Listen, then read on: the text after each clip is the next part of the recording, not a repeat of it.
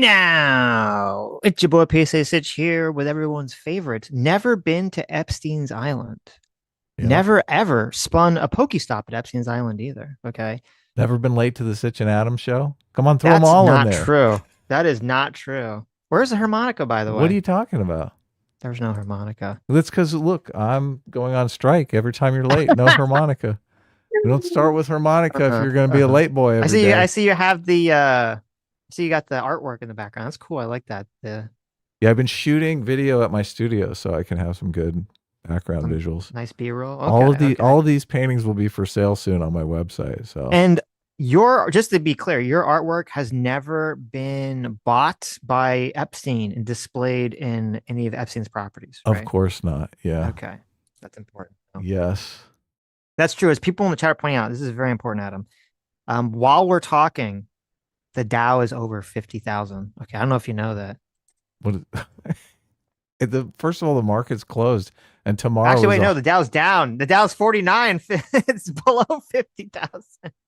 The market the market is closed tomorrow because for President's Day. So the market's Oh, obviously closed right now on Sunday. So the market right, is where right. it was on Friday, There you go. The Dow is still below 50K. Okay. which Is I that does think that mean that it we was can a care mixed about day. are we allowed to care about pedophiles and Epstein now? Now that the Dow is below 50K, are we allowed? But look, you're always allowed to care about whatever the fuck you want to care about. Are we? Okay, Oh, okay. I didn't know. and it has I thought we it's were only allowed to care when things were more expensive. It's so fascinating because and we're gonna watch through like a bunch of the Pam Bondi hearings because they're so we've watched some congressional hearings that have gotten argumentative and spicy. This is Mhm. like the craziest, obviously, in terms of just people just screaming at each other, yelling at each other, being like hyper insulting. We Really. haven't seen anything like that. Yeah. I think the only thing that compares is I don't remember there's like that one time where well, oh God, who was it? She was like, oh, you have like the ugly beach bod or something. Yeah, yeah. Who Yeah, that was was the only that? That other was one I think Marjorie that could Taylor Greene and who was the black congresswoman that's running for Senate now? Oh, I can't remember her um name. Chattel who now. Jasmine Jasmine Crockett. Crockett. There you go. Yeah, right. MTG and Crockett going You at know, it. this is like You this, like with the fake attorney blonde general. beat. So it's like what? He What is called. She happening here? called her a hoochie mama or something like that, and Yes, they went back. yes, That was good, but it was that so was good. brief. This is like 4.5 hours of madness, right? It is. This continues. It is. It is. This is pretty baffling to me too, because when I watched the whole thing, we're not gonna watch the whole thing, obviously, it's like 4.5 hours. But the only there's only two Republicans, I believe, when I was listening to this, that even really go into Epstein at all. In this entire thing, you have Pam Bondi here. It's this big story that's everyone's talking about, the news talking about 24/7. Only two Republicans even bring it up. Now, obviously, one of them is Thomas Massey, who you have to give, regardless of whether you agree or disagree with his politics, you have to give Thomas Massey like insane props because he's he's like the lone Republican, at least in Congress, who's like really standing up for trying to get transparency on the Epstein stuff, trying to get the DOJ to investigate the Epstein stuff. And Donald Trump is personally fucking attacking him for it and calling him out and tweeting shit about him. And apparently they're trying to the Trump and the RNC are trying to get him primaried whenever his next campaign is coming up soon. That looks a little suspicious to me. Does it What's look going bad? on with that? Does that look awful? Really? Yes, the one Republican who's trying to like talk about the Epstein files are like, we gotta get rid of this guy. We gotta kick him out of here. So bad. Why? Oh my god. Okay. Didn't they run on releasing the Epstein files? I seem to That was remember part of Cash it. Patel talking about releasing the Epstein files on That day was part one. of it. Yes, that was Day part of it. one. You think if I had the information, I wouldn't go after these people, Congress? That's Mm-hmm. what he said, remember? Yeah. And you know what? Fuck me. Because I'm such a retard that even though I don't like Cash Patel, I said, that's fair. That's probably logical, right? That probably makes sense. There's no reason they wouldn't go after them because it would help their political interest. Oh, what a dummy I am, right? Why would I have ever given Cash Patel the benefit of the doubt on anything? How silly of me. Well, the airspace thing. I think it's safe to give the benefit of the No, doubt on say that. I don't know. That's I should have gone back. My original intuition was right. The only other Republican I think that even talked about it was Chip Roy of Texas. Now he Hmm. didn't go like super hard on it, like Massey or anything, but at least he brought it up. And I was like, oh, thank God. Like one other Republican brought it up. I thought that was the whole purpose of these hearings. What do you mean they don't? They're not bringing up No, there's Epstein in the no. Epstein hearings? No, it's just like I think it's just like a coincidence. I don't know. I think it's just a coincidence. Like they just random, like they just every so often, they have like these oversight committee hearings that are Okay. already pre-scheduled. Okay. Because yeah, no, most of it was like whenever the Republicans, obviously the Democrats, it's going to be very politically advantageous for them to talk about Epstein, so they all do. But no, most of the Republicans when they came up, they were just talking about like immigration or some other Okay. issue that So would this isn't be. specifically the hearing wasn't about the Epstein files. The hearing is just some random hearing that people are showboating in. I don't know. Just said it said it's an oversight on the U.S. Department of Justice. That's all it says. Like on what the topic was. So People are bidding on my paintings in the chat. nice, very nice. I don't But it know. was. It's just Lord, it's interesting because like it's very interesting to see the pundit space versus the political space, and then the internet pundit space versus the TV pundit space. Because on the internet pundit space, there was kind of like mixed people on the Epstein files. It feels like now almost everyone, at least for a time, seemed like most of the people, even on the right, who are more right aligned pundits, were like, oh, okay, like there's some crazy shit in the Epstein files. Trump administration's obviously hiding things and trying to slow walk this and, being very dragging their feet on the whole thing. And it looks super sus, right? Whether there's anything there or not, we don't know regarding Trump. But it seemed like most people, even people on the right, were like saying, okay, this is obviously very sus and they're dragging their feet. And then once this hearing came out, it was interesting. I saw like this switch where a lot of people seem like they're now starting to be like, not just defend. I mean, obviously, there are a lot of people that are defending Trump and whether he was involved in this whatsoever, which we don't really know. But now people are just trying to like downplay the entire thing. Like it's not really actually a big deal whatsoever. There's nothing really suspicious going on with Epstein, whatsoever. Yeah, he just had sex with some, prostitutes. And it's like that's all that happened. Why is everyone making a big deal about this? This is just a crazy witch mob that's gone crazy for no reason. We all just need to calm down. Like, what is happening? Like what is what the rationale for going after Thomas Massey then? that's a good question. Because they'll say he's stirring the pot. He's hitting the beehive. He's getting the pitchforks out, right? Yeah, but if there's nothing there, then who cares? He's just looking at an empty cupboard, Yeah, right? you're right. Because if there's no there, and they just release all this stuff, and it's just like, oh look, then he would look like a fool. Because look, it'd be like the Trump Russia thing, like, oh, you spent all this time and energy and got everyone riled up, and then there was nothing actually there. Mm-hmm. I But guess he is technically working with the Democrats because the Democrats are making political hay out of this. well, I think it's more like I would say the Democrat, like the way it's going to work is the Democrats and the Republicans, unfortunately, because we live in a hellscape society, and this is just the the fallen nature of man, if you believe in such things, Mm-hmm. is to be so hyper tribal and political. So it's kind of like whoever is like in charge at the moment when this controversy is gonna like rear its ugly head. That's like how the politics are gonna kind of fold out. Though Right.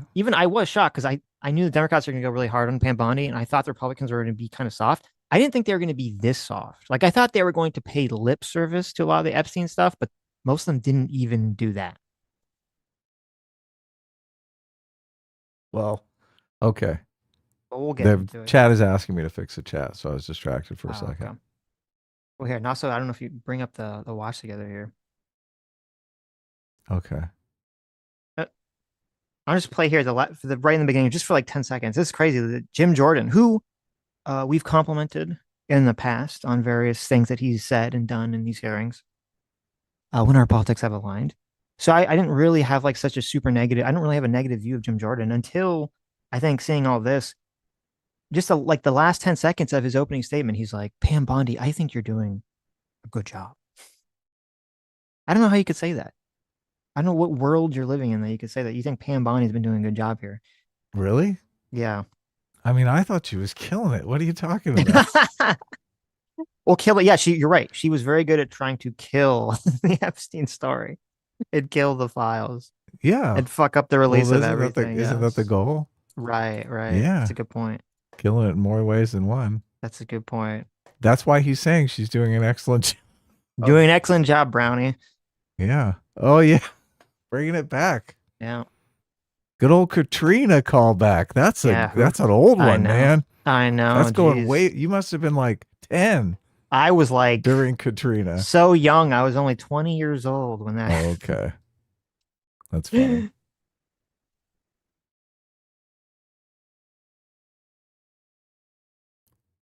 I can't hear it. No sound. You can't hear it? What's going on here? Oh, you got to. The It was like sound off on the muted. watch together. Yeah, Okay. for some reason. Try again. Who will head that division last week. I think he's going to do a great job. There's a lot of work to be done in that area, but I want to thank the Attorney General for her great work in the first year on the job, and I want to thank you for being here. With that, I would yield. Great work. Yeah. Great work, Pam. You're doing awesome. Oh, God. Look, she got Don Lemon arrested. You want the world, Sitch. Jeez, you're It's funny that you say it because, so like, when fucking Jim needy. when Jim Jordan, I know, right, wanting pedophiles to go to jail, and sex traffickers, it's so crazy because, like, when Jim Jordan has, because they like whoever's in, the leading member and then the number two guy, they have their little opening speeches, which aren't really worth listening to. But when Jim Jordan's time to go up for questioning, he spends about half of it just complaining about Don Lemon and saying like, "Oh, thank you. I'm so glad that you've, trying to go after Don Lemon." And I'm like, listen, I think they should go after Don Lemon. I'm totally fine with that.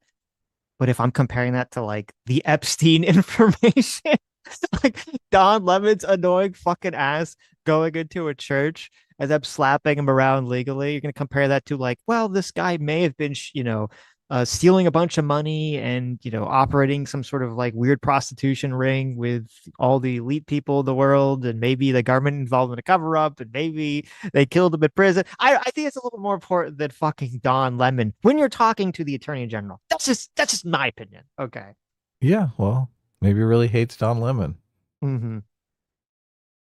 Jeffrey Epstein's horrific sex trafficking ring. They have shown such incredible courage in speaking out, in demanding accountability to bring the predators and pedophiles to justice.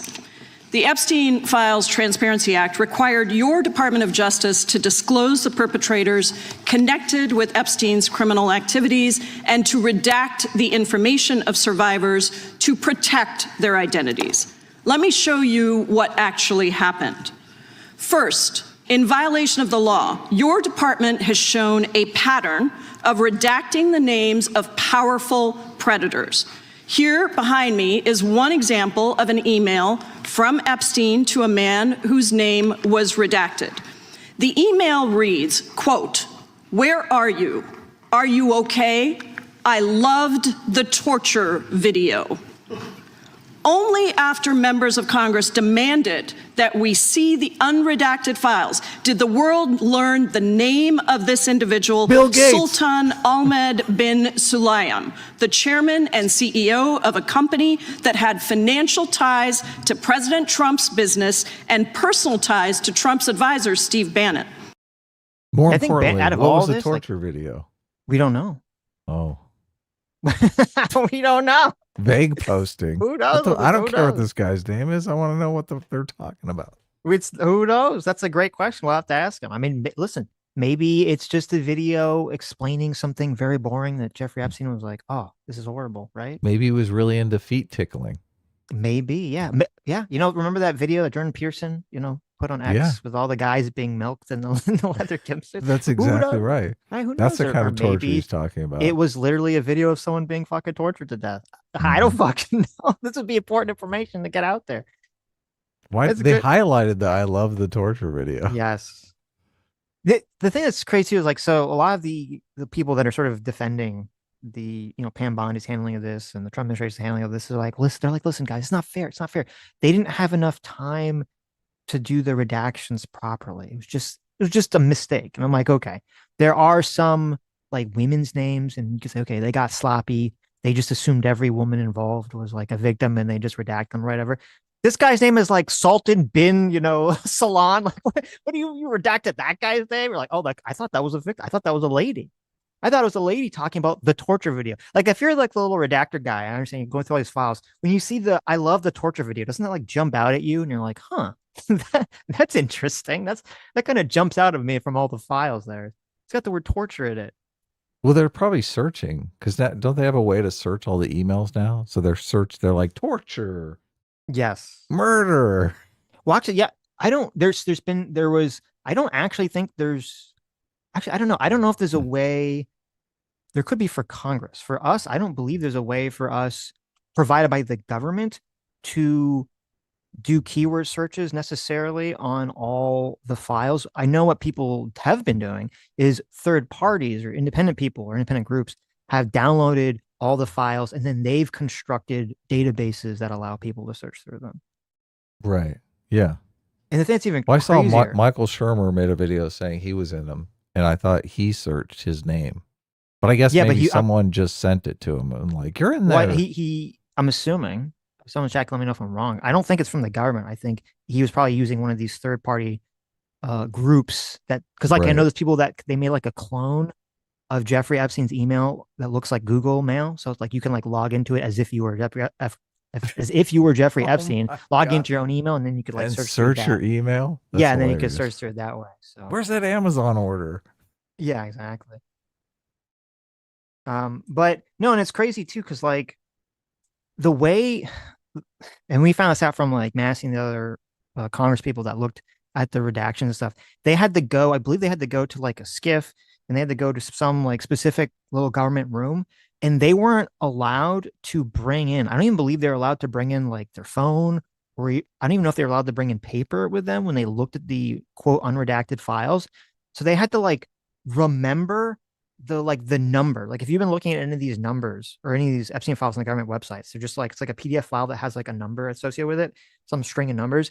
They had to like remember the string of numbers they wanted to look up in the fucking files. They couldn't just sit there and be like, here, I have my giant list of like files I want to look through. Like how fucking what kind of retarded ass system is this?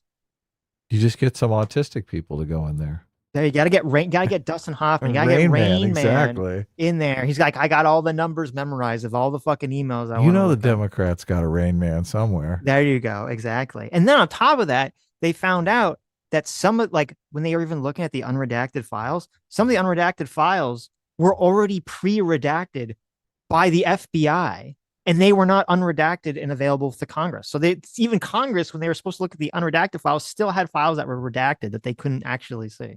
That would be annoying, right? You go into a SCIF to see the unredacted files, and they're all redacted. Oh, but we didn't redact. The Bounty's like, well, listen, we didn't redact them. You'll have to ask Kash Patel about that. Okay, the FBI decided to redact them. Wow. Second, the survivors were not similarly protected, also in violation of the law. Here is another email titled Epstein Victim List. We have blurred the names of the survivors for their protection, but your Department of Justice initially released this list of 32 survivors' names with only one name redacted, along with numerous files that disclose not only the names, the emails, and the addresses of survivors, but also nude photographs and even the identities. What? What? Really? He's emailing nude photos around and shit. And they're like, should we redact these? I don't know, man. Those are what? Do you just partially redact them? They put the little black bar over their eyes, like right. Yeah. But the rest of it's like the rest frontal nudity. Right. I didn't actually see those. Isn't that technically CP? Are these girls underage? I don't know. Yeah, I don't know. But see, it's crazy too, because like again, the apologists will be like, they had 30 days. It was too difficult for them to redact. Names are going to slip through the cracks. And you're like, okay, well, first of all, I don't know how naked pictures slip through the cracks, number one. But then number two, how does like a list that's literally says like Epstein victims is like the subject line, and it's just a list of names. And then one of the names is redacted. So, I mean, somebody saw it. Like, how the fuck does that happen? Yeah. How is that even fucking happen? It's a mystery. That's pretty interesting, because that I could completely understand why people are suspicious. Like, was this done intentionally? Yeah, seems like it might be, right? Well, and we wouldn't trust. like, do we trust Pam Bondi's office to investigate to find out how this happened? Mm-hmm. Yeah, of course. Of course. She's yes. on it. They're gonna get to the bottom of it, right? She got Don Lemon.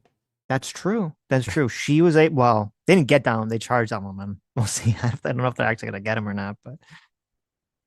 Of Jane Doe's, who had been protected for decades until your department. Oh, and there's one about this. I saw Matt Walsh. I've seen some people, and they've been making this big stink about how the women who are claiming to be victims need to all just like announce the names of the perpetrators, right?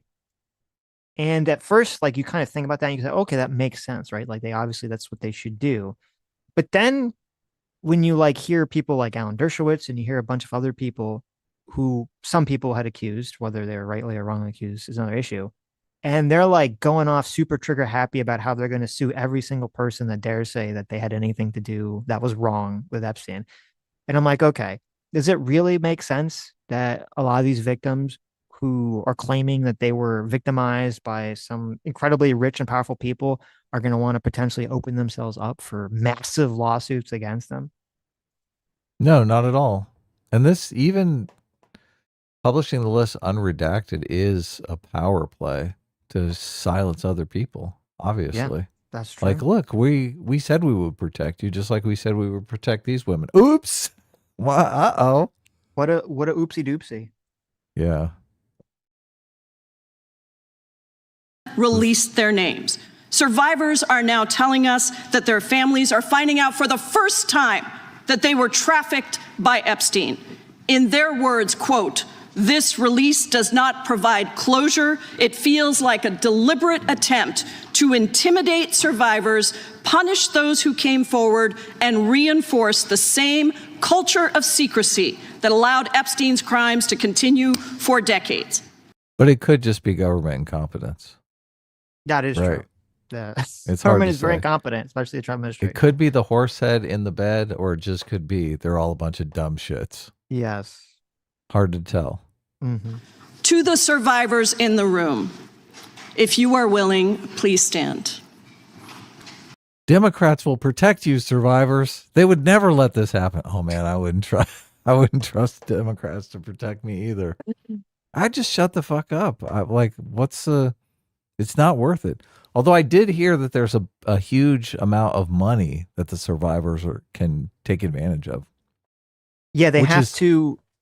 They Go have ahead. to. Well, they have to go. There's some legal process. They have to go and like make some sort of case and try to prove Right. that they yeah. were victimized by Epstein in order to get that money. So Yeah, there's some hoops to jump through, it's sad because the people who are probably victimized are probably less likely to do it because they feel intimidated. They don't want people to know. yeah, And a bunch of grifters who weren't trafficked or anything are going to step up and try to get that money by scamming it. yeah, and I don't think a lot of people. Some people realize this. Some people don't realize this because a lot of people, they feel like, okay, if I was victimized in this fashion, if I was assaulted in this fashion, like I would, move heaven and earth to get revenge or to, get back at the people, right? A lot of people have this like, drive, this sense. A lot of people, and I think the people that feel that way, and, I would probably be someone that feels that way, because they feel that way, they don't necessarily understand that. So a lot of people are just like, they just want to get on with their lives. They're scared. Like thinking about the past is just too like emotionally devastating to them. They don't want to get bogged down in this. They don't want to have reporters asking them 24/7 about this, constantly bring this up. They don't want everyone around them talking to them about this. They don't want to they just don't want their lives anymore. And so they just are either too afraid or they just don't have the energy to go after these people. And so this is how a lot of these really bad people just continue to victimize, is because too many victims just kind of, they just kind of want to fade out of the story.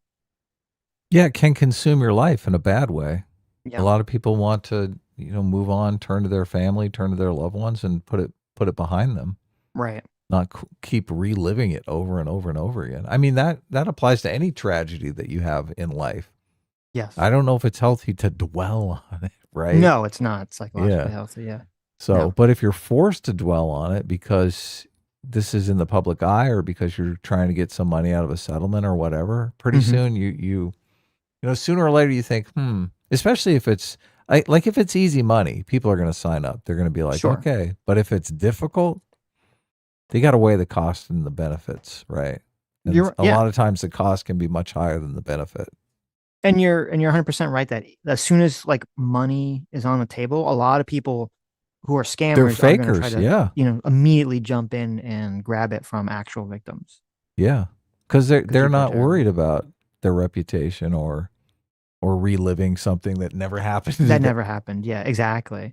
Exactly. And then there's an additional problem, which is, at least with like the Florida case, a lot of the victims themselves were also perpetrators because they would, even though they're like in high school, so, you know, you can probably give them some level of passing of understanding, even though what they did was horrible.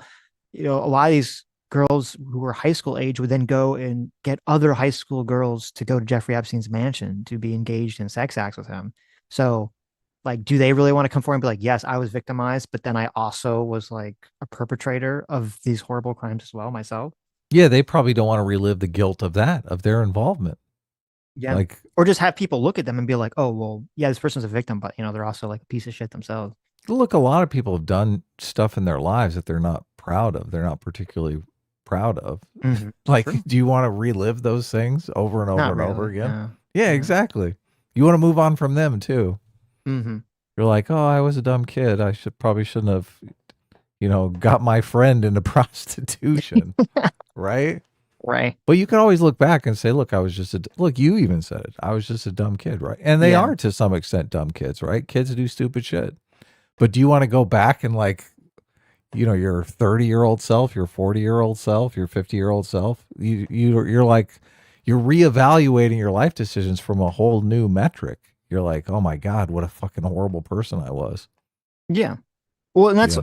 you know, it's interesting that you said too, because I've seen a lot of people who are making the hyper autistic argument where they're like, well, you know, a lot of these girls, they were like 17 or they just turned 18, you know, when they were engaged in this behavior. So, you know, is it really so bad that Epstein did what he did? Because they were like technically legal, or maybe they would have been legal in some other states. He wasn't really taking advantage of them because they were 17 or 18, even though he's a 50-year-old billionaire. Like, what Yeah, no, it's bad. I argument is this? people keep talking about the girls lying about their age, and I keep thinking, well, first of all, I'm always listening. Okay, lying about their age, how? Were they telling Epstein that they were younger than they were because they knew he really wanted young girls, or are they telling him they're 18 because then they're legal? And Epstein had to know that they were lying about their age. Like, all the girls told him to lie about their age. Right? Yeah. So who cares? No, you're 100% right. There was one girl that in the Florida case, I testified, or was in her deposition, that she had told a 14-year-old and some other girls to say that they were 18, and they supposedly did tell Epstein they're 18. So you're like, and people like bring this up. It's weird because people bring this up like somehow. Bam! He was lied to. He's totally innocent. Right? Yeah, Epstein. He didn't know. How would he have known when the 14-year-old came to him that they were really? Well, first of all, a 14-year-old, get the fuck out of here. I mean, you know. Oh my God, that's so it's so weird too, disgusting. because like, listen, I'm not 50 yet, but like, there's this weird thing that happens. I feel like everyone kind of knows this, that as you get older, people look younger to you. It's like, obviously, like when I was in high school, I look around at like high school people and they didn't look young to me, right? They look normal. No, yeah, that's like my age. No, I know exactly what you're talking about. Right, but they now look like babies. No, that guy's 30. What? Yeah, but yeah, now that I'm in my 30s, if I look at someone who's 14, I'm like, this looks like a tiny child. Like, I'm like, holy shit. Exactly. Like, even if I look at 18-year-old, I'm like, wow, they look very young. So it is strange. So yeah, you're right. The idea that he didn't know, but then it's like, it's so ridiculous because you have this guy who he was like, fine. He would literally, some of these girls were saying that they would just be like standing around or sitting somewhere. They're walking their dog. They're just outside. And they just like pull up to him, and Ghislaine just like pull up and start talking to them. Right. And then they invite them over, you know, to the mansion, and then all the massage shit comes. And he's like, and he's having this whole conversation of like, oh, you know, like, what are you doing? And they're like, oh, I'm in high school. And some of these girls would tell this whole story about how, oh, they would tell him that they're in high school, tell him that they're in high school, and then he would talk about like maybe paying for their college and stuff. So the idea that he doesn't know that they're like pre-college age is insane. And then he tells them specifically, and all the girls were testifying to this, he tells them specifically, I want you to go to your high school and get more high school girls and bring them back to my mansion to give me massages. Okay. So you're like, Yeah, high school, maybe 1% of the people are over 18. yeah, I was gonna, yeah, exactly. They're like Exactly. seniors Right. late in the year. Like if it's at the Right. beginning of the year, you don't have a lot of 18-year-olds. Yeah, exactly. It's like, yeah, there's some small percentage of seniors that are 18. It's not like he was going like trolling the colleges, right? For girls. He's trolling the high schools. And you're like, oh, okay. He's just an innocent baby angel. He didn't realize that these girls were Yeah, he knew what was going on. youngins, right? At the high school. Come on. And it And I would seems even like say the thing with like them telling like, oh, what? where'd you go? What's going on? Oh, I thought you were gonna say something. Go ahead. Can you hear me? Yeah, I can hear you. What's your Oh, internet's okay. giving out I didn't say already? like the whole thing. No, I don't think so. I would already say that the thing with the like, oh, we told them to lie, about being 18. That's all. Like, if you're Jeffrey Epstein, okay, and you're literally created a multi-level, marketing pyramid scheme to get high school girls to do sex acts with you, okay. So the way this would work, and this isn't really contested even by the apologist, was, he gets a high school girl, he pays her money to do a massage. Then every time it's like, okay, well, why don't you take off your clothes? Why don't you start, touching, my genitals, right? Like he's trying to up it and pay them more and more money. And then after he finds someone who's willing to do this, they'll then say, hey, I'll pay you money if you then go to your high school and you find more girls to bring to my mansion that you think would be down to do this. Okay. So he's created like this horrendous, multi-level marketing scheme of like paying high school girls for sex acts, right? None of these people are sex workers or prostitutes, by the way. That's another thing. People are acting like these are like escorts. It's like, oh, he's just like a rich guy paying for escorts. No, that's not what's going on here. Okay. But so, he's doing all this stuff. And like, we're just supposed to shrug and be like, well, I guess he served his time. I guess he only went to jail for, what was it, like a year, but then he didn't even go to jail. It was like he was allowed to like leave the jail during the day and spend all day in a private building that he owned where he could do whatever the fuck he wants. Probably get massages. Probably continue to get massages, which some people are now alleging was the case as well. The massage thing is a ploy just for him to get completely naked. That's what's going on with the massage thing. Yes. Because he's there butt naked. Yeah, of course. Oh my, of course. That's so. This is so gross. It's so totally gross. It is. And it's also annoying too, because like there are like very salacious claims that we don't know yet. Like obviously like the more crazy is like, oh, the whole eating people thing, right? Like that probably the most extreme claim. Like, I hope that's not true. I'm more skeptical of that claim as well. But because but because there's like these like hyper salacious claims, that's like allowed some people to sort of roll in all the claims together and just say, well, all of the claims must be untrue because some people think that they were eating people and we don't know if that was actually the case or not, because that seems like the most far-fetched. Right. There's an all or nothing thing going on. Yes. So I will say that we both agree. Is strange, but so we both agree that the girls lying to Epstein is really meaningless in the whole. Yeah, because if it's you're part Epstein, of the charade. Yes, because if you're Epstein and you set up this multi-level marketing scheme to lure these girls in, okay, from high school, and they tell you, oh, of course we're 18. That's like sending, and you look at them, and they're probably, you could tell, and they get away with it, right? That's sending a signal to you, to Epstein, to him, that's saying, okay, these girls like are willing to play ball. Like they understand what's going on. They know to lie to me. Like that's exactly what he wants. He wants an underage girl who's willing to lie and say that she's 18. That's like the gold mine for him. Yep. Fucking crazy. And if you are willing, please raise your hands if you have still not been able to meet with this Department of Justice.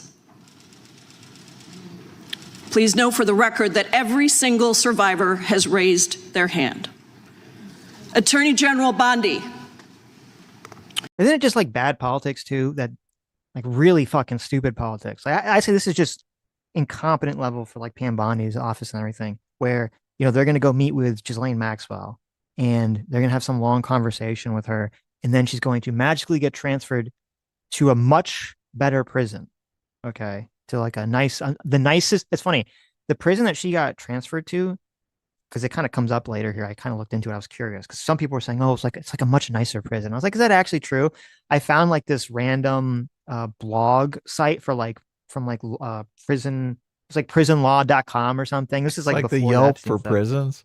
No, but it's like lawyers who are basically criminal defense Oh, lawyers and really? stuff, and they're Ah, trying to like give advice and stuff. And it was funny. They actually have like a list that's like the top 20 like prisons to go to if you've been convicted of a federal crime, but it's like you can go to like a low security jail or prison, I should say. wow. Um, and the one that they transferred her to was the top best women's prison in the country, according to their list to be sent to if you have to Right. go to jail. So this is obvious. The attorneys tell their clients, "I'll get you into this prison. Yeah, exactly. Pay And me."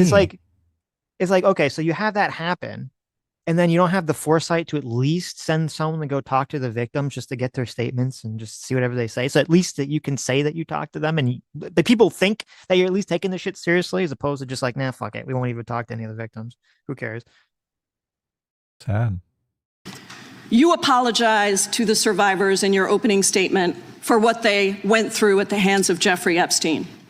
Will you turn to them now and apologize for what your Department of Justice has put them through with the absolutely unacceptable release of the Epstein files and their information? Now, I know, Adam, that I know. you Look, I'm don't like, like "Fuck public you." apologies. I know. When I But see that, But if you accidentally, okay, blast out all these victims of sexual assault names that were supposed to be redacted, is that worthy of an apology? inconceivable. I would never do something like that. Obviously, I wouldn't be in Okay. a position where I would have to apologize. So Oh, I see. So you're punting. I got just you. object to the whole premise of the I see. question. Okay.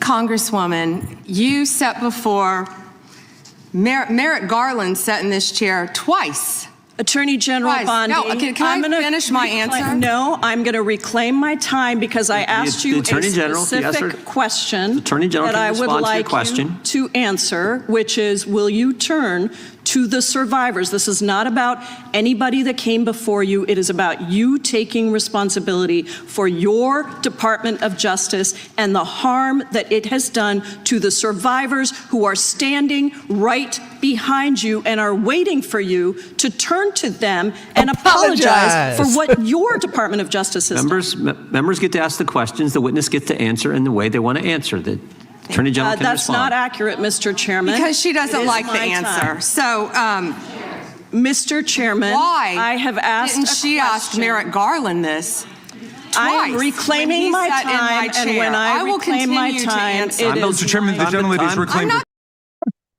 Yeah. Oh my Look, god! you guys accidentally published all these victims' names. Okay. Do you want to apologize? But what about Merrick Garland? What about this? What about this? That's a crazy whataboutism. Oh, Merrick man. Garland didn't fuck up in this way, right? No, that's a crazy whataboutism. Mhm. Jesus. And the way it works, if you don't know, like logistically, because the way these all, this happens in all these hearings, they ask the witness a question and then they immediately cut them off. And it's kind of actually, I think it's kind of a stupid system. They do it for timing.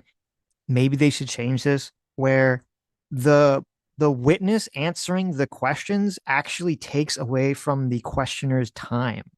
So if the witness just filibusters like forever or whatever, then they just basically eat away the questioner's time, which sets up these kind of like stupid situations where when Congress people are talking to someone who's adversarial, they're just going to try to intentionally speak about, nothing as long as possible. Yeah, filibuster. That's exactly what they're going to do. They should just be like, no, like you can ask questions and I don't know, the person gets 30 seconds to respond and it's like doesn't eat away from her time or something. They should figure out some other more efficient way to do this, I think. This is why they try to do the yes/no questions. Yeah. Like, it's a yes or no question. Why are you talking? Right. Well, I mean, yeah, and then also because they're going to ask very leading yes or no questions. Of course, yeah. Yeah. It's a big game. Get in the gutter for her theatrics. The time belongs to the time belongs to the gentlelady. Yeah, the theatrics of blasting a bunch of victim names out there by accident, but whatever. Right, yeah. Fun, I guess. The gentlelady has 17 seconds. Thank you. You're not going to answer this question, so let me just Chairman, say this. I'll direct it to What a you. massive No, I'm cover-up. answering a Mr. question. Chairman, will you restore her time? The witness I'm is not gonna interrupting. get in the gutter with this woman. Stop the She's time doing theatrics. and let me have my time. The gentlelady from Washington controls the time. The gentlelady has 17 seconds. You can proceed with your final Thank you. 17 seconds. What a massive cover-up this has been and continues to be. Donald Trump made the release of the Epstein files the center of his political campaign because he thought it would benefit him. Then you got into office, Attorney General, claimed to have a client list, only Regular to order. then say that there was no list. Your deputy, Todd Blanche, met alone with Ghislaine Maxwell and transferred her to a minimum security prison. And now you continue the cover-up. And I wish that you would turn around to the survivors who are standing right behind you and on a human level, Chairman, The chair now recognizes the chair. on what you have done. Does all that go into the record since she's over time, or do they just I don't know. Yeah, it's a good question. Stop. Does that go on the record or not? Yeah. turn around and apologize? I Apologize. I can't handle the apology. can't handle the apologies. It's weak sauce. Yeah. It's But you agree. It is this is an theatrics. apology-worthy fuck-up. Yeah, maybe if you're alone with them in a room Mm-hmm. and you can make some sort of sincere apology. I'm not sure politically making some sort of apology is going to be good for her. That's bad politics. Are you kidding me? If she turned around and said, "I am so sorry that we fucked up," oh my God, You know Trump what? is going to kick her ass out of office in like 24 hours. I'm not. You could be right about that. Well, actually, I don't know because I think Trump needs Pam Bondi, and he would be so rightfully terrified of having to have an attorney general go through Senate confirmation at this point, because that's going to be like a fucking bear. But I do think, I don't know if I agree. I think it would be like Trump hates it and a lot of Trump people hate it, but I do think it would be just to get it out of the way to be like, yes, we made it. We just like, this would be like the normal political response. Like just say like, yes, we're sorry that we, fucked up, and we're going to do a full investigation to look into why we fucked, why the office fucked up. Nah, it would be better just to have some sort of scapegoat. If you said what's the scapegoat? someone, you'd say someone in the office. You'd be like, yeah, this person in the office fucked up and we cut them loose. We fired them. We sent them packing. Yes, that would be the idea. You're correct. That'd be if they know who fucked up and they're willing to sacrifice them. You're right. That would be the most ideal situation. But I'm saying, assuming that they didn't actually investigate. I apologize for James's fuck up. Right. But we fired his ass. Assuming they haven't done any investigation and don't know who fucked it up and blah blah blah. Like you would just give sort of the same answer of like, we're gonna get to the bottom of it and make sure that this person is fired. Right. Blah blah blah. If you want people to actually think that you give a shit and are taking this stuff seriously, as opposed to like, nah, fuck all these people. Like, whatever. What aboutism? What about?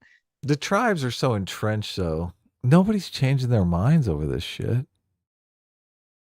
I don't know. Everyone's mind is made up.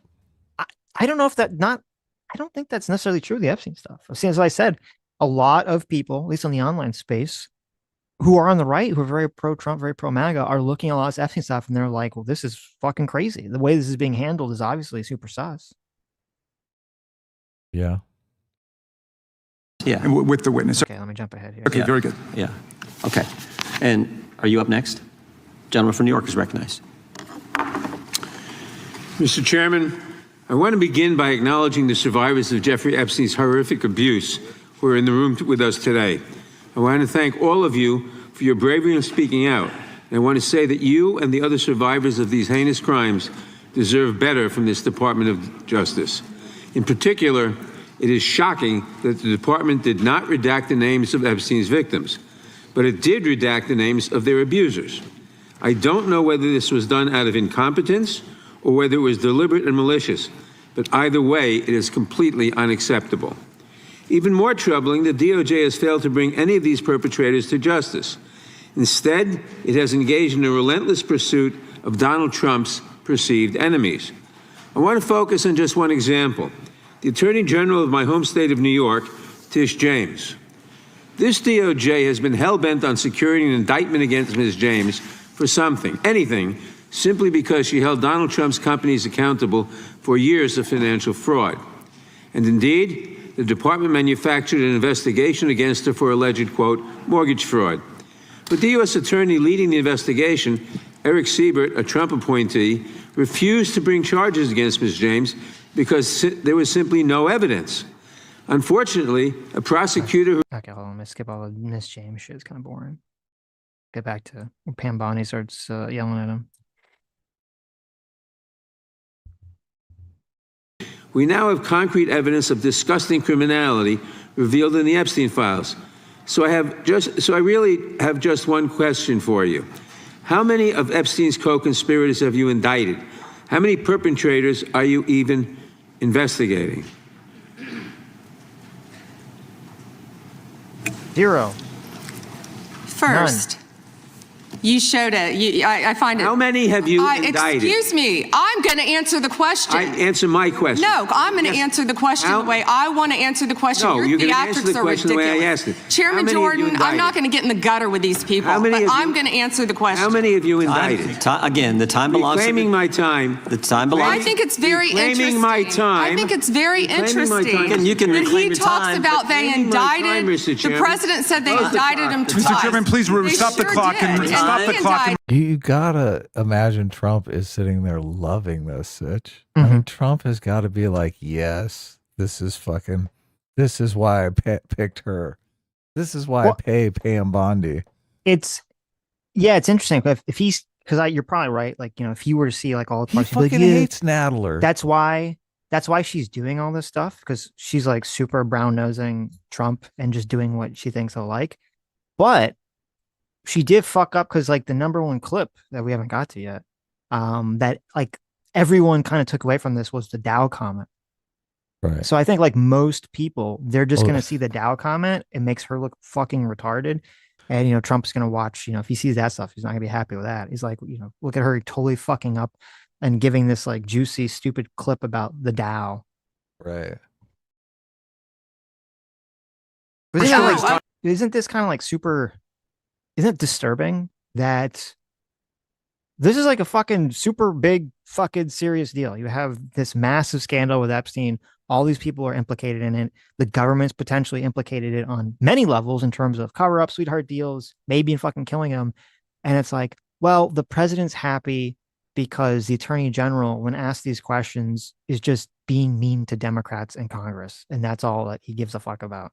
I didn't say it was a good thing. I just said that's a fact. Right. It's a fact, Jack. God, it's so fucking tragic. Okay, here we go with these Committee will be in order. theatrics. The time belongs to the gentleman from New York.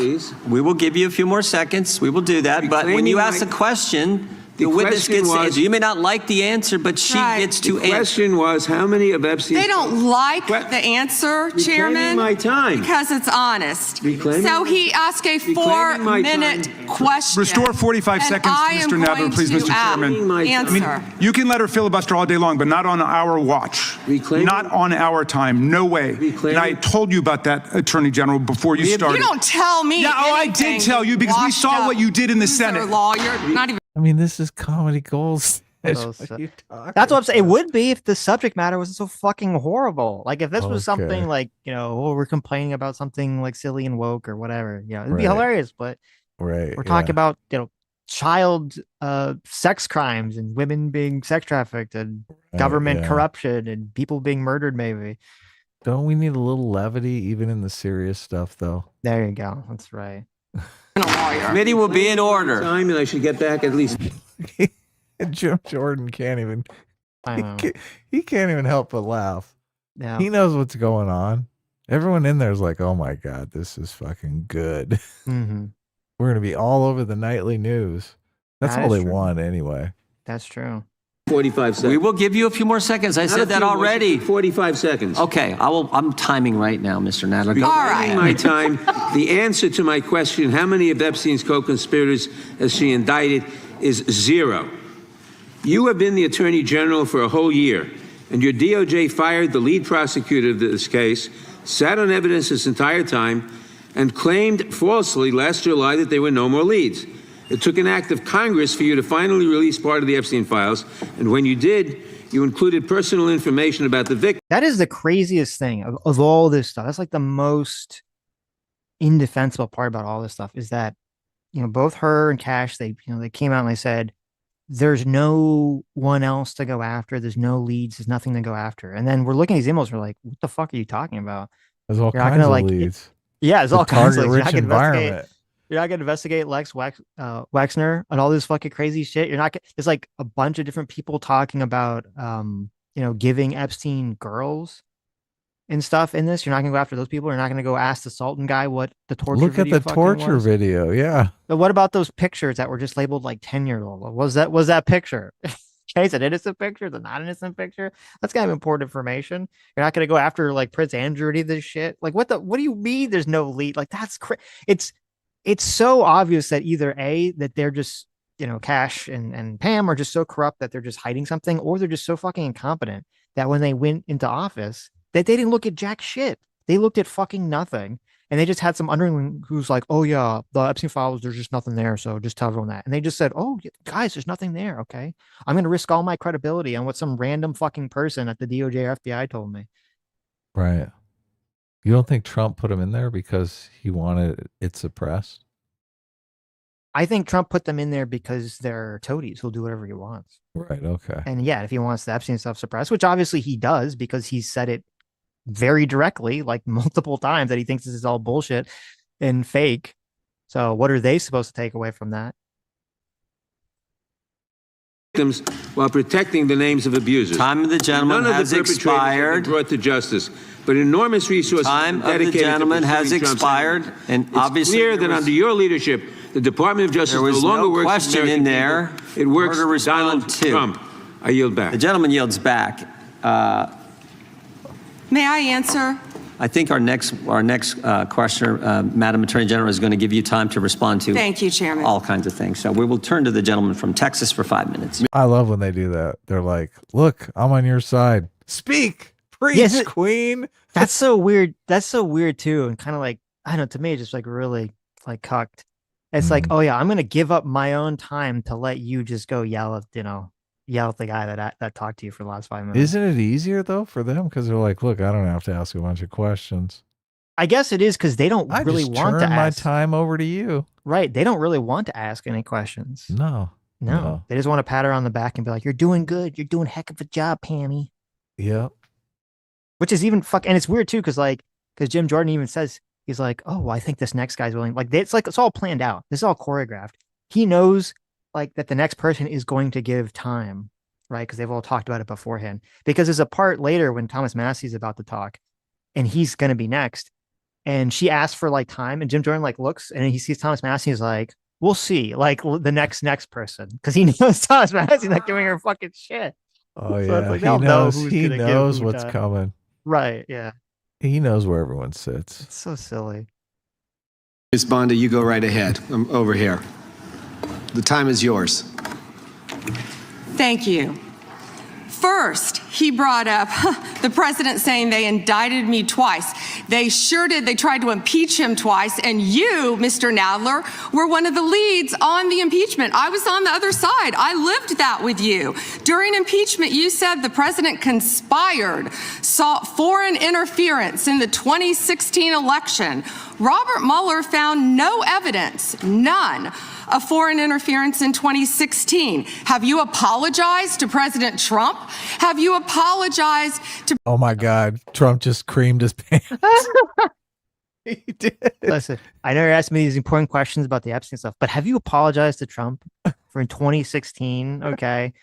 For 10 years ago, when you were saying that, the Russia scandal, did you apologize for that? Okay. Trump is watching this on a loop. He has to be. Did you apologize to President Trump? Apologize.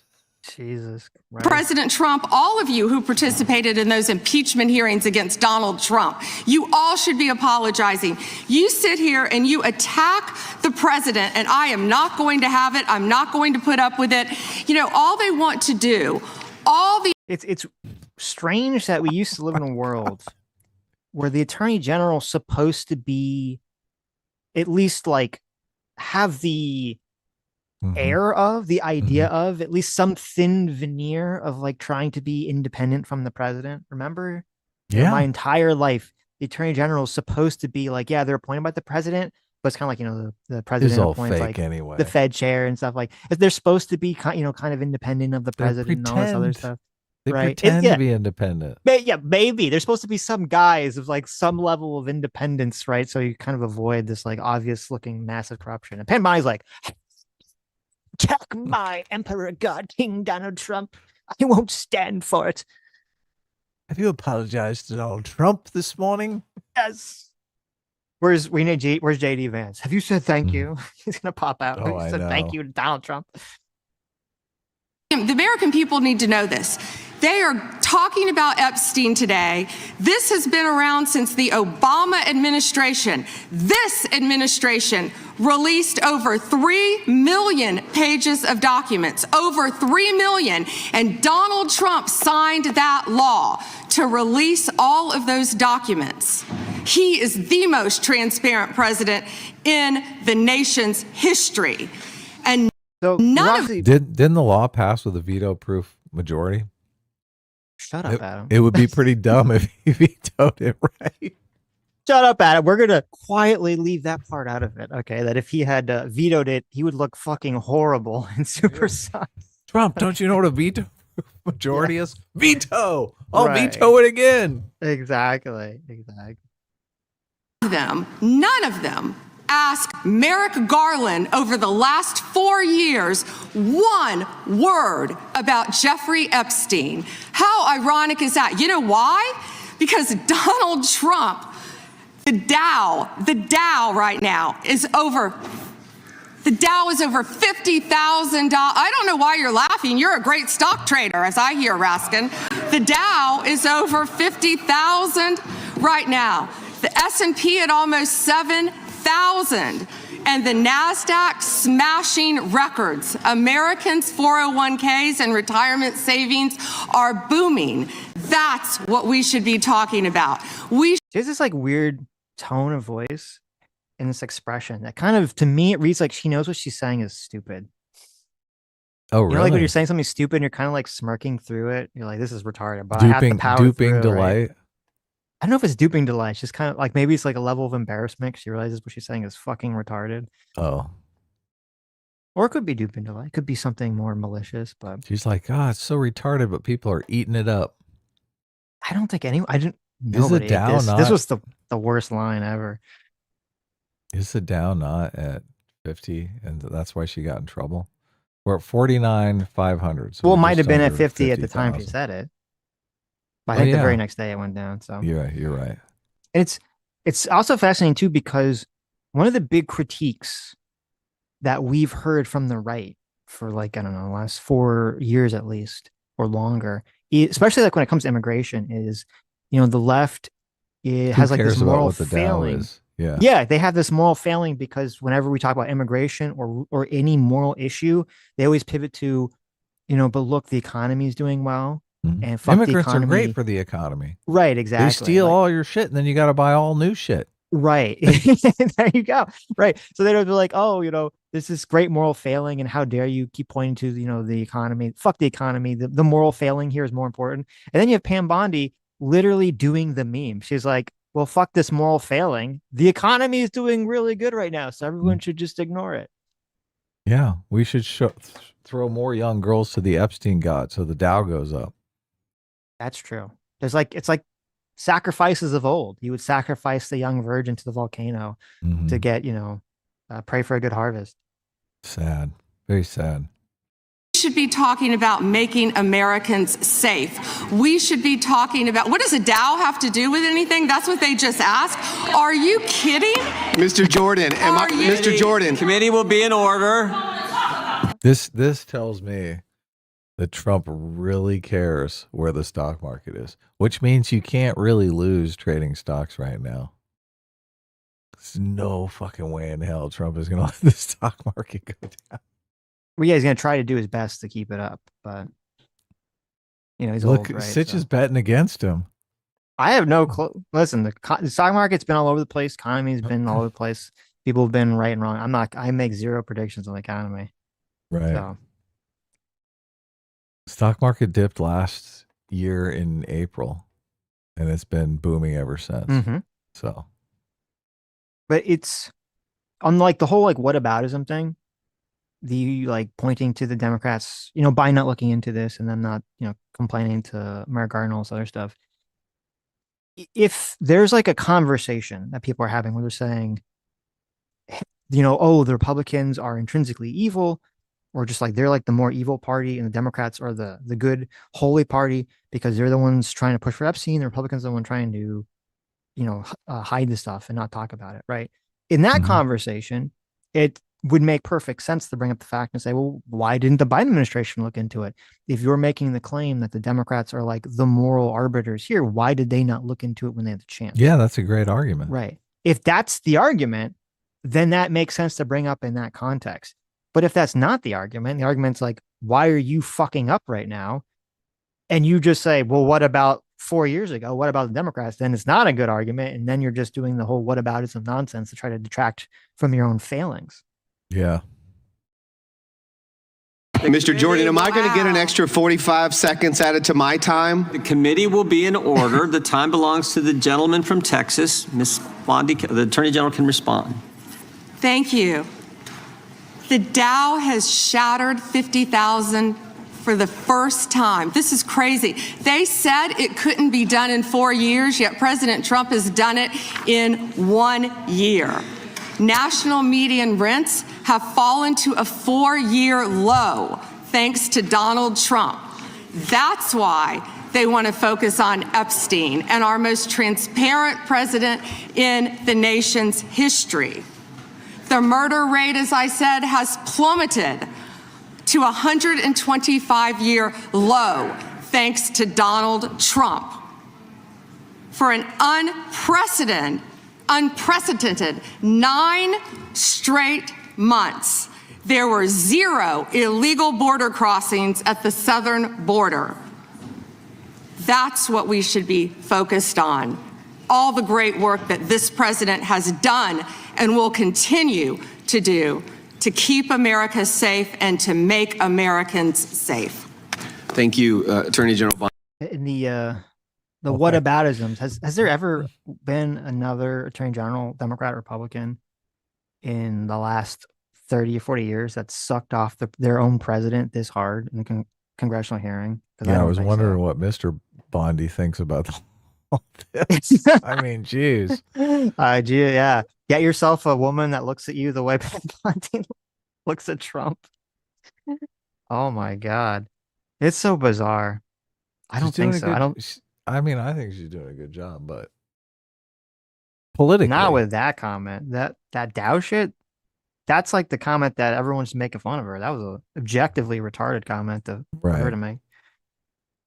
Well, the argument is this is a distraction. Really, the economy's doing great, and we're throwing people in jail. So that only works though if whatever the thing is could be perceived to be not that important.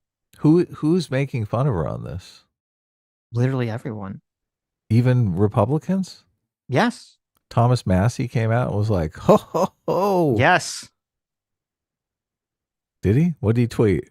I don't have it off of my head, but that's okay. I could look for it. The day that this happened, my entire feed was just the Dow. They even had to fucking songify the news people. Well, I haven't seen them in 20 years. Came back. No way. They did a auto-tune the news came out. They auto-tuned the news with the Dow song. They're like, we're bringing the band back. Yes.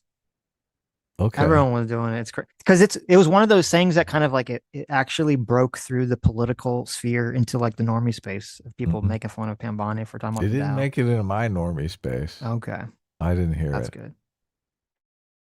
All right, here, let me jump ahead. Thank you, Chairman. All right, the chair now recognizes, the gentleman yields back. The chair recognizes the gentlelady from California.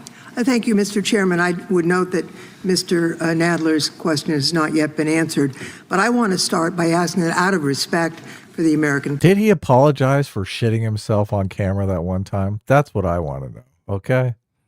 Oh That's wait, what everybody who needs to know. yeah, who was the one that did that? Nadler. That was Nadler. Yeah. Wow. Nadler shit himself, and they had to end the press conference early and shuttle him off. Yep. And he never apologized. Never apologized for pooping his own pants. Come on. Okay. Show some couth. Well, listen, on the grand scheme of things, pooping your pants versus, publishing a bunch of victim names Yeah. who are supposed to be redacted. Yeah. Are Your those pants is victims just on you, right? Are they going to sue the federal government? I bet they will. Probably will, be millionaires. Someone brings that up actually. In the hearing? Yes. Oh, They'll say Raskin. I think it was Raskin brings that up. Public and the Epstein survivors, some of whom, of course, are here today, that we can have a transparent conversation and get the public the answers they deserve. I want to briefly direct your attention to two documents I'm hoping we will put up on the screen. In the first, an individual emails Jeffrey Epstein asking whether a woman identified as M was pro or civilian, and Epstein responds that she was a civilian, Russian, and fun. In the second email, Epstein writes to Steve Tish about a Ukrainian girl, noting that she was, quote, a little freaked out by the age difference and stating that he would try to convince her not to return to Ukraine. He then instructs Mr. Tish to call him, adding, I don't like records of these conversations. So I'd like to ask a straightforward question that really is either a yes or no answer. Do these emails constitute credible evidence, not proof, but credible evidence warning further investigation into whether Steve Tish was involved in Epstein's criminal conduct? Do you think yes or no? So I think that's a great question. Not really like a hyper-political question, not demanding an apology, right? Like, here's some super fucking weird sus shit that we see in the emails. Should you investigate this? Is this going to be investigated, right? Yes. Good question. The answer is obviously yes. It warrants investigation.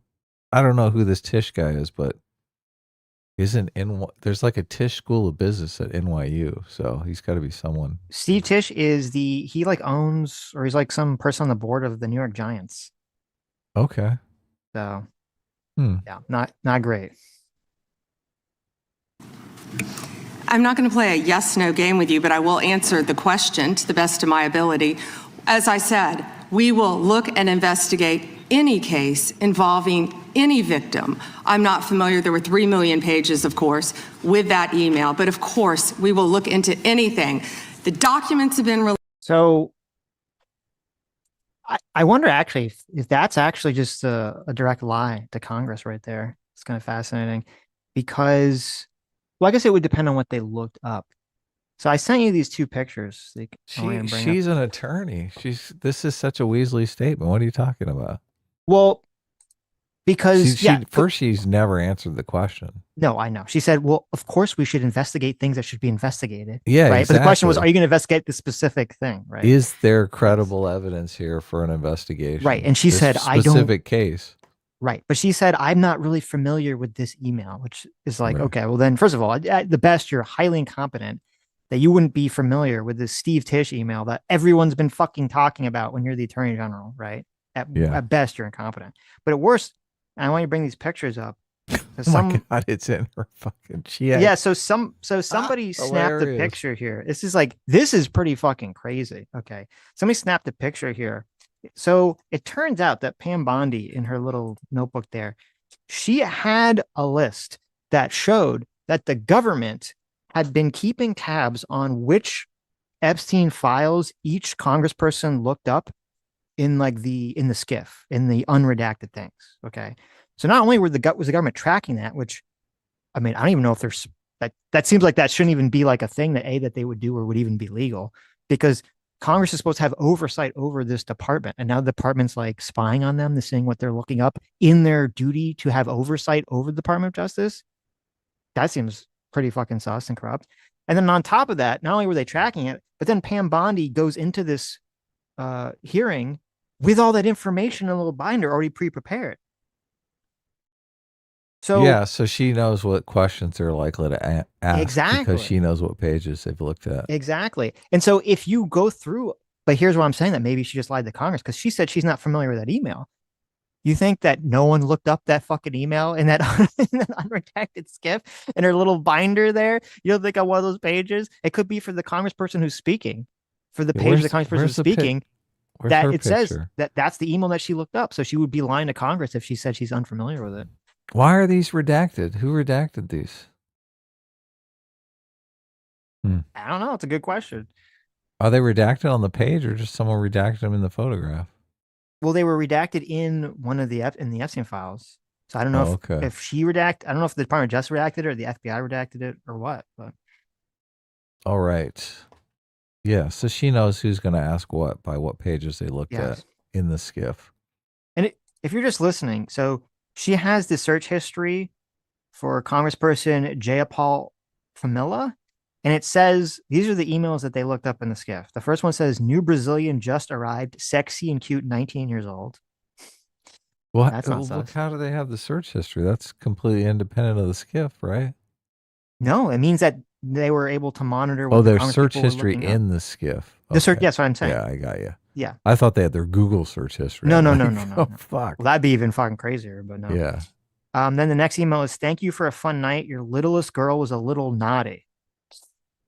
Right. Does that merit investigation? That seems pretty fucking bizarre. Yeah. Then there's another version of that same email, looks like. Then underneath it, it says, I found at least 3 very good young girls, but we were so tired. I will cover up this week. Meet this one, not the beauty queen, but we both like her a lot. Okay. Then there's the Epstein victim list, which was all, redacted or not redacted. Then there was the I love the torture video. Then there was the child exploitation human trafficking task force PowerPoint on the Epstein trafficking, and that's the picture that you see underneath. So, but there's nothing to investigate, Adam. Obviously, there's nothing to investigate here whatsoever. Okay. Well, look, they're going to investigate whatever needs to be investigated. She's very clear about that. That's what she was very clear. Yes. Least 3 million. The redacted versions, we left them open for all of you to come view. Have you? I believe you view them. If not, will you have some copies? I'd like to. Could I finish, please? I believe you view them because I have your search history right here in front of me. It shows what you looked at. Finish, please. I'm not being rude. Please. I only have 5 minutes. No, yeah, and I only have 30 seconds based on your filibuster. Well, you didn't give a yes or no answer, so let me just go further. Director Patel testified in this committee room that there was no credible information indicating that Epstein trafficked victims to anyone else. And glancing at the documents, that proves that's not the case.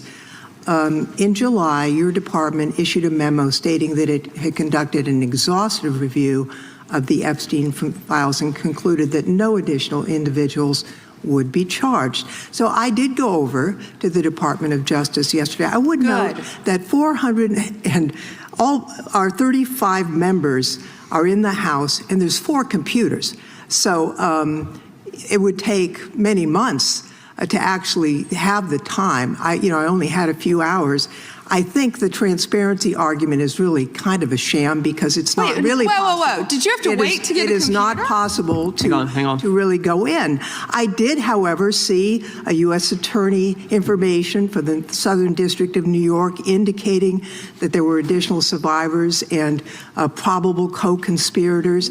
Other members of Congress have uncovered likely co-conspirators whose names were blocked out. Now, the Epstein File Transparency Act, which all but one member of this House voted for and the president signed, requires the department to release everything except that it needs to be redacted to protect the victims or an ongoing prosecution, which apparently there is none from the testimony we have received. I am concerned that this act has not been fully complied with. When Director Patel came to the committee, he admitted that up to 1,000 FBI agents had gone through the files and redacted President Trump's name from them. And it's pretty clear that what has been transmitted from the FBI continues to redact President Trump's name, even though he is mentioned thousands of times in these files. So I think the credibility of the department in terms of complying with the act has been damaged. And I think the department's credibility has been damaged in other ways. I think we all saw the horrible video of American citizens being killed by ICE agents in Minneapolis. And I think how the department has handled these cases raises a lot of doubt about the department. State and local police in Minnesota got a court order to get access to the crime scene to be sure evidence would be properly preserved by federal agents. But they took the agents. Just on the Epstein stuff, just kind of going to go on a different topic here. It's if when Pam Bondi and Cash and Trump had first, come into office, if they had just said, we will investigate, we'll look into this, we're going to do a full investigation, and, we'll let you know, as opposed to being so strongly like, there's nothing here from the beginning, I think they would have avoided so much of this political backlash. Because then you could just say, well, they're just investigating it and they're looking into it, as opposed to, well, they said that there's nothing there. They said there's no one to go after. They said there's no one to investigate. And then we look at the information that they have and we're like, what the fuck do you mean there's no one to investigate? Right? Like, if in the files, which would be there, they could redact some of the personal information, but said, hey, we saw this crazy email about torture. We saw this crazy email about like some 19-year-old girl or whatever, this young girl. We saw these emails. We, obviously know who sent them. We've done an investigation. We talked to that person. We found this information. We found that there's some additional context missing that makes the email look innocent or blah, blah, blah, blah. Like, if all that stuff was presented to us, then we'd be like, oh, well, look, they actually did some kind of investigation. They actually looked into all this stuff, right? But we don't see fucking any of that shit. None of that shit fucking exists. You think they could carry on that charade for 4 years, though, without people pushing for them to release stuff? Oh, yeah, we're investigating. They could have, like, assuming that they'd be like the most like hyper dishonest possible, they could like release things on a more time managed scale to their liking, right? People would not release things piecemeal. People would fucking freak out. They'd be like, 2 years and you give us like 3 documents? I think a lot of they'd be like, release everything. Well, look at the political environment right now. Even with all of this, almost every single Republican in Congress is just completely sucking up, to Trump and Pam Bondi on this. So if they actually gave them some level of plausible deniability, I think most Trump supporters would just hand wave it away, because they want to believe that the Trump administration is doing their best on this. And they're just going to release them to be given stuff. some thin veneer of something to hang on to, which they didn't. They're just going to release nothing burgers. Yeah. I don't know. Sooner or later, something big is going to come out. They're going to be like, why were you releasing the nothing burgers when you had this? Maybe. You got the torture email and you've been releasing nothing burgers for 2 years? Well, I don't know, because if they had been like pretending to at least investigate things and releasing things, then they probably couldn't have cobbled together the Republicans to get a vote to get them to release all these documents anyway. Right? Because then the Republicans would be like, hey, look, things are getting done here. Now, maybe they would have a threat if, the Democrats win both the House and the Senate in the midterms, which, they don't think they're going to win the Senate. And then they could kind of force some sort of legislation to pass. But yeah, I don't know. It's a fucked up political question. I don't defied know the court this. Order, and in a departure from general policy, the DOJ is not collaborating with state and local law enforcement on these homicides. So I really think that is a disgraceful approach to the homicides of American citizens, and really does nothing to bring credit to your department. And Mr. Chairman, I would yield back. Gentlelady yields back. May I answer? Attorney General can respond. I find it interesting that she keeps going after President Trump, the greatest president in American history. And if they could maintain their composure. Independent office, Attorney General, supposed to be independent. The greatest president in American history. Is it? May I answer? Attorney General can respond. I find it interesting that she keeps going after President Trump, the greatest president in American history. And so fuck you, George Washington. Move over, Abraham Lincoln. Get the fuck out of here, FDR, Truman. All you fucking losers. Donald Trump is the #1, baby. She's fighting for her job here, Sitch. She fucked up. And look, he's a firing president. Sucking up to the boss, right? Yeah. Get the knee pads out. She's trying to she's trying to stay in office. The greatest president of all time. How are you supposed to believe think it's that? comedy gold. I really do. I mean, it is funny in a sad, depressing kind of way, right? Especially when, we have, and this comes up too, Donald Trump is suing the IRS for what, $10 billion. We're supposed to believe the Department of Justice is going to have some sort of like non-biased, neutral way of handling this when the head of the Department of Justice is like, Donald Trump's the greatest president of fucking the world. Right. Yeah, and if they could maintain him. Yeah, exactly. Well, that's the thing too. What the Attorney General is in charge of like handling all this Epstein stuff.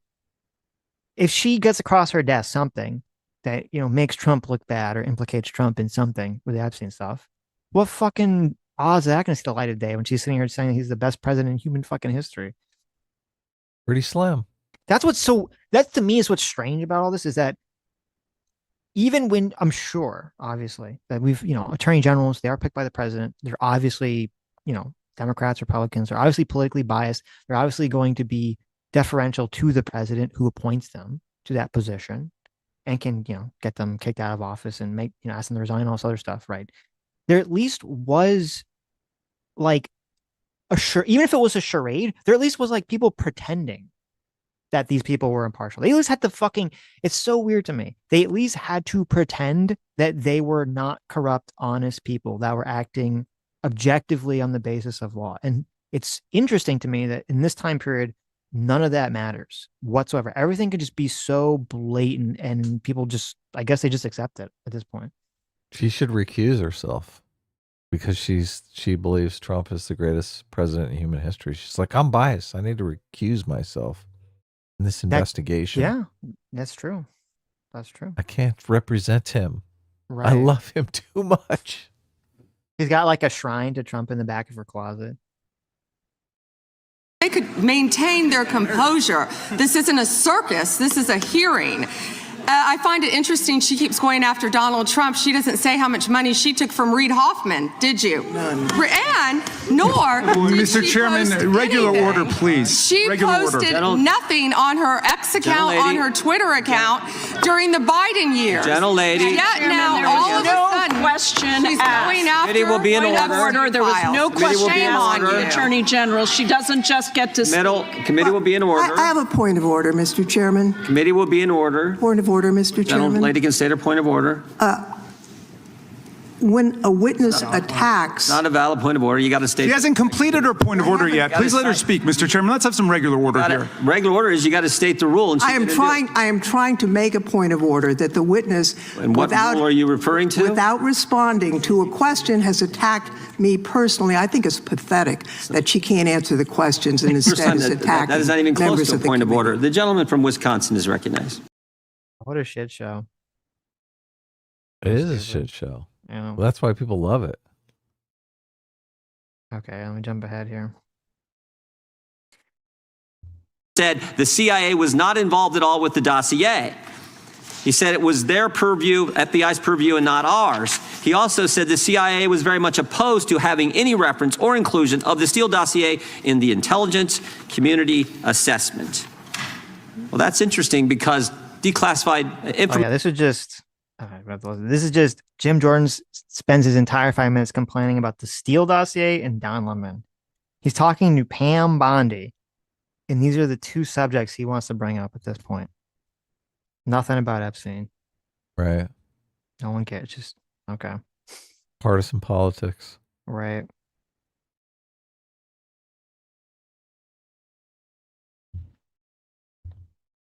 China.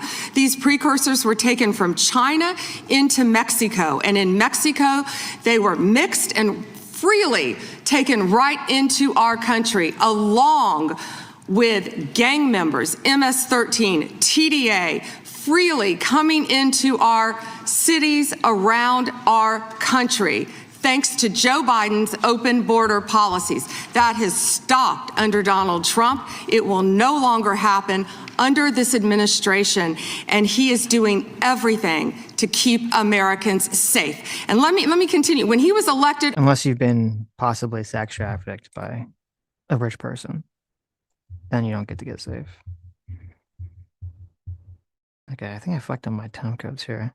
Now, here's kind of interesting with Swallwell, because he does attack her, but he does, and I will give Pam Bondi credit, he does thank her for something. She does act properly, I think, even though he's pretty hard on her at first. Earlier to Mr. Johnson that President Trump was mentioned and the release countless times, you said, in the Epstein files.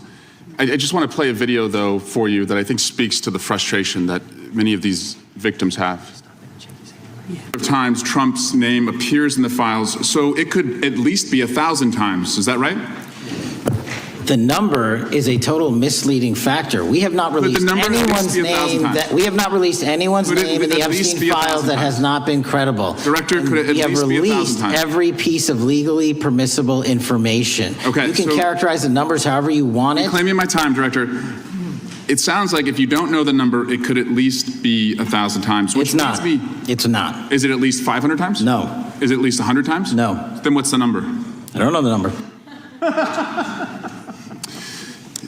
I understand why the victims are frustrated, and the Attorney General acknowledged what Mr. Patel would not acknowledge, that it was way more than 1,000 times. But I want to move, Madam Attorney General, to weaponization of government. And yesterday it was reported that 6 members of Congress had indictments sought against him, and they were not returned by a grand jury. My colleagues have spoken about their frustration of being in subpoenas and having cell phone records combed through. Well, in 2017 and 2018, Adam Schiff and I had our cell phone records and email records combed through, not by you, but a different Department of Justice under the president. It was in retaliation for our role in the Russia interference campaign. An Inspector General report would find this improper and that the predicate for it was absurd. In 2020, after sitting on 2 committees that were a part of the president's first impeachment, an FBI agent leaked my cooperation in a national security case where my campaign was targeted. The president's FBI senior leadership authorized 2 statements to the press that said I was never suspected of wrongdoing and only helped the investigation. But that didn't stop the death threats or my GOP colleagues from referring me to an ethics investigation where Kevin McCarthy's chairman on the ethics committee would find the same thing as the FBI. Our current FBI director would then write a book called Government Gangsters and identify a long list of enemies. About a quarter of them have been either investigated or indicted. He listed me at the very top, along with Adam Schiff, and during that same testimony, refused to recuse himself when asked if he would recuse if any case came across his desk involving me or people on that list. Since that testimony, his department has put me under investigation with Senator Schiff for the nonsense mortgage fraud cases that we've seen. I get it. This is what the president does. I've priced it in. We have a bingo card at home that my kids have made of what will come next. I expected that the president would come after his enemies. But what I want to talk to you next is serious, and I did not expect this would happen, and I'd like your help on it. The president has inspired death threats against me and many sitting up here with me. In June 2025, an individual left 11 voicemails at my district office. On the voicemails, they said, "Get the message to him. I'm going to hunt him down, that motherfucker, and toss his ass over the Golden Gate Bridge by my fucking self." Donald Trump's Department of Justice in the Northern District of California declined to prosecute. On May 14, 2025, on Twitter, responding to something I posted, an individual said, "No, it wasn't Eric, and now I'm going to kill you." The Department of Justice from the Southern District of Texas declined to prosecute. May through December of 2025, we received messages at my office that said, "I hope somebody shoots you and your children and your wife in the head. Pew, pew, motherfucker, pew, pew." I would stay indoors as much as possible, and my children, unfortunately, have to do that. the Department of Justice has not charged this individual and cited that he's a prolific caller and has health conditions, although what we have found in our own investigation and his voicemails is that he has said he will employ others to do this. The president can come after me. It's fine. I'm in the arena. So are these folks. But we never expected that the Department of Justice would not seek to prosecute and investigate those who are making threats against us. And that would include those on that side of the aisle. And I'm just asking for your help to protect life, because life is at risk with the environment we're in right now. Congressman, I completely agree with you. I know about several of those personally involving you. I believe one has been charged publicly, and there's something I would be happy to talk to you about off camera. But I can assure you that they are very serious. They are being looked into, and I can give you more details on those. None of you should be threatened, ever. None of your children should be threatened. None of your families should be threatened. And I will work with, you can come into my office any day. I will work with all of you on both sides of the aisle if you are ever threatened. And I'll gladly talk to you after this hearing about your cases, but I can tell you some of them are very active. Appreciate that. And I yield back. That's good, right? Yeah. So there you go. Credit where credit's due, even though he was really hard on her Trump in the beginning. Look, she put it aside. I'm getting death threats here. She put it You gotta aside. Save me. Yeah, and for the death threat. I don't know now if that's true. I don't know the facts where he's talking about that. You know, the Department of Justice wasn't going after these people, which is crazy. That's the case.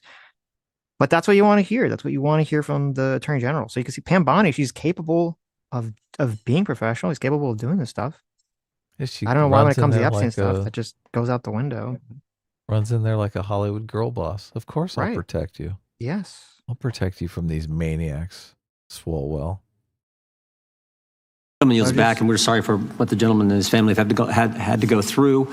We appreciate what the attorney. NTG said she was quitting Congress because of the family death threats and shit. That's crazy. Yeah, it is. Okay, here, let me jump ahead.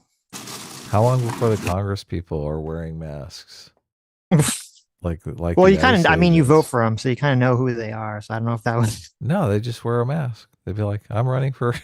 I say, yeah, you have that wearing a mask. Is what I'm running for Congress. Yes, vote for me, okay? My name is John Doe. I'm running for Congress. I will not release all the inmates from the prison. I want to increase funding to the police. Yeah, exactly. There you go. Thank you, Attorney General Bondi, for being here today. I'm going to show you two photos. Thank you. I'm going to show you two photos of former Prince Andrew. Prince Andrew attended various parties with Jeffrey Epstein. Under the law of Congress. There's that table. Look, there's that table that Weinstein was talking. Eric Weinstein was talking about. Disgusting table. It's got the American flag draped over it like a coffin. Yeah. Yeah. Look, and there's Epstein with his fucking feet up on top of the American flag in front of a This should be the death penalty already. Okay, this motherfucker got his dirty feet on the American He has flag. his dirty feet on top of the American flag in front of a British prince. Yeah. Can you imagine? Looks the like he just disrespect? pulled those feet out of his butt. I know. Congress passed, you were allowed to redact photos to protect the victims of Epstein's sex trafficking operation. You redacted the photos of this victim's face because you were following the congressional law. Is that correct?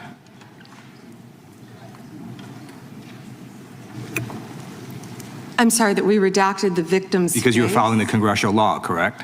Yes. Okay.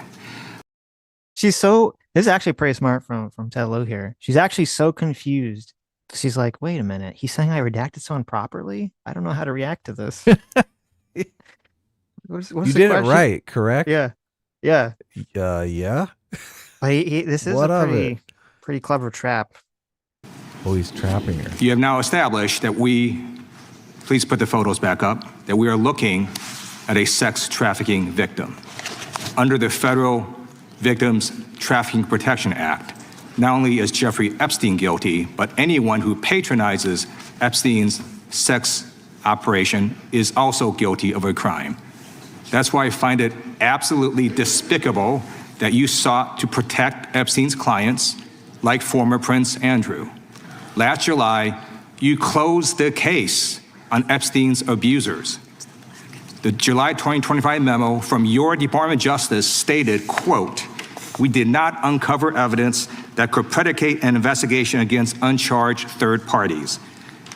These two photos, please put the photos back up. These two photos staring you in the face are evidence of a crime and more than enough evidence to predicate an investigation against former Prince Andrew. So I ask you, Attorney General Pam Bondi, why did you shut down this investigation last July, and why have you not prosecuted former Prince Andrew? Yeah, because if the Justice Department is going to say that they believe that this woman in this photo is a victim, and that's why they redacted their face, then how could they not go after Prince Andrew? Yeah. It's a pretty good fucking question. This photo looks pretty salacious. It doesn't look good. What's going on here? Doesn't look great. I don't believe you asked Merrick Garland these questions. Oh, no. Yeah, don't you love? Where's the what Oh about? my God. What about Merrick Garland? Do you not have a time machine? Can you go back in time, please, and ask Merrick Garland this question? Did Merrick Garland see this photo? Who the fuck knows? Nah, he just like, fuck Epstein. You know, actually, the Republicans were kind of retarded too, because they should have, they should have put a lot of pressure on the Biden administration to open the Epstein shit, to look into it. Kind of ironic that it's kind of funny in a fucked up way, because I assume that the people who were really pushing for the Epstein stuff, the thought process, before Trump came in office they were pressuring Biden. Yeah. Well, no, the thought process was that the Democrats were the ones that were mainly implicated in the Epstein stuff and guilty, and therefore it would be a waste of time to try to talk about releasing them, because they would never do it. And that's why they were only started to talk about it really once Trump, was in the race and then he won. And then it ended up kind of backfiring politically. When he was Attorney General and set before I agree with you. You twice. I'm reclaiming my time. I agree with you. I agree with you. During the Biden administration, I called for people looking at Epstein files. Merrick Garland dropped the ball, as did Attorney General Bill Barr, as did Alex Acosta, a whole string of failures. But you are in charge. You have the power to change things, to hold these men accountable, and you're doing the opposite. You're protecting them. So I want to move on to another man. Can I answer Donald that, Trump. though? I want to move on to another Can I question. answer your question about protecting? You answered the question. You're saying no. I love this. I want to discuss another man, Donald Trump, who is all over the Epstein files, like former Prince. Here's the video.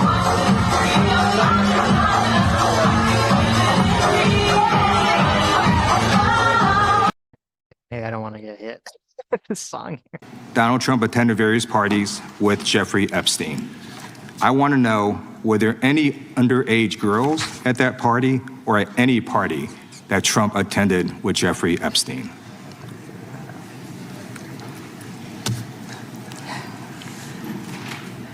This is so ridiculous, and that they are trying to deflect from all the great things Donald Trump has done. There is no evidence that Donald Trump has committed a crime. Everyone knows that. This has been the most transparent presidency. He's the one that asked that those files I'm reclaiming my time. I got your answer. You said there's no evidence. Trump asked Mr. Chairman, please stop reclaiming my time. Did you know that? See, I thought it's what you said earlier, that terrible answer. That Congress passed a veto-proof law that said that they had to do it, but now apparently Pam Bondi is a time machine, and it's actually Donald Trump. He asked to have the files released. Okay, he was the one that got this all going. He tried to make them go away. Yeah. You see, when Donald Trump said that it was all a Democrat hoax, he said that publicly, but then privately he went to Pam Bondi and he's like, we really need to investigate these Epstein files and release it. The public has a right to know. The legislation. Time belongs to the gentleman from California. Okay.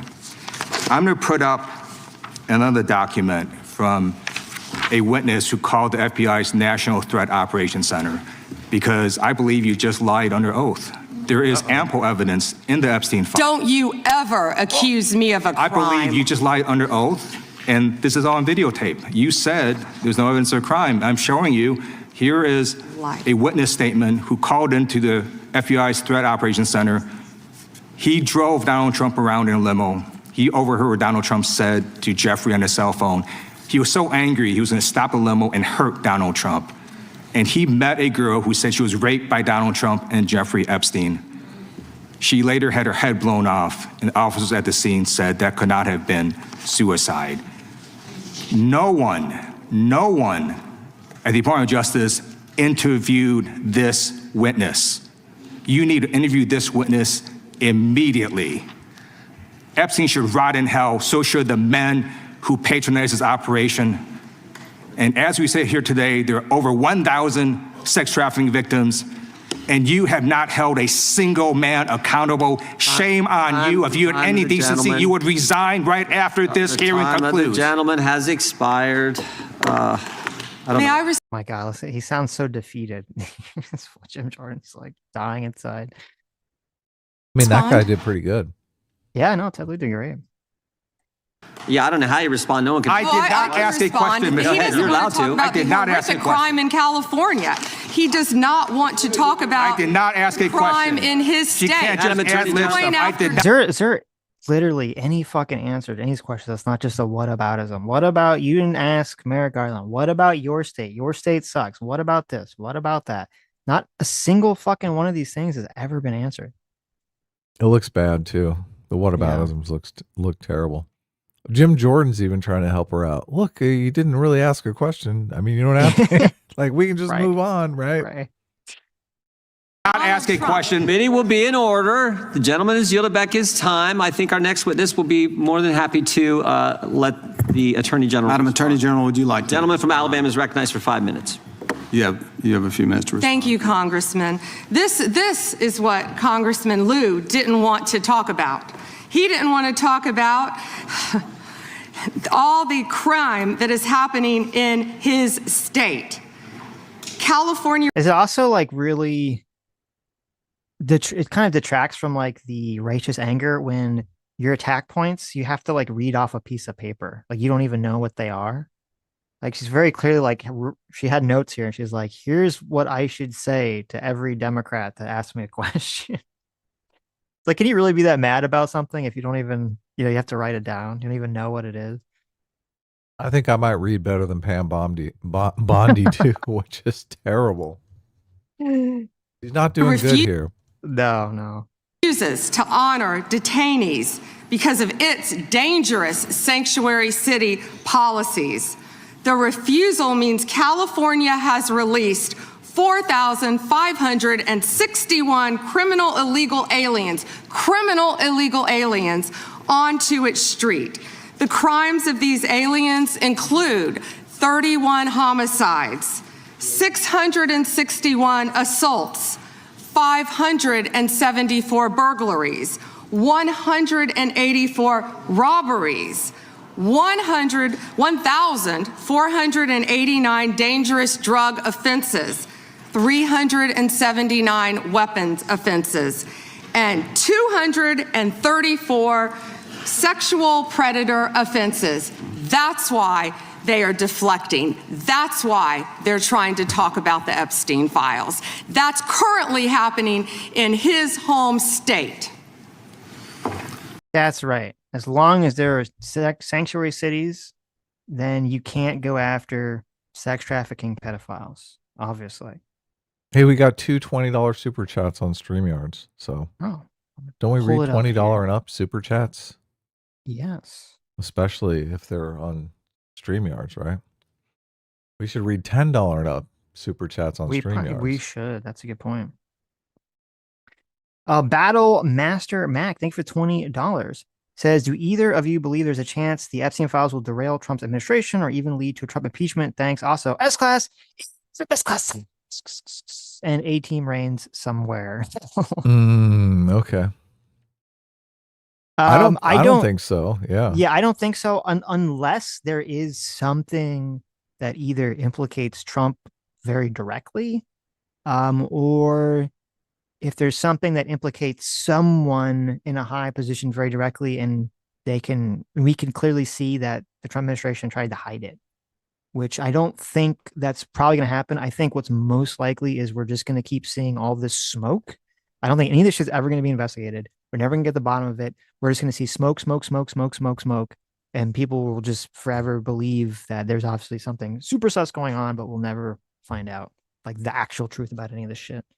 Midterms are going to derail because there's a high likelihood that Democrats are going to take the House. The Republicans are probably going to keep the Senate, but just by a super razor thin majority. So the Democrats are going to impeach Trump like 25 times. It's never going to be taken up in the Senate, but right, it's definitely going to put a hamper on Trump's ability to continue his policy prescriptions. So yeah, to be clear, I think deadlocked for 2 years. I think it's definitely very plausible Democrats will try to impeach Trump, but I don't think there'll be any impeachment that actually goes through. Right. So, and I mean, I don't have any really confidence either that if the Democrats win the next presidency, I mean, I don't think they're gonna pick up the mantle and we're gonna get to the bottom of the Epstein shit. Like, I don't believe any of that's gonna happen. Don't they just need a simple majority to impeach? Look, the Senate is not going to pick it up, obviously, but impeachments have to pass. Articles of impeachment have to pass the House and the Senate. So, it says 67, so it's 2/3. So now it's not a simple majority. Yeah. Okay. Yeah, I think that'd be kind of crazy with a simple majority. If it was a simple majority, then they would impeach him a dozen times. Impeach all the time. Well, they might once a day. They could still impeach just because they want to have, they want to kind of virtue signal to their own voting base, like, hey, listen, of course. we tried, The same way they repealed Obamacare like 150 times. Right, exactly. Yeah. Right. Keith Rhymes for $20 says, oh my God, it's Keith Rhymes. I haven't seen Keith Rhymes in like a long time. Look at that. Yeah. Says the files are on my desk, except they don't exist. A Democrat burlesque. You're still on about this? But here's 3 million files. Don't mind that they're blacked out. The Dow is up by miles. Yet you still care about our elite pedophiles? That's pretty good. Well, thank you, Keith. It's a good rhyme, yes. Wow. That brings me back. I know. Wow. Crazy. This is such a fucking clown show. This whole thing is a pretty black-pilling clown show. Sammy told me that she believes, or she says that there were people that were calling for the Epstein files to be released during Biden. So to be clear, yeah, there were obviously people that are always pushing for the Epstein files, but you didn't have a situation where, Merrick Garland, and I don't remember whoever his deputy was, and Biden, like none of these people ran on anything related to Epstein, where you had Kash Patel and Dan Bongino very, very specifically before they were in office, hyper fixated a lot on Epstein stuff. Pam Bondi talked about Epstein stuff before she was in office. Donald Trump was asked this question multiple times before he was president again. It was for whatever reason. I assume it's because people just didn't think that the Democrats would ever go through with it. So they said, why expel the energy? That makes sense logically why they expelled a lot more energy focusing and talking to Republicans and Kash and Dan Bongino and all these other people about the Epstein stuff, thinking, well, the Democrats will never release it, so we might as well spend our time and energy talking to the Republicans because we feel that they actually will release it. They all say like they want to release it. They're all talking on podcasts about all this stuff anyway. So, I mean, it makes logical sense that they're going to try to get the Republicans to release it. And then they didn't realize that Donald Trump was actually going to stonewall the whole thing and try to drag his feet and try to downplay the entire thing anyway. So kind of backfired. Okay, let me jump ahead here. I think this is when Thomas Massey starts to come into enter into the arena. I was here. Curious about what he has to say. Bring down this administration as well. And you're right. That's why we're so glad they rescinded the memorandum targeting parents. For goodness sake, as the gentleman from California just pointed out in his 5 minutes, the gentleman from Kentucky is recognized for 5 May I respond very briefly to her statement? Well, I think we can do that probably on one of our members' time. Okay, thank you. It's like I don't think Thomas Massey is gonna let you speak here. But we're gonna have to skip. Yeah. Yeah, you have to wait on that Massey's Yeah. gonna give I you don't want both that guns. one. to get away. Thank you. Yep. Thank you, Mr. Chairman. Behind me, I have 3 documents from the DOJ production that are emblematic of the massive failure of the DOJ to comply with the Epstein Files Transparency Act. To my right is an email that was sent by the victims' lawyers to the DOJ. It was a list of names not to redact, a list of names not to release. What did the DOJ do with this email? They released this email in the document production. Literally the worst thing you could do to the survivors, you did.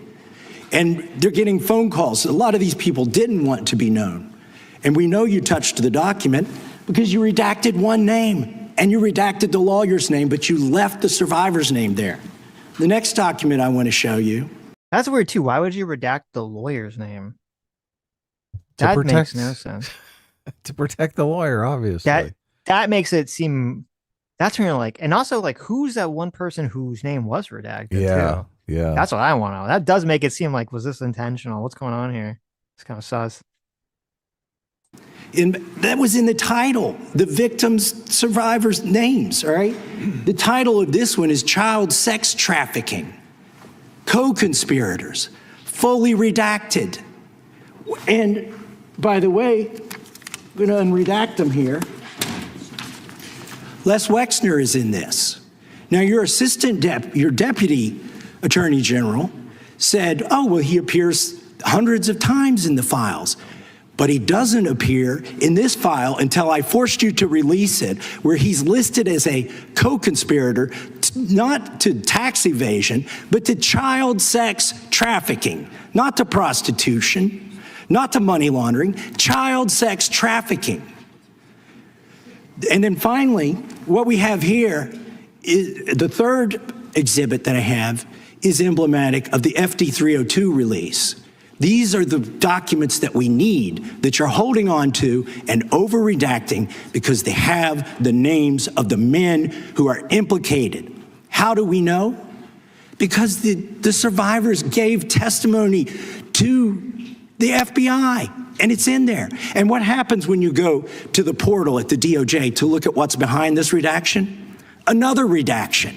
So we can't even see them. And then there's some of these files you've pulled down from the website. That's even crazy because I know a lot of people were like criticizing Massey, like, well, he should just read all the names out in Congress and blah, blah, blah. And he's read a bunch of them out.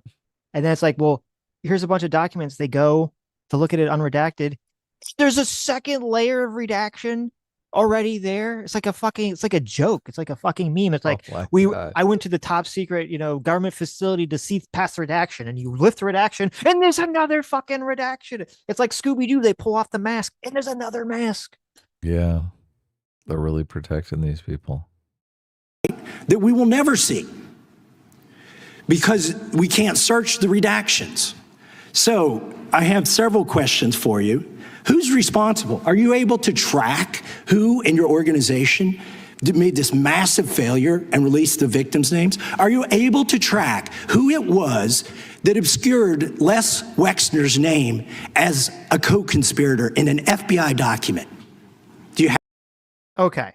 So just, if you're playing at home, 2 questions. Do you know who fucked up in your department royally by doing these massive redaction failures, right? Completely simple question, a fair question, a good question, because if you actually want, things to be done efficiently, people who fuck up need to be fired, right? Sure, yeah. Fire them all. Send them to the paper shredder. Do you think we're going to get an answer to these questions? I'm not hopeful. Okay. Have that kind of accountability? I believe Wexner's name was listed more than 4,000 times. Yeah, I already told you that. This is where he's listed as a co-conspirator. Can I finish my answer? Come on, let me finish my answer. We corrected that within 40 minutes. He was already, you're acting like everybody's trying to cover up Wexner's name. Reclaiming my time. I'm going to answer this question. Reclaiming my time. Mr. Chairman. This is how this works. Can I have my time back? Mr. Chairman. The gentlelady can give her answer. The time belongs to the gentleman from All right, I'm reclaiming my time. Can I give my answer? So I'm going to put the language of the bill up on the screen. Chairman, may I give my answer on that? Here's a political joke, and I need to give my answer on that. We'll let the Attorney General respond, and then the gentleman can move to his next question. It's my time. She's so naggy. I know. She just sounds naggy. 40 minutes, you asked me a question. Within 40 minutes, Wexner's name was added back. Within 40 minutes of me catching you red-handed. There was one redaction out where of he's over listed as a co-conspirator. And we invited you in. This guy has Trump derangement syndrome. He needs to get, you're a failed politician. You need to I want you to watch the video. Mr. Chairman, please restore his time and remind the witness of the rules here. There is no credible. What is you have like some random video playing on top of all this? Just God, what is fucking shit show is this? What happened here? Someone had some here? video they want played and it just started playing by accident. Oh my God. I was like, is Kash Patel in this hearing now? The ghost of Kash Patel has been summoned, yeah. Well, it's crazy too, because like, okay, because the question is like, the question specifically was, do you know who on the team fucked up these redactions? And then the answer was, well, Lex Wexner's name was mentioned in other places, and then also, we fixed it, right? Which doesn't answer the actual question, because the actual question is there going to be any accountability for these massive fuck ups, right? It also doesn't even address the whole thing with the victim's name, which is super fucking like, how does that happen in the first place? And then it's just like this total like, oh, well, you just have TDS. You just have TDS. When it's like, well, no, the only reason you unredacted is because, Thomas Massey called you out, because people called you out, because they were able to go, what the fuck? Who are you hiding here? What's happening? You got caught with your hand in the cookie jar, and then you want points? You're like, oh, listen, it wasn't a big deal, okay? You caught us, okay? Sorry. This says Les Wexner is scheduled to be deposed next week by the U.S. House in connection with the Epstein investigation. There you look. That's Is great. that true? I don't know. 2 days ago by WBNS TV. I put it in the playlist. We can watch it when we're done. Okay. That's great if that's true. Yeah. Information. None. If there were, I would bring the case yesterday that he trafficked to other individuals. Is that your position as well? My position is any victim who comes forward, of course, we would love to hear from them. 1-800-CALL-FBI. Did you ask Merrick Garland that the last 4? Oh my God. She's like a dog with a bone. She won't stop. It's like, hey, listen, if you were victimized by Epstein, I want you to call this 800 number. If you were victimized by Epstein, God. Here is Merrick Garland's personal cell phone. You need to talk to him. Right. That fucker's responsible.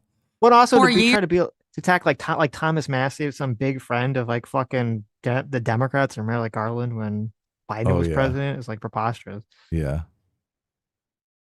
Did you talk about Epstein? I am reclaiming my time. I'm glad you're asking about Merrick Garland. You don't get to reclaim because time this is bigger than Watergate. When I don't answer a question the way this you goes want. over 4 administrations. You don't have to go back to Biden. Let's go back to Obama. Let's go back to George Bush. This cover-up spans decades, and you are responsible for this portion of it. And that's now, where the I want to know at what point did the FBI and the DOJ decide that Lex Wexner was not a co-conspirator? Because our Epstein Files Transparency Act requires you, please put it back on the screen, please, to release the internal decision about whether to prosecute him or not, and it's not in the files, and it's not in the files for any of these other men. Time of the gentleman has... Which, to me, and I'm really glad that Thomas Massey's pointing this out, because I do, and he's like really the only person that really keeps harping on this.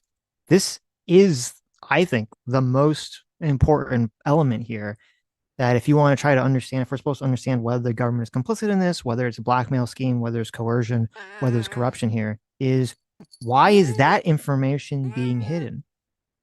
Because if it's innocent, if there was some innocent thing, then we need to see that information. And the DOJ should be able to produce and say, this is why we decided not to go after Lex Wexner. We investigated him. We found out that he did nothing wrong, right? That has to exist somewhere if they actually did an investigation. Ragamuffin totally agrees. I know, I can hear. I can hear. May she answer? And he's a hypocrite because he voted against the ban that we were talking about on deep fake AI porn. Oh my God, she's going for the jugular. Oh my God. This is a fucking, God, Pam Bondi's a fucking joke. It's like, why did you guys fuck up? Why are you not showing us what the FBI is doing and the DOJ is doing to investigate sex crimes? You didn't vote for the AI porn ban, so fuck you. What? What the fuck does that have to do with anything? She's got dirt on all these people. Oh my God. She's just like, ask me a tough question. Fuck you. You deep fake porn lover. God's joke for $20. Saying something about God's joke. Says, Sitch, check out the Coleman Hughes video I sent you. I think it borders on Epstein sweeping. Though the guest has some good points, also actually does where it makes a good case for how the victims could name their abusers without being sued. Well, I'll check out. I haven't seen the Sean's video on that, so I'll see what he says about that. I did watch, I think it's like 2 hours. I think I watched the first hour of the Coleman Hughes video. He's got Michael Tracy on, who we're trying to set up a conversation with at some point. Yeah, so maybe next Sunday. We'll see. But like the first part that I saw, I agree. It was like crazy sweeping for Epstein. I don't know what happened the second hour. It was crazy sweeping for Epstein. I'm pretty disappointed in Coleman Hughes because I like him a lot. I think he generally has pretty good takes on this stuff. And I was kind of surprised to see him kind of sweeping on this. I don't know what's going on there. I think some people really are reflexively against anything that kind of seems conspiratorial, which I mean, I understand that. People have always accused me of being that, right? Well, people have always accused me of being very reflexively anti any sort of like government conspiracy or something to that effect. And maybe if I hadn't, like years and years ago, and I'm kicking myself now, one of the last videos I almost made on my channel back when I made videos was the Epstein video. Was going to be about the Epstein stuff because it was around the time that big article came out. I forget some South Florida city. I don't remember which one it is. They had a newspaper came out and they had like this massive article that was all about Epstein. And I read it and it was like fucking crazy. And I was going to like, I wrote like this giant like 20-page script on it. And I was like, started working on it. And I just was kind of like, so like disgusted that I never ended up doing the video. And this was before all the Epstein stuff kind of like reignited too. So, but if I hadn't like, done all that research into the first case and like read into the first case and saw what happened, I don't know, maybe I would have been suckered down into like just hand waving away all the conspiracy stuff too, because, just say, oh, it's all the conspiracy people are all, screaming about it. So maybe they're, untrue. So I don't know if that's what's going on with Coleman, but yeah, I thought that conversation was the first part I saw. I thought was very bad. I thought there was a lot of sweeping going for Epstein. When Tracy is like talking about, he's talking about the first case that happened in Florida, and he doesn't like if you were in Coleman Hughes' audience and you didn't know anything about what's going on, you would have no fucking idea that Epstein was getting high school girls and then not just paying them for sexual acts, but then telling them to go recruit other high school girls and bring them to his place for sexual acts. And then he's paying them for like recruiting other girls. You wouldn't actually know that from listening to their conversation. Like the way that like Tracy kind of describes it, it just kind of sounds like, oh, Epstein, he just happened to be paying 18-year-old prostitutes for sex. And one of those 18-year-old prostitutes lied and said that they weren't 18 and Epstein didn't have sex with her anyway. So it was like, kind of hand waves it away. Like it's and that's the thing that I don't like about Tracy's coverage. And we'll talk about it when it comes on, if he comes on, is I have a problem with someone who says that there's a lot of hyperbolic claims being thrown around, because there are, people are talking about people being eaten and stuff, right? People talking about satanic pedo rings that are spanning the globe and everyone being blackmailed and all this other stuff. And a lot of those things like the eating people and, so I guess, you have the Bill Gates blackmail thing. So that's a little bit more there. But for like a lot of these claims, we don't know like the truth of them yet. There's a lot of smoke there. but there's not the smoking gun for a lot of these like very incendiary claims. But what we do know is that Epstein was a fucking horrible degenerate that was doing all this creepy fucking sex shit with young women, both before and after the Florida case. And the Florida case, we do know that he was soliciting sex and sexual acts from high school girls. We do know that. And it's very fucking bizarre to me that Tracy and other people like Tracy, instead of just attacking the hyperbolic claims and telling people to like wait until there's an investigation, they're doing like a full sweep, but they're trying to downplay the whole fucking thing. And I don't know why they're doing it. It's very bizarre. I don't know what's going on there. Tracy is also like hyper fixated on like the difference between pedophilia and hebephilia, which is always like, okay, I don't know. It's always a little sus when people hyper fixate on that. And he also seems, and I didn't know this about Tracy, he's like hyper defensive of Noam Chomsky. So I don't know. I didn't know if Tracy's like a big socialist or something, but it just seems weird to me to be hyper defensive of fucking the, you know, genocide defender, disgusting piece of shit, Noam Chomsky. And then especially defend him even after it comes out that he was like such a fucking friend of Epstein and was literally trying to give Epstein advice on how to avoid public scrutiny and public pressure against him for all the fucking horrible things he was doing. Yeah, Noam Chomsky defense was pretty crazy. Yeah. I don't know if you saw any of the Coleman video, Adam. I watched it all, yeah. Okay. Him saying, man, I spit my drink out when he said that Chomsky was like the intellectual mind of our time. I was like, oh my God, please stop. Stop. You don't agree with it? Fuck no. Yeah. Oh my God. Anyone who's a commie in their 70s? Come on. Come on. I know. Right? Intellectual mind of our time. Look, I think we've roundly defeated communism or socialism in the, whatever you want to call it, in the scientific realm. We've widely proved that to be a bad idea. So property rights are the foundation of all society. No, you got to defend Epstein because for some reason you got to defend Chomsky, right? No. It's all a big witch hunt. Look, and you know Chomsky, oh my God, he was so knee deep in all these young girls. You know he was. Holy shit.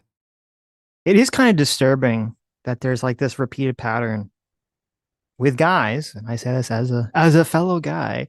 There's so many guys really just get completely fucking degenerate when it comes to like if they have access to women and sex. It just like their mind just fucking breaks and melts. Well, Chomsky sees himself as the intellectual gift to the world. So he's a complete egomaniac. Of course he's gonna think, oh, it's me, I deserve it. Come on. I'm a once in 100 years intellect. Right. These girls want me in my 70s. And there's some email where like his wife, Chomsky's wife, was inviting Epstein to like his birthday in like I think it was like 2017 or 2018, and she's like, "Oh, you're like our best friend," right? He's literally Chomsky's like, "Oh, Epstein's my best fucking friend." You're like, "Oh God, really? This is the intellectual giant of the socialist cause here that we have to defend." Yeah. Oh.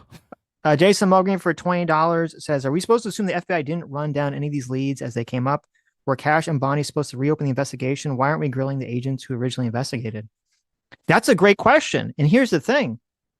That's what, like, I would be satisfied. And this is, again, this is part of why the way that Cash and Bondi and Trump administration acting is so, like, sus and retarded is that why do they not do that? Like, if they were really investigating this with any sort of desire to get to the bottom of it, like, imagine it this way.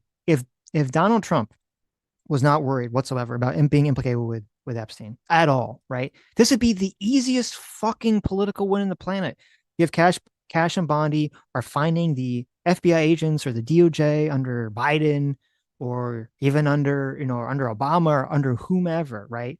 And going after him, being like, why did you guys not fucking, investigate this stuff? What the fuck's going on here? They can make this like massive fucking spectacle of this. Everyone would be fucking cheering on because that's a great fucking question.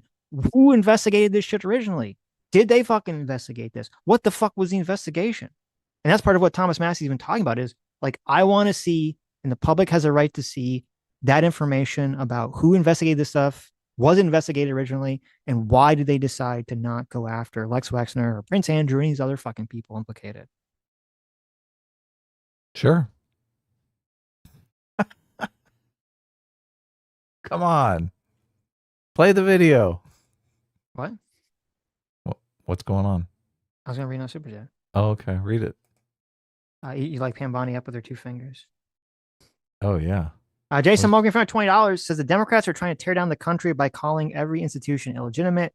Cops, SCOTUS, Department of War, ICE, and CBP. Now the FBI and DOJ. How many of our institutions will they degenerate before it's too far? It's kind of interesting. It's very interesting. That's your point of view. Because like being such a big part of the MAGA movement, especially before Donald Trump was president, but even once he was president in his first year, was all about the idea that all the institutions in our country were illegitimate and corrupt and needed to be torn down. So it's kind of interesting that you're saying that like the Democrats are the ones trying to do that. I mean, we talked about that a lot in Trump's first year about how it's important if you're going to like tear something down to try to rebuild it, to replace it, because it's obviously going to be wrought of corruption. But that was like a huge facet of Trump's entire thing, his entire vibe, his entire administration was tearing down all these institutions. Nick Tomato for 5 CHS says, dude, the Princess of Norway, weird stuff with her son and stuff. Oh, brother, did you read her emails back and forward with Epstein? I did read some of them. Yeah, I did read some of them. Those are the crazy ones. You're digging into this a lot more than me. I don't know any of the good solutions. My entire X feed, like, part of it is just like because the algorithm, right? But my entire X feed every day is just fucking flooded with Epstein shit. I'm on X like 5 minutes a day now. It's actually great. Well, see, but that's part of the thing, and this was kind of crazy. Is that for all as it's all the weird shit that's going on with X and how annoying X is, it still is like the #1 source for at least people. Like there's a lot of people that lie, so you have to be careful. But there's a lot of people that, they'll make a claim, but at least they'll post like the email so you can read it, or they'll post a number so you can go look it up.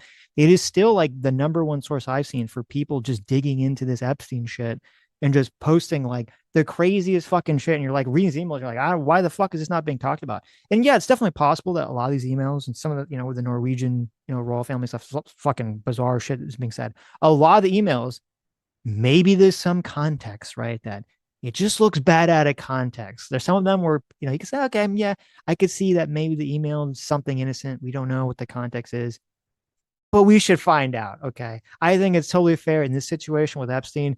Everything should be investigated. We should try to find out all this weird shit that's going on here.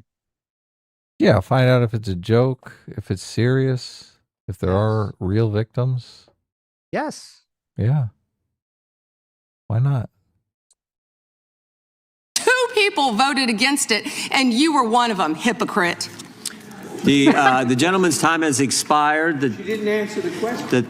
Mr. Chairman. Yeah, Mr. Chairman, could she answer the question? Chairman, I was wondering. Is that Jasmine Crockett? Please tell me Jasmine Crockett's going to wait. We can. I didn't have the time to go for her, but we can listen to her thing if you want. She's just crazy. She goes off on the whole thing. Yeah. The gentlelady's allowed. The Attorney General's allowed to respond the way she wants to respond to any member's questions, Republican, Democrat. All right, I have unanimous consent request. Gentleman's recognized for a UC. All right. This is an example. I'm submitting these 302 forms that are entirely redacted, even when you go to look at them. Without objection. I'm submitting a witness statement that implicates Les Wexner. Without objection. I'm submitting an article from the New York Times that the DOJ released nude photos and identifiable pictures of the victims.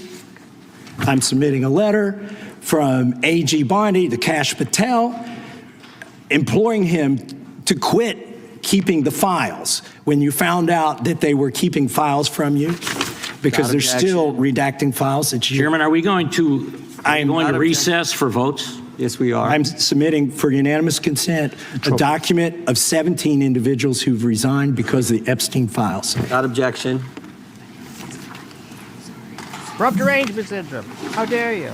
Hypocrite. Just want to check on how much time we have left in votes. But one thing I've learned here of late, that they'll wait on us. Yeah. How much time do we have? Oh, they just called. Here, well, let me jump ahead a little bit to Raskin. Okay. General Bondi, and you said it to me personally, that you take the personal security of every member of Congress seriously and that people can contact you about that. And in these times, that's a very serious matter. So I thank you for that. Article 2, Section 1, Clause 7 of the Constitution is the Domestic Emoluments Clause. And it says that the president is limited to his salary in office and cannot receive any other money from the federal government while he's in office. It cannot be increased by $1. This president is the first president in U.S. history who has repeatedly sued the federal government for $230 million for the judicial search warrant at Mar-a-Lago, which was perfectly lawful and was never struck down. But now he's suing the IRS for $10 billion. He's suing the IRS for $10 billion, which I think is around 80% of its annual budget, because his tax returns were leaked. And they were illegally leaked by a private contractor who actually is in prison now, Charles Littlejohn. But he wants $10 billion. Now, I want to ask you the question of whether you think it would violate the Domestic Emoluments Clause for you to settle that $10 billion case or any of the other claims that the president has made against the government. He himself has remarked, it's interesting because I'm the one that makes the deal, right? And he says, I kind of have to work it out with myself. Do you think it would violate the Domestic Emoluments Clause for the president to work out a deal from people who are his subordinates under his unitary executive theory to get money in one of these cases? I'm not going to discuss pending litigation. Okay, so theoretically, you're. Do you think you can? Do you think your office can defend against the president suing the IRS when you said he's the greatest president in American history? Does seem a bit like a conflict of interest, doesn't it? Seems a little bit, yeah. You're saying because his privacy rights were violated in that tax case, and they were. I'm with the president on that. I mean, his Mar-a-Lago thing is ridiculous, but there's no doubt that his tax returns, despite the fact that he promised to release them, despite the fact that every other president released the tax returns, he suffered embarrassment when it showed that he hadn't paid taxes for several years, and he had a right for that not to happen. Now, can he call him as a witness? I mean, it sounds like he's saying he should win the case. Oh, Raskin? Yeah. Well, I think he would. I mean, he would win the case in terms of obviously he was wrong. Like there's no deniability about that. The question is the damages. Is that worth $10 billion fucking dollars of damages? How do you even how the fuck do you even calculate that number? Well, he would calculate it out of the Trump brand. He'd say, listen, this cost me brand sales. $10 billion was lost from that one moment that he hadn't paid taxes. Well, it definitely could. I mean, he would have to argue it in the case. Well, the thing he's selling a brand that's a luxury brand, and it turns out he's not even really. No, but wealthy. See, here's why this would be basically impossible to prove in court, assuming the damages actually not corrupt. Yes. Because when you're proving damages about defamation, things of this nature, you have to show that the specific release is the specific thing that caused the damages, right? And so there's when so you have much other shit going on. Right. That's what I'm saying. Like, this is after, like, Donald Trump's already president. It's like very contentious, like very politicized presidency. Media is going after him for like fucking literally everything, like beyond any of the tax shit. So it's like the idea that how could you differentiate? Well, no, this specific thing about him not paying taxes, which again, a lot of rich people would actually applaud because they say good for him for not paying taxes. That's pretty base of him, right? How could you prove that was the thing that caused the brand damage? That damaged the brand, and it wasn't getting arrested and fingerprinted. Wasn't getting arrested. It wasn't January 6th. It wasn't, saying that they're bringing drugs, and criminals across the border. The million things that everyone complains about Trump saying every day. You would look at the tax returns, and you would look at when the returns on the brand shortly after that. Where I was like, after maybe the next year, next year. Yeah, right after the tax returns came out, Trump's brand was all-time high, and it just took a $10 billion dive at that moment. What if he had a $10 billion deal lined up that fell through because of the tax release? And that'd be interesting if he had evidence emails from that individual saying, we're skittish about the the deal now that your tax returns have been released and we see you're such a scumbag for not paying taxes? When was his wasn't he president when they were released? I thought he was, yeah. Well, then how could Trump have a $10 billion deal when he's president? That'd be pretty fucking bad. I have evidence that when I was president, I was negotiating a $10 billion deal. That would look bad. Yeah, I don't know about that. Yeah. We do have the internet. We could look up when they were released. Let's see. That's just what I'm trying to look up right now. Yeah. I'm not exactly sure when it was. But the deal falling through would be more difficult if it was during his presidency, because he's generally not supposed to be conducting $10 billion business deals as president of the United States. So it says... Supposed to have your kids do that. So it says the legal release of Donald Trump's tax records refers to disclosures by the former IRS contractor Charles Littlejohn, who leaked confidential tax data to the New York Times in 2020, in September of 2020. Oh, so it was right before the election. Holy so that would shit. so that would probably be I guess that would be the argument. Is like, well, that cost me the election, right? Wouldn't that'd have to be the damages argument? But then again, I guess you still have the same problem of how do you prove that's what made you lose the election? And then even if you could, how is being president is going to net you $10 billion? Yeah. That seems hyper corrupt, right? You're like, well, if I was president, I would have got $10 billion. Like, wait a minute, what? I don't think that's a line of attack, but right. I don't know. We'll see. Yeah, how do you quantify reputational damage? It gets very difficult. In monetary sense. I don't know. Mm-hmm. Yeah. We'll see.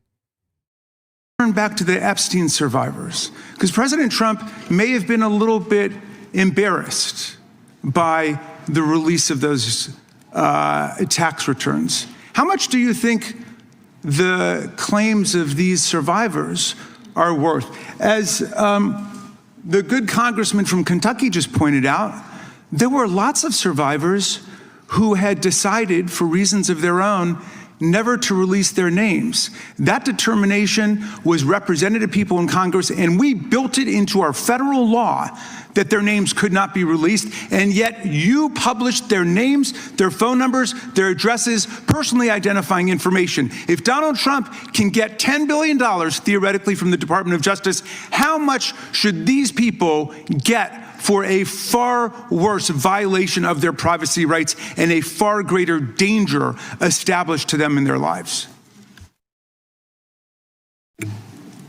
Do you even know who Chase Mulligan is? You're so obsessed with you don't. Do you? I'm going to teach you the rules again. You're the Attorney General of the United States. Is everything is just a whataboutism? What about this? What about that?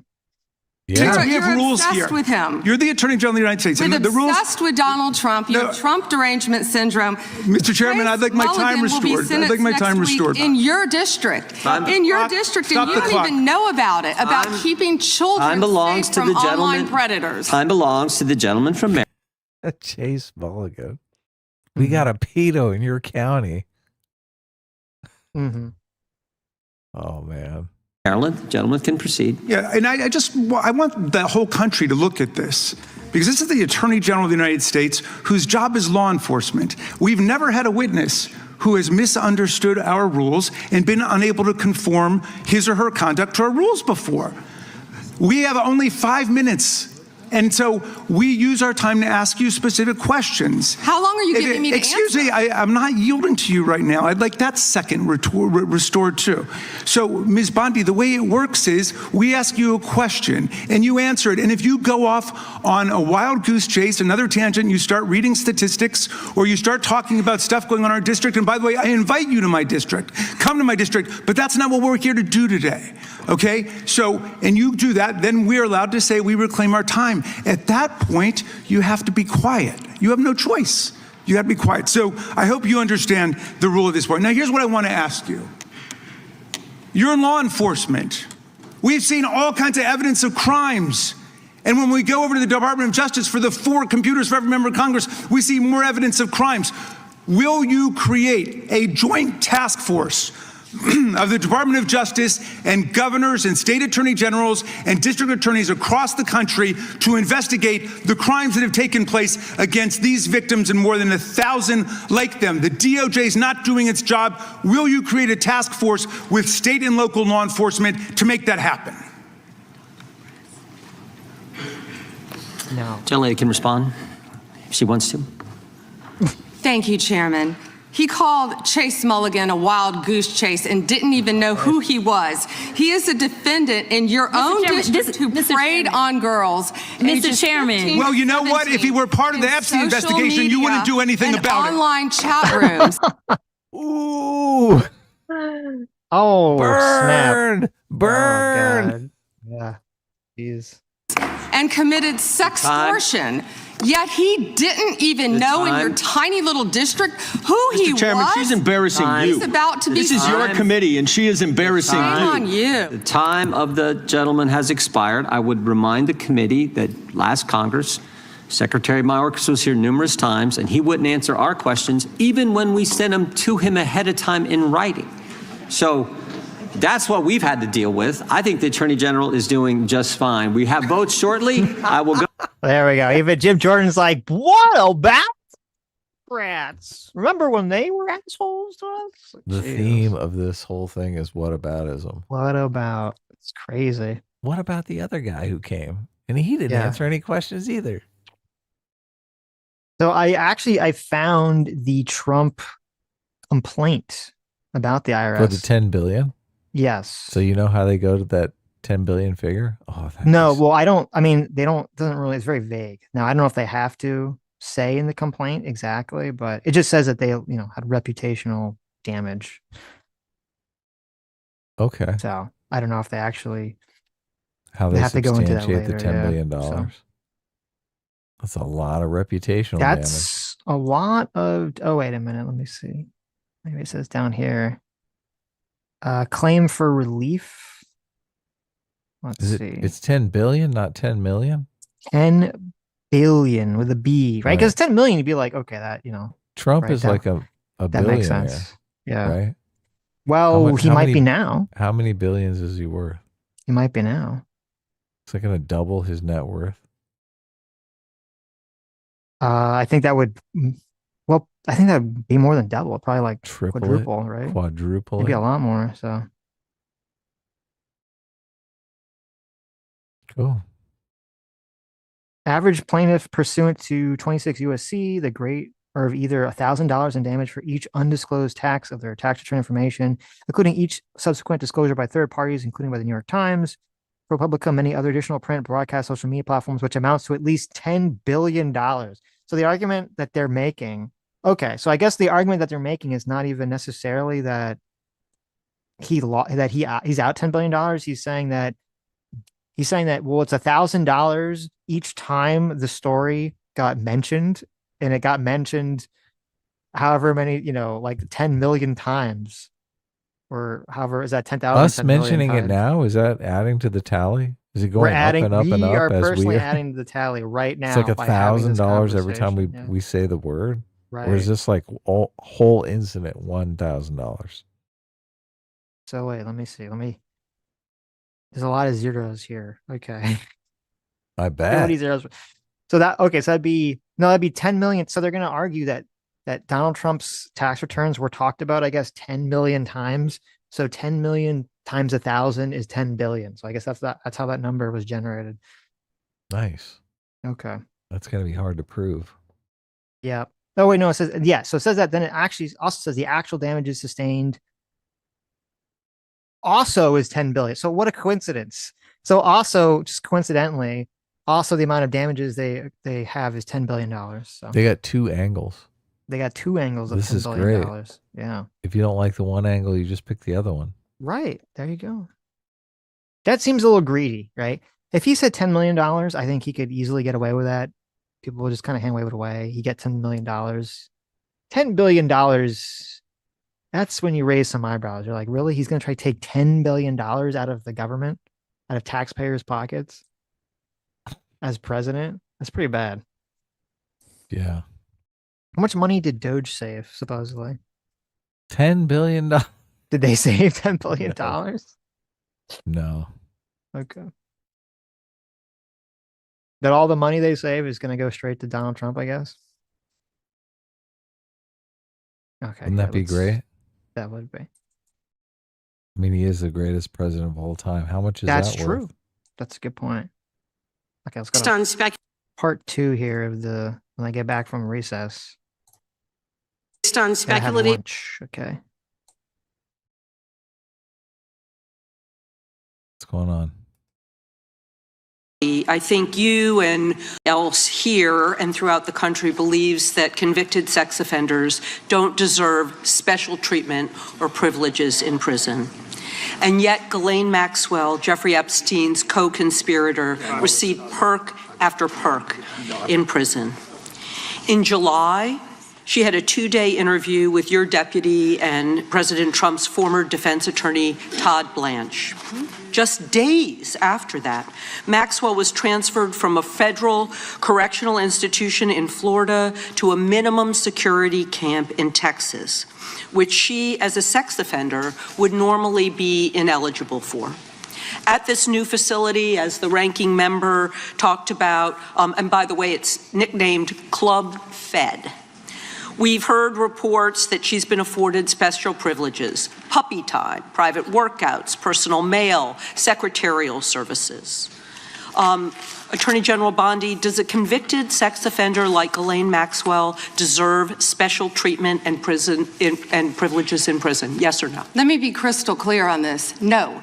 And Thank you. let me keep going. No, let me keep going. Perfect. Well, I did not know she was being transferred. I asked you yes or no. She was not transferred to a lower Mr. Chairman, please stop the clock and remind the witness of the rules. You gotta let her finish because the argument that she's like, I didn't know she was being transferred. And it's like, wait a minute.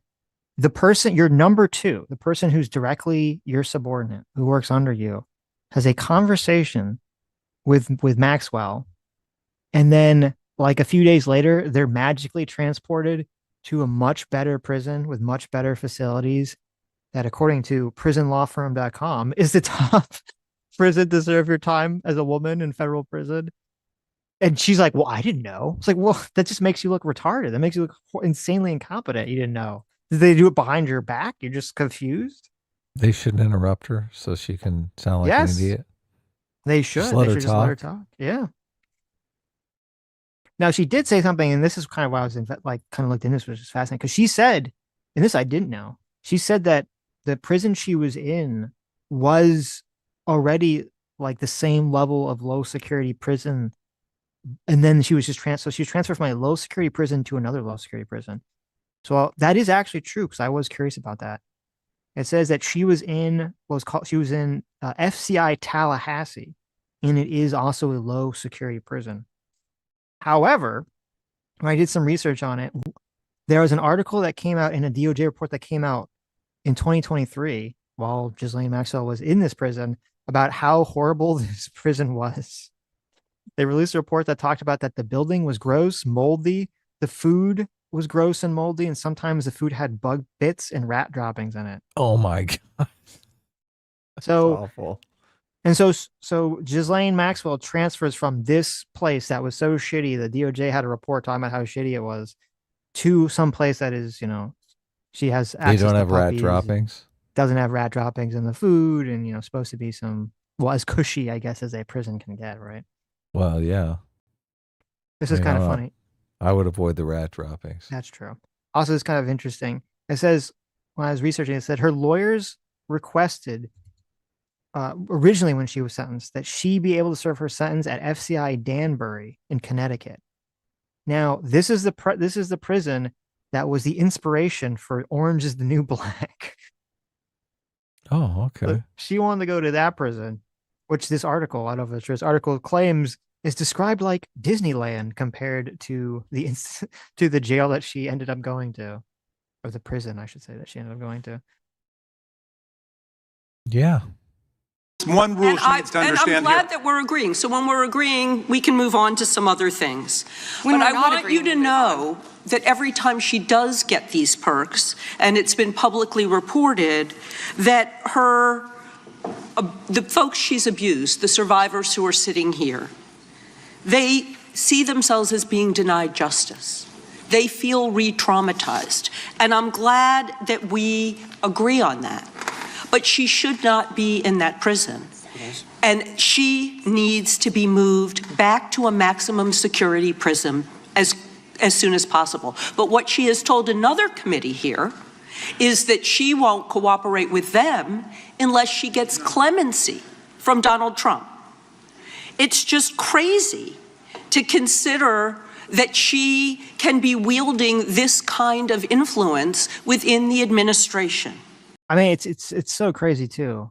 I don't know if you heard that story where Ghislaine Maxwell told her lawyer, who then told other people, said she's claiming that both President Trump and former President Clinton are innocent of any wrongdoing, and she'd be happy to explain why. Oh, okay, yeah, I'm sure she's not fishing for some sort of pardon or clemency deal or something.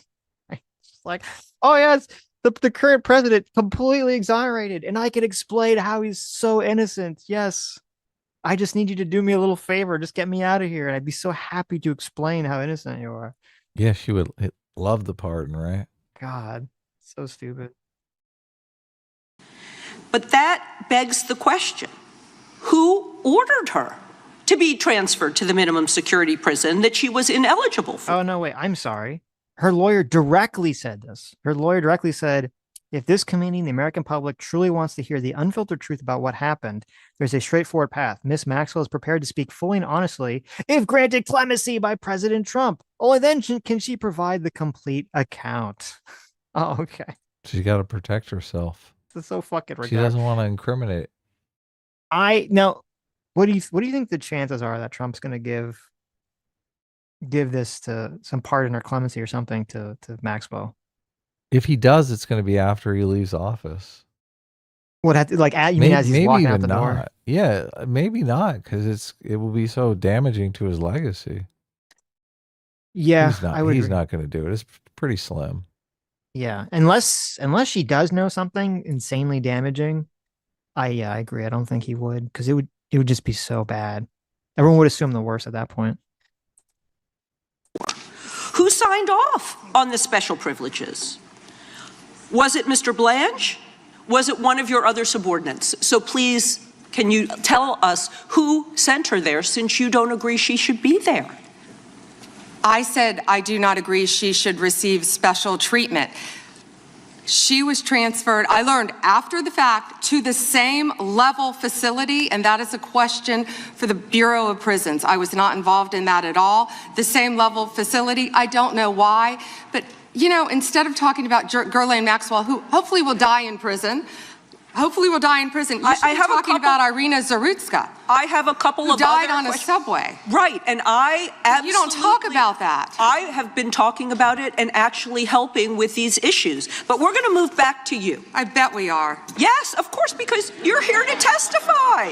That's what the whole point of this endeavor is. So of course we're moving back to you. It is all about you. So... I love her eye rolls. I know. Constant eye rolling. Well, I don't know. She looked like she realized that was a stupid comment that she made. So, as we've heard, she took the fifth in response to every single question in that committee hearing. And her lawyer dangled the offer of clemency. Should Donald Trump pardon or commute her sentence? Should she be released from prison? Yes or no? You said you hope she dies there, so I'm hoping the answer is no. I already answered that question. Good. I'm very glad. I really like this bipartisan agreement about what should happen. With you, but you don't want to talk about Irina Zarutska. You don't want to talk about. I talk about murdered her all by the a time, violent crime but I am not here to testify before Congress. You are. That is your job today. That's what you're getting paid for. With attack. So I want you to know that your own DOJ employee, he's recently been demoted and had some other problems, advises on pardons. Do you think he will be advising Mr. Trump on any kind of clemency or pardon for Ghislaine Maxwell? I'm not going to speculate, and you couldn't even identify properly. That's why you don't want to talk about Irina Zarutska. You couldn't properly identify her. You know, this is like very reminiscent. I don't know how I didn't realize this, because it's like the most obvious thing now. Pam Bondi must be a huge Hassan fan. Okay. Totally. Because she's doing the thing. Move. Every time you're like, did you know Hassan shocks his dog? There's a genocide. Yeah. Did you know Hassan shocks his dog? Did you know he lies? Did you know he did this bad thing? You can't criticize me when there's a genocide going on in Palestine. Yeah. Oh my God. Hassan just using the dead bodies of Palestinians to shield him from every accusation of wrongdoing. And here we have Pam Bondi using the dead body of Irina Zarutska. That's the woman that got stabbed on the subway. The train, yeah. Or the train, yeah. And she's using her body as a dead body as a fucking shield against her own office's massive incompetence and seeming corruption about the Epstein stuff. Yeah.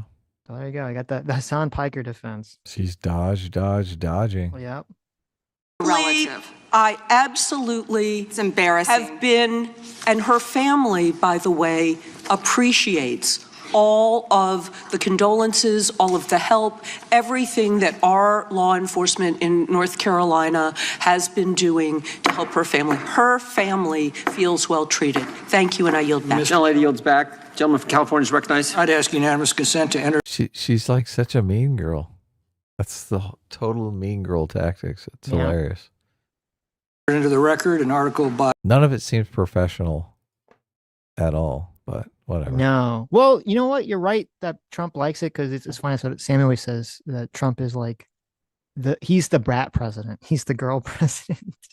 Donald Trump is our first female president. So it makes sense that he likes all this stuff. He likes it because it's entertaining. Yeah. He wants his administration to be entertaining. The same energy, right? Of course. Of course. By former Attorney General William P. Barr, entitled, "Why Pam Bondi Didn't Publish All the Epstein Files in 30 Days? The answer is simple. It was not possible," from the Wall Street Journal. Well said. Without objection, the gentlelady from Florida is recognized. Thank you, Mr. Chairman. Okay, let me jump ahead here. Do you know what the name of this hearing is? What? I don't know what it is. I don't know what the point of the hearing is. It was just an oversight hearing on the DOJ. Bondi testifies on Epstein files, DOJ investigations. That's the name of the video, though. But right. Like, what was the official thing? Yeah.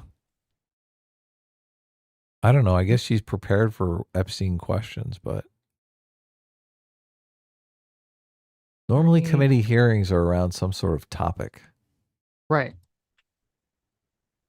So they're not just around, is Pam Bondi doing a good job?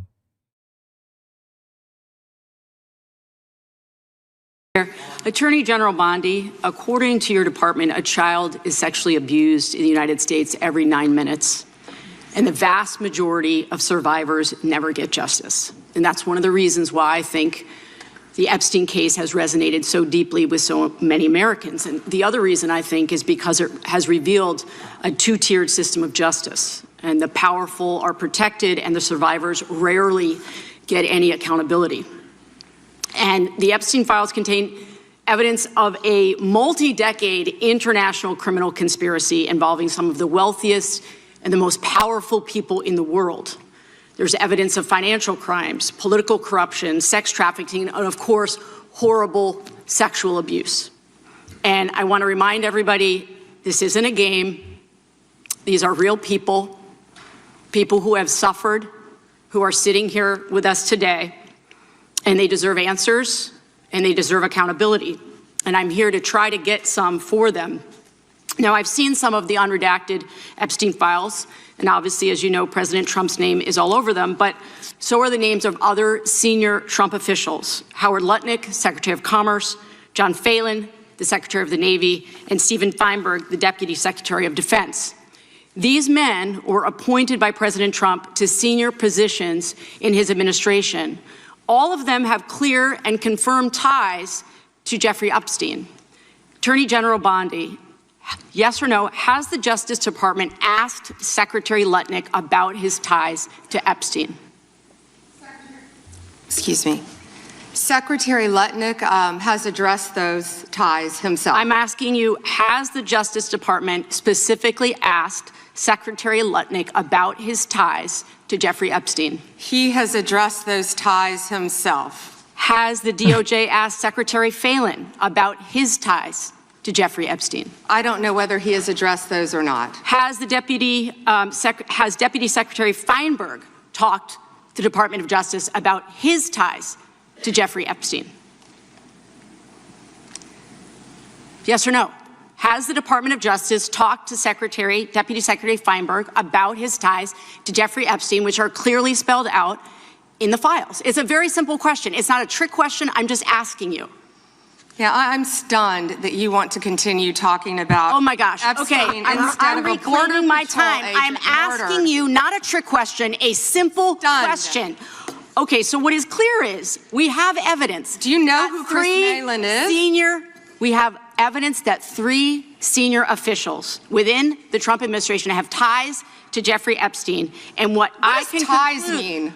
I can conclude from what you are saying that you have not talked to them. What does ties mean? I think Americans would be shocked to learn that you are not interested in talking with these officials who have ties to Jeffrey Epstein. What does ties mean? Can you define that? Across the world, prominent men who've been exposed in the files have resigned their jobs in disgrace. And that's a good first start.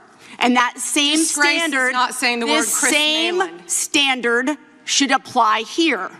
And Americans want accountability. Who is Chris Malin? Was the president aware? Please stop talking. It is not your time to ask questions. It is not your time. I'm reclaiming my time, Mr. Chair. One second. Time belongs to the gentlelady from Vermont. Was the president aware of Secretary Lutnick's ties to Epstein when he chose him to lead the Department of Commerce? Was he aware? Chris Malin was a Border Patrol agent. Okay, so I'm going to conclude that the president, in fact, did know about his ties because he was the next door neighbor. Shame on you. Oh, for goodness sakes. You're this from is a tiny, pathetic. beautiful This is pathetic, Mr. Will be in Chair. order. I am not asking trick questions here. The American people have a right to know the answers to this. These are senior officials in the Trump administration. This is not a game, Secretary. I'm Attorney General. My apologies, I couldn't tell. Oh, snap. By 2008, we knew that Epstein was a convicted sexual abuser. And we now know that Lutnick went to Epstein's Island in 2012. How was that not a deal breaker for the president? And why aren't you asking questions of the Commerce Secretary about what he saw when he was at the island, which he lied about not ever going to? Why are you not asking these questions? And I see that my time is almost expired, so I will say this. Do the right thing, Attorney General. Meet with the survivors. They have been asking for a year. Meet with the survivors. Do the right thing. I yield back. Gentlelady yields back. The gentleman from South Carolina. Obfuscation master. Grand master. I mean, is it like, because it's very obvious. It's not like people are like, oh, I didn't realize that she totally didn't answer any of these fucking questions and just went. Oh, yeah. Yeah. Is that part of obfuscation? She's got to appear to actually answer the questions. I would say to be a grandmaster, right? You got to not realize you've been obfuscated. I don't know. It is kind of comical, just the way she's not going to comply with anything. I think that's part of the show. Just the blatant non-compliance. The woman gets completely triggered over it. All of her eye rolls and her like little petty sighs. Why won't you answer my questions? So I was trying to see like how this got scheduled, because it is kind of an interesting question, because you say, why would the Republicans schedule this especially if they're just gonna like suck off Pam Bondi and she's just gonna suck off Trump. So the official name for this was just Oversight of the Department of Justice. Okay, so it's probably some regular oversight that they have to do once a year. It's not actually, because that was the next thing I looked into. Is this an annual It's actually not. So it does say that this was set in response to all of the release of the Epstein files specifically. Okay. Which does make it seem even worse that she's dodging the questions and that most Republicans are not even asking about the Epstein files, because that's the point of the entire meeting. Right. Okay. So it's oversight because it's oversight about them wrongfully releasing the names of victims. Well, and just the whole, yeah, I mean, a lot of fuck ups related to the release of the files and all that stuff. Why aren't they drilling into who's responsible for releasing the names in? Well, you heard Thomas Massey tried, and she told him to fuck off. Yeah. Well, asking for apologies and whatnot is not really looking for who's responsible. I guess that was only the kind first of guy, assuming. though. Thomas Massey didn't ask for an apology. He just said who was the person that fucked up. Right. Do you have any account? Or I think he even said, "Do you know who the person is?" And she didn't answer the question. She just totally probably dodged. doesn't know. No. He has no idea. Is that worse? Is it worse if they know and are protecting him? Or is it worse if they literally don't even have any way of knowing who did this? She's gonna go to like the room where all the people redactors are. You know that scene like Willy Wonka where all the people are like opening the chocolate bars for Veruska to get the golden ticket? Mm-hmm. Like it's just like that's the scene, and you see it's all the people with the black like little markers redacting everything. And then she like Hannah comes, it's like, all right, which one of you fucks fucked this up? Who redacted this and who failed to redact this? She's holding the papers and it's just like dead silent in the room. What if it was just an innocent mistake? Little mistake. Innocent baby angel Aladdin just made a little oopsie doopsie with the redactions. Right. Yeah. Who knows? Hmm. We'll never find out. This lady losing her mind though. The congresswoman losing her mind was funny. She should lose her mind. Oh my God. People Answer should the question. People should be morally outraged, not just by all the Epstein stuff, but by the government's handling of it's fucking insane. And the dismissive, like this is like nightmare world that we're living in, where we have this very serious, super fucked up case. What should be the conspiracy theories wet dream should be, a lot of people in the right's wet dream in terms of like going after the deep state and the corruption of the government. And we have the person who's the attorney general who's in charge of all this stuff, just fucking completely flip it. Doesn't seem to give a fuck. Hand waves away the whole thing. Whataboutism's the whole thing. Completely obfuscates the whole time. It's horrible, but I mean, on the level of civilizational challenges, I think I'm more worried about like rogue AI or losing the robotics race to China. This is really, you think this is like, I mean, it's good that this kind of thing is happening because it's dissuading the people who are out there Jeffrey Epsteining it every day are more cautious about doing that, right? Are they? It's probably dissuading them from doing that. I'm not sure based on this. You think they're still going crazy? You think there's like 10 more Jeffrey Epsteins out there just going hog wild? I mean, at least stacking up high school. I don't know girls? about 10. There's at least 3 more. Okay. Yeah. I think there's a lot of challenges that we have as a society, and this is low on the list for me. So instead of Pam Bondi saying, what about the Dow? She should have said, what about AI? Have you seen the new Chinese AI? It's crazy. Well, no, I mean, this is literally her job. So she should be diving into this. Right. But I'm just saying, as a society. Sure. Yeah. Well, it depends because things that I worry far more about than we're not going to get any information on the fucking Epstein shit. Like, for me, I've already kind of filed it. Okay. These people are totally guilty. That fucking they should hang, and that's probably never going to happen because there's some sort of corruption going on here. But the idea that there's some kind of mystery left here, what mystery is left? What don't we know? Well, the answer to the question, about like, is this, how big is this a deal regarding, in comparison to rogue AI or other issues we're facing?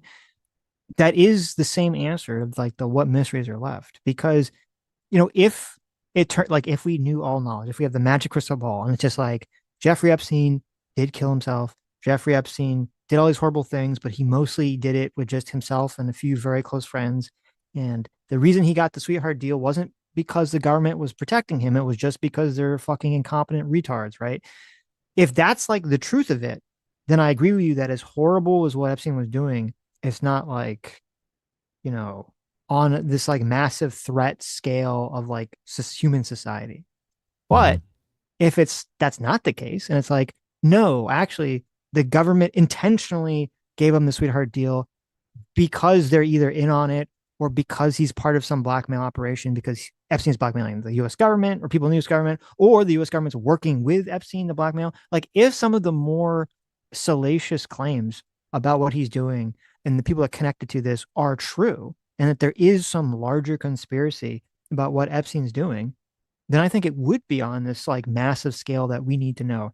Because if it's true that our government is either A, participating in a massive blackmailing sex, pedo operation, or allowing it to occur under their eye, that's fucking crazy. That's insane. That is to me is like a massive threat to our society. Do you think that's happening? I don't know. Okay. I do think I don't buy that the sweetheart deal he was given in Florida is from incompetence. It's too fucking bizarre. That's so weird. No one else would have gotten a deal like that. It just strains credulity. It seems completely fucking insane. For those that don't know, look, do you think he was working for the CIA or the Israel equivalent of the CIA? I think it's possible. Okay. I really don't know. I think it's definitely possible, but I don't know. And I'm not gonna like say one way or the other. I don't like, if you ask me to like bet money on it, I have no fucking clue. Either of them seem possible. It's like a coin flip for me. So I don't know the answer to that question. Right. But for those of you who don't know, like, after he gets caught, doing this multi-tiered marketing scheme, soliciting sex and sexual massages from high school girls. And they have dozens of girls that, have talked to police about this. It's like, basically, there are problems with some prosecution because a lot of the victims are also, involved in the crimes themselves because they're going along getting more girls. All girls don't want to testify. The fact that they didn't want to try their luck with that case in court, and instead they give Epstein this deal where they're like, okay, for 1 year, instead of you going to prison for like 20 years because you literally were soliciting sex from dozens of high school girls. Okay. What we're going to do instead is you get to go to jail for 1 year, except you don't actually have to go to jail except at night. During the day, you actually get to leave jail and you get to go to your private office that you've built and that you maintain yourself for the entire day. And you get to do whatever the fuck you want in your office. And then you only have to go back to jail at night to sleep in your little bed. And then you just come, and then the next day you wake up and you go back to your office. Okay. That's like insane. That's one of the most fucking bafflingly insane, psychotic things I've ever heard in my life. I've never heard of anyone ever getting a deal like that ever. And so it's hard for me to imagine that is just some level of insane incompetency as opposed to malicious corruption from the government at that point. Right. I mean, how do you feel about that? About the deal? I don't know. I really know nothing about the deal. I mean, I know that he got some kind of sweetheart deal. Well, I just described, I don't know the details of the I just described a facet of the sweetheart facet of the deal. Sure, it's corrupt. It's totally corrupt. No, but like, do you think it's... whether or not that's linked to him being some sort of CIA asset or anything? I don't know. Yeah. Look, I'm in favor of them releasing everything all at once without redactions and digging in and finding out how deep the rabbit hole really is. So, and if it's if the entire government is in on it, throw them all out of office and get new people. Right? Blast them into the sun. Yes. Push them out of the helicopters. Doesn't mean the other things super. Yeah, I don't know. So I mean, we're on the cusp of some pretty transformational societal change here. That is true. This is the fucking medieval shit. This is like Right. the fucking Game of Thrones medieval shit that has been around for all eternity, right? Right. Yeah. So yeah, I'm in favor of weeding out the corruption. Definitely weeding out the corruption. No, and listen, I get it. Like, I mean, you should also we also talked about the other day. Trump allowing China, or I'm sorry, not China, that Middle Eastern country to buy a bunch of chips that the government was afraid they'd turn around and sell to China. Way scarier levels of corruption. Right. Yeah. Yeah, I hear what you're saying. So, but look, I'm all in favor of these people getting their some sort of compensation for being wronged by this fucking loser pedophile. Mm-hmm. Yeah, I'm totally in favor of that. Carolina is recognized for 5 minutes. May I have 20 seconds of his time? That'll be up to the gentleman, but. Absolutely, Madam. Thank you. Thank you. I was curious if you, Congresswoman, asked Bill Clinton that. Didn't see one tweet, not one. I didn't see one tweet when Joe Biden was in office about Bill Clinton. Didn't ask Merrick Garland anything about Epstein, not once when he was. Weak sauce. Also, I want the record to reflect that, with this anti-Semitic culture right now, she voted. She should have been like cringe and gay. That's what she should hit her with. Against a resolution condemning. Oh, is Jewish. I just want to be clear. Oh, do you want to go there, Attorney General? Or do you want to go there? Are you serious? Talking about anti-Semitism to a woman who lost her grandfather in the Holocaust? Really? The committee will be in order. Talk to Jared Wise about anti-Semitism. The ranking member knows that. Can I get like 30 seconds back, Yeah, I think the whole committee knows. I've been very generous in making sure everyone gets their 5 minutes in the same. General, I'm going to talk about sanctuary cities for a second, which. So there you go. Pam Bondi won the triggering. If you're just listening, she apparently yelled at a Jewish lady about being soft on anti-Semitism, and she got so mad she left the room in a huff. Yeah. I guess her grandparents were killed in the Holocaust, she Yeah. was saying, so. Then she laughed about it. According to polling, people are super driven by this. They're like, really? Yeah. I looked up how much does the public care about Epstein. What does it say? It says that very high interest, low satisfaction. Yeah. Yeah. It makes sense because, like, what you're saying, 6% of Americans are satisfied with the answers they've gotten. 6%? Yes, 6%. Holy shit. So that would mean 94% of Americans are unsatisfied with Is this like a good political strategy if 94% of Americans are unhappy with those being covered, for her to just be like hyper smug and condescending about the whole thing? No, look, it does make me think this is definitely going to affect the midterms, and that's probably why the Democrats are going whole hog on it. Right.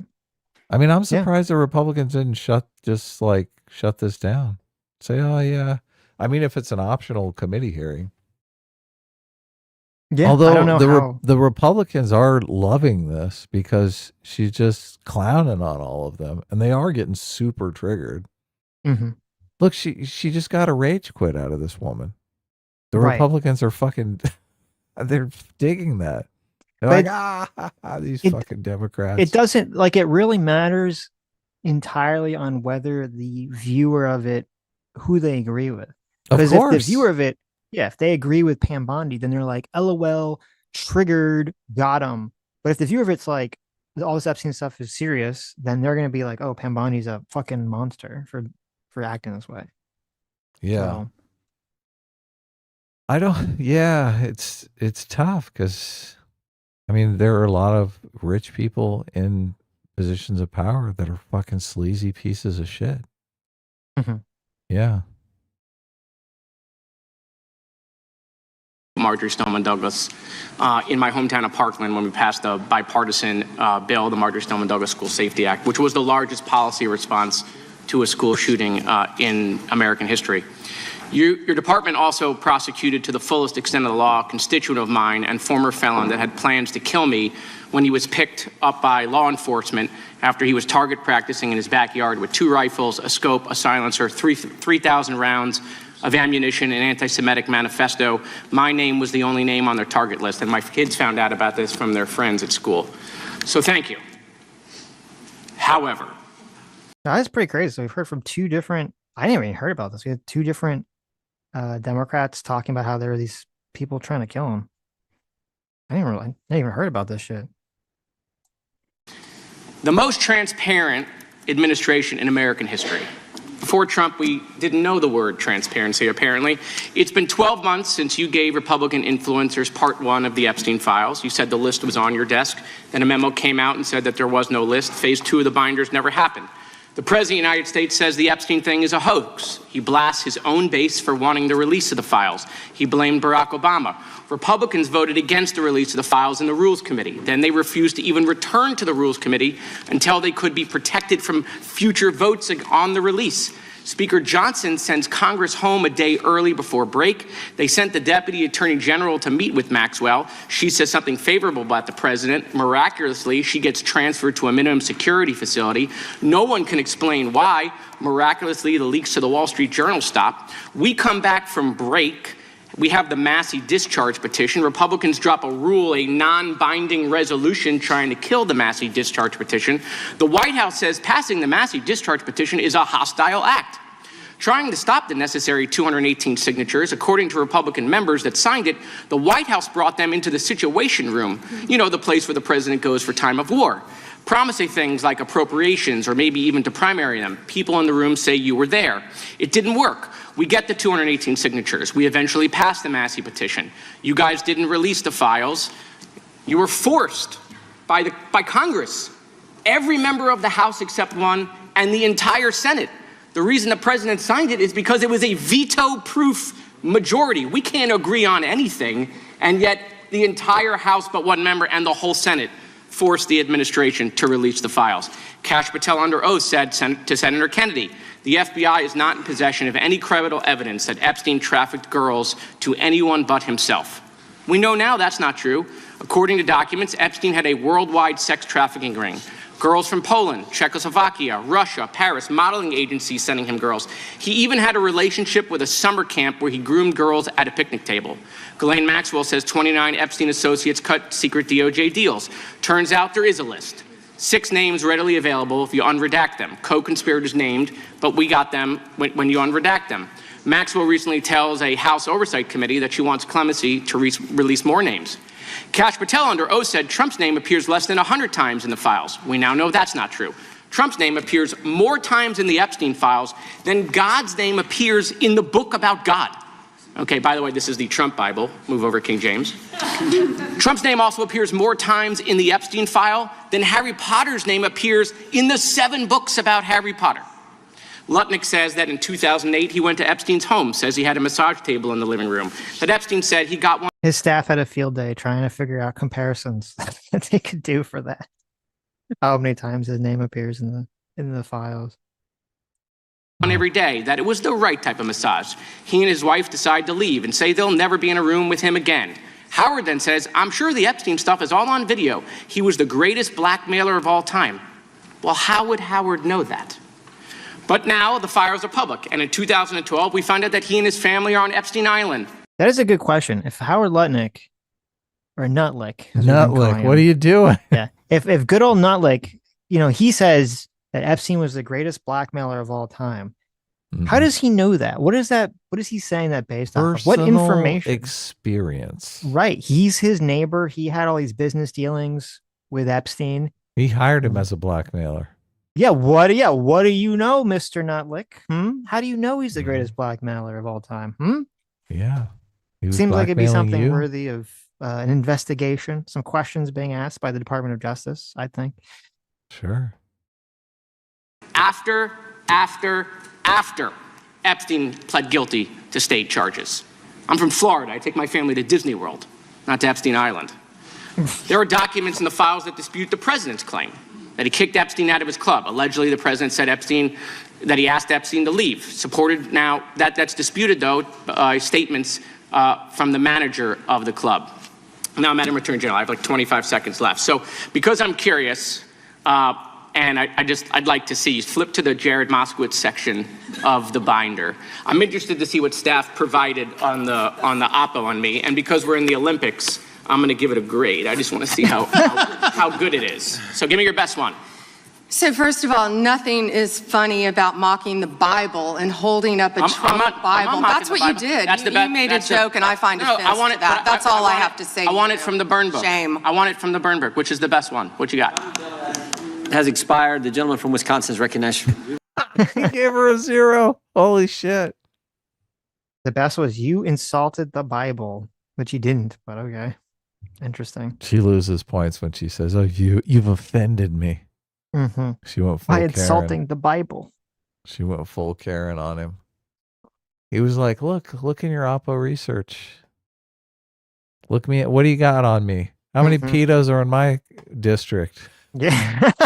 How many pedos did you catch in my district? How many pedos are in my district that I haven't personally beat the shit out of? Yeah, exactly. That I'm at fault for. Look at this guy. Look at this guy. Look how snappy he is. Why don't all Congress people Phil dress like that? Donahue looking motherfucker. Yeah, look at that. You don't like that outfit? No. He's got the suit vest on. He's got the beige dark tan suit going with the red shirt, the crimson shirt. He's got the Phil Donahue hair and glasses. Yeah. This guy's straight out of the 80s. Okay. Thank you, Mr. Chairman. Ms. Bondi, I went over to the department yesterday for a couple of hours to review some of the unredacted materials. And I am looking forward to your detailed explanation for why you have withheld almost half of the documents, which is required by the bill. Now, obviously, there are 3 million documents, so I didn't get through much. But one thing I didn't see was the client list that you said you had on your desk a year ago. I did, however, find a couple of important documents. An 86-page prosecution memo from the Southern District of New York and a draft indictment from Florida against Jeffrey Epstein's co-conspirators. For reasons that I cannot understand nor are permitted by the bill, they were still redacted, even for members of Congress. So, Ms. Bondi, will you commit right here to immediately providing those 2 documents in unredacted form to members of Congress? Not a complicated question. Well, I guess it is for you because you have a law degree and those are privileged. Okay, they're not privileged, but we will discuss that later. I also found an email that I have right here from Jeffrey Epstein to Ghislaine Maxwell that was unredacted, and it included notes of statements that Donald Trump made about his prior relationship with Jeffrey Epstein. Now, there is no reason for this to be hidden from the American people. There is no privilege, there is no attorney-client privilege, and I see you're checking with your staff, and I can assure you, staff, this is not under attorney-client privilege because it was sent from Jeffrey Epstein to Ghislaine Maxwell. Will you commit to publicly providing the unredacted version of this so that the American people can understand the extent of Donald Trump's lies about his relationship with Jeffrey Epstein? You're about as good of a lawyer today as you were when you tried to impeach President Trump in 2016. Have you apologized for that in 2019? So will you unredact this? Will you were unredact lead this? counsel on that. Privileged. I'm asking you, will you unredact this? Privileged. Privileged, of course. I look forward to discussing this more.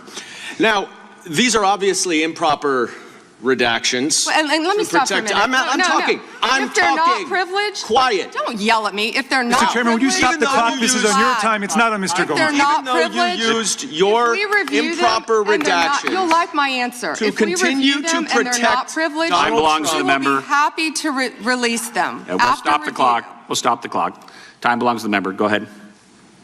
even though you used improper redactions to protect Donald Trump and other predators associated with Jeffrey Epstein, You did the exact opposite thing with the survivors and victims of this scheme. So their identification information was really the only thing required to be redacted, and it was not. And it's clear this was not a mistake. This was not by accident. This was not because you only had 30 days when you really used 75, and that doesn't even include all the hours last March that you were redacting it. But I'll tell you why it's clear it wasn't a mistake. There is an email entitled Epstein Victim List. There are 32 names. 1 is redacted, 31 are not. So someone looked at it and decided to redact something. And I will tell you that that is clearly intentional to intimidate these survivors and victims. Now, in an interview last week... How will you tell me that's intentional? In an interview last week, Deputy Attorney General Todd Blanche... You can't go off script. ...said that any victim that wants to speak with the department has done so, hopefully. Well, thanks to the incredibly brave people sitting here behind you, we can actually ask them if that's true. Now, would the survivors and victims who are here please stand up one more time? Just by show of hands, how many of you or your loved ones actually have met with the Department of Justice and provided testimony and evidence? None. And of those of you who have not met, which is everyone, how many of you have reached out either individually or through a lawyer or representative to offer to provide testimony and evidence? All of them. And of those of you, all of you, who have reached out, how many of you were denied or ignored by the Department of Justice? All of them. And despite the shameful and despicable efforts by Ms. Bondi and her department to intimidate you, how many of you are still willing to speak to the Department of Justice? All of them. Well, Ms. Bondi, it looks like you have some more witnesses to talk to. Gentleman's time has expired. And I yield back. We will go to the good gentleman from North Carolina, Congressman Knott. Thank May you. I have a moment, Congressman? Yes, ma'am. Thank you. If these victims are willing to speak out, why aren't they interviewing them all the time? Well, they have been interviewed all. What do you mean? They've been interviewed like constantly. Really? When Yeah. they're on different shows and whatnot? Oh yeah. We can watch interviews with them? Yeah. But they Okay. haven't, I don't believe they've named specific accusers and things like that. Or Right. specific perpetrators. Why not? We talked about this at the beginning of the stream. Okay. Refresh They my don't want to memory. get sued into oblivion for defamation. Well, I mean, but they're willing to stand up in Congress. Yeah, but they can legally, they can talk to Congress, I believe, and they can't really be, especially if they talk, they talk to the FBI or whatever. Can't make a defamation claim about that. Right. If they talk publicly, you can't sue Yeah. them. Now you Right. could make you could try to make some sort of wrongful suit if you're going to say that they lied to, law enforcement or something. Right. But they don't want to take that heat. Right. They basically want the government to come in and prosecute. Yeah. Yeah. Which, I mean, that is the law enforcement's job. Of course it is. Yeah, of course it is. Here we go. Here's the photograph. This is why he wanted to repeat everything that had been said previously on Epstein. This is his state, New York. You probably don't even know who this is. Wahid Mohammed from Afghanistan. Like as soon as they show the victims, it's like Mhm. it's a lot more real. Yep. Because her clowning around is hilarious, but it's not as hilarious when the victims are standing up saying, we're basically being denied any sort of day in court. Yeah. And that's like a small handful of victims. Yeah, just There's ones. dozens and dozens and dozens, maybe even hundreds of girls here that have Right. been victimized by this piece of shit and his friends. Yeah. Yes, because I'm no longer a prosecutor. Convicted of assault. Wow. He represents New York. Wow. Yet he doesn't care about the illegal aliens convicted of crimes. Assault and homicide.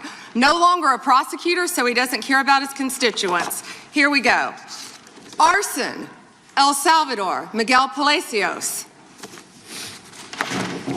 It's kind of insane to me that, she's going to this oversight committee to talk about the handling of the Epstein files. And, she said she claims that she couldn't answer a question about like how Ghislaine Maxwell was transferred. She doesn't know, right? She's going to Congress to testify and she doesn't know. She doesn't have the information about why the fuck Ghislaine Maxwell was transferred. But she has all this other information. Right. The most obvious fucking question someone's going to ask, right? Someone asked another question about like one of the emails, like, well, what the fuck was being referenced in this email? She's like, I don't know. I haven't seen that email, right? But what she does have, what she did spend the time on was she's like, hey, can you fucking print pictures of illegal immigrants who committed crime in this fucking congressperson's district so I can fucking wave them around? Yeah. What a fucking degenerate piece of shit that Pam Bondi in her office is. Oh my God. Like she must think that everyone is a fucking retard. If we're literally supposed to believe that she doesn't know why Ghislaine Maxwell got transferred, but she did have the fucking time to get some random fucking illegal immigrants who did crime pictures and wave them around to this fucking guy. Get the fuck out of here. Yeah. Jesus. Furman Flores Ramales, Mexico, rape. Let's talk about the 70% of immigrants who are detained without a criminal conviction or arrest. Stop the clock. Stop the clock. Time belongs to Congressman Knott. Thank you, Mr. Chair. Okay. Here's you asked about Steve Tish earlier here. Here's one of the emails between Epstein and Steve Tish. Okay. He says, "Hi, Jeffrey. I just had lunch with your assistant's friend blank, who I met at your house Wednesday morning. Very sweet girl. Do you know anything about her? Thanks." Epstein replies, "No, but I will ask blank. I will get all the info. Did you contact the great ass fake tit blank? She's a character. Short term." Do you like that short term? What does that mean? Right?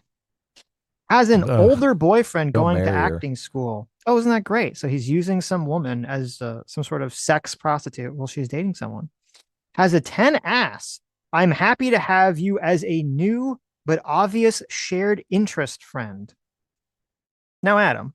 Yeah, that's pretty incriminating. Yeah. What do you think it means when he says, I'm happy to have you as a new but obvious shared interest friend? What do you think that means exactly? They are both interested in prostitutes. And fucking this woman that they're talking about, yes. You're going to be my shared interest friend. We're going to share this woman. Well, multiple women. I mean, right. Yeah. Right. Aren't they talking? They're not just talking about one woman in that email. Well, that's true. That is true, yeah. I'm counting 3 so far. There you go. One with a boyfriend, one with an ass that's a 10. Oh, I'm sorry. What I just read was actually a response to another email. Mm-hmm. That was after the first one, where Steve Tish says, "Thanks, Jeffrey. I'm curious to know about blank." That's who they're talking about. Mm-hmm. "I will contact blank." And then he asks, pro or civilian, which means, is she a professional sex worker, prostitute, or just a random person? Right. That's what that means. Pro civilian. Of course. So which that Epstein says, clear. Yeah. Why you sometimes got to be clear, because all these people want to say, well, there's no evidence of wrongdoing here. To which Epstein says, "Send me a number to call. I don't like records of these conversations." Right. Yeah. He wants to talk on the phone. Yeah. Gee, I wonder why. I wonder why that fucking is. Why? Yeah. And then this is very crazy too. Okay. There's this article in the Times. This is another woman that got outed who I believe she had to quit her job over this.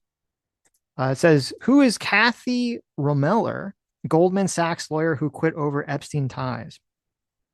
The Epstein scandal's latest scalp is one of the top lawyers in the United States. Kathy Romeller was a former White House counsel to President Obama, resigned on Thursday from her role as chief legal officer and general counsel of Goldman Sachs, one of the leading Wall Street investment banks, after mounting pressure over her relationship with Jeffrey Epstein.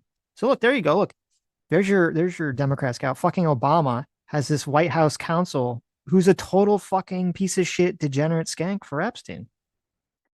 For her critics. That's a Goldman Sachs attorney. This is the Goldman Sachs lady, yes. Yeah, I heard about That's that. also always super sus when someone goes directly from the government to working in an investment bank, right? It's never great. Yeah. For her critics and those of Goldman, it has taken too long to get here. The bank has stood by her since 2023, when the Wall Street Journal reported that Rummeler, now 54, had met Epstein dozens of times between 2014 and 2019. The latest batch of disclosures in the files revealed what appeared to be embarrassing details of her ties to the convicted sex offender she called Uncle Jeffrey and Wonderful Jeffrey. He showered her with gifts, from electronics to designer bags to luxury spa treatments. They shared advice and jokes, and she said she adored him. Epstein appeared to have been involved in her personal matters, such as apartment hunting and travel arrangements, emails suggest, though there is no suggestion of any wrongdoing by Rummeler. Even at the apparent depth of the relationship became clear, it initially looked as if Rummeler and her employer would attempt to write up the scandal. Now, however, she has appeared to admit defeat. Quote, the media attention on me relating to my prior work as a defense attorney was becoming a distraction. Oh, it was just becoming a distraction. Right. That's all it was. That's what they always say. Of course. As White House counsel from 2011 to 2014, she advised Obama on all legal matters related to domestic and foreign policy and national security. She was once a candidate for the role of U.S. Attorney General. Well, aren't we fucking glad she didn't get that fucking role? Imagine if we had someone in the Pam Bondi chair who's like fucking best friends with Jeffrey Epstein. Yeah. Oof. Last month, the Wall Street Journal reported dealings with Epstein when she was at Laughlin and Watkins. She was in the courtroom when Epstein was arraigned. And Watkins? What? Watkins. She was in the courtroom when Epstein was arraigned after his arrest on sex trafficking charges in 2019. Epstein listed her as one of the executors on his will as recently as January 2019. They're real friends. Yes. Though, however, he did remove her name before he died in prison. So I don't know. Maybe he was like, can't trust this lady. She's the one that killed him. Yeah, there you go. That's why he took her. That's why she turned on him. Yeah, it's like, take me off your will. How dare you? While Rummeler has called Epstein a monster in recent statements, documents released in the latest batch of Epstein files suggest she had a close relationship with him before he was arrested for a second time in 2019 for sex crimes. The night Epstein was arrested, he called her. Well, that's never a good look. He gets arrested, and who does he call? He calls this lady. Well, she's an attorney, right? Yeah, she is. Wasn't she a defense attorney? Well, she worked for the Obama administration. So right. And then she worked for a bank. But as a defense attorney. For presents for lying, cheating bankers. There you go. Presents for him to her appear to have included a $9,000 Hermes bag, a $6,000 Fendi coat and bag, Apple devices, luxury Roger Vivier blue silk slippers, sushi and flowers. Uh-oh. I know you can buy off ladies with sushi. Okay, I've experience with that. He also... It works. It does. He also seemingly covered the cost of luxuries, including spa days and a $659 haircut. Ladies, what are you doing to your hair that it costs $659 fucking dollars? I mean, that's pretty cheap for a woman's haircut, to be honest. $659. I thought like women, like they're like women will spend like outrageous $200, $300 at the salon. $659. The hair salon? Cheap. Yeah. You got off easy. $659. Are they putting gold in your hair? Are they putting gold flakes in your hair? So you have golden dandruff? What the fuck? What's going on here? They have all these special shampoos and conditioners and stuff. Oh my God. $1,000 a drop. Look at this. It'll make you look 10 years younger. This shampoo costs more than fucking printer liquid. The pink tax is out of control. I know, but listen, women deserve the pink tax. Okay, it's 100% their own. Because they will pay it. Fault. Yeah, I know. It's not a tax if you volunteer to pay it. Yes. In email, she thanked Uncle Jeffrey after he paid for a spa day, having instructed the organizer to give her some pampering after she won a case in 2016. I adore him, she said in one email to an unnamed individual organizing a trip for her to Switzerland on Epstein's behalf. It's like having another older brother. Oh, wow. Okay. I don't know what's going on in her family. Sibling love. Yeah. That's pretty creepy. Quote, I never feel as if I can return the kindness adequately, she wrote. Jeffrey just being wonderful Jeffrey. Jesus Christ. Now, here's a question with this lady. Is she like in on this shit, knows what he's doing, and she's getting paid off, or is she just a fucking dupe? Because obviously, Epstein's obviously a master manipulator, and he's obviously a master manipulator of women, because you'd have to be in order to get all these fucking women to deal with their shit for you. Well, you asking, I mean, it's just you being duped as well, right?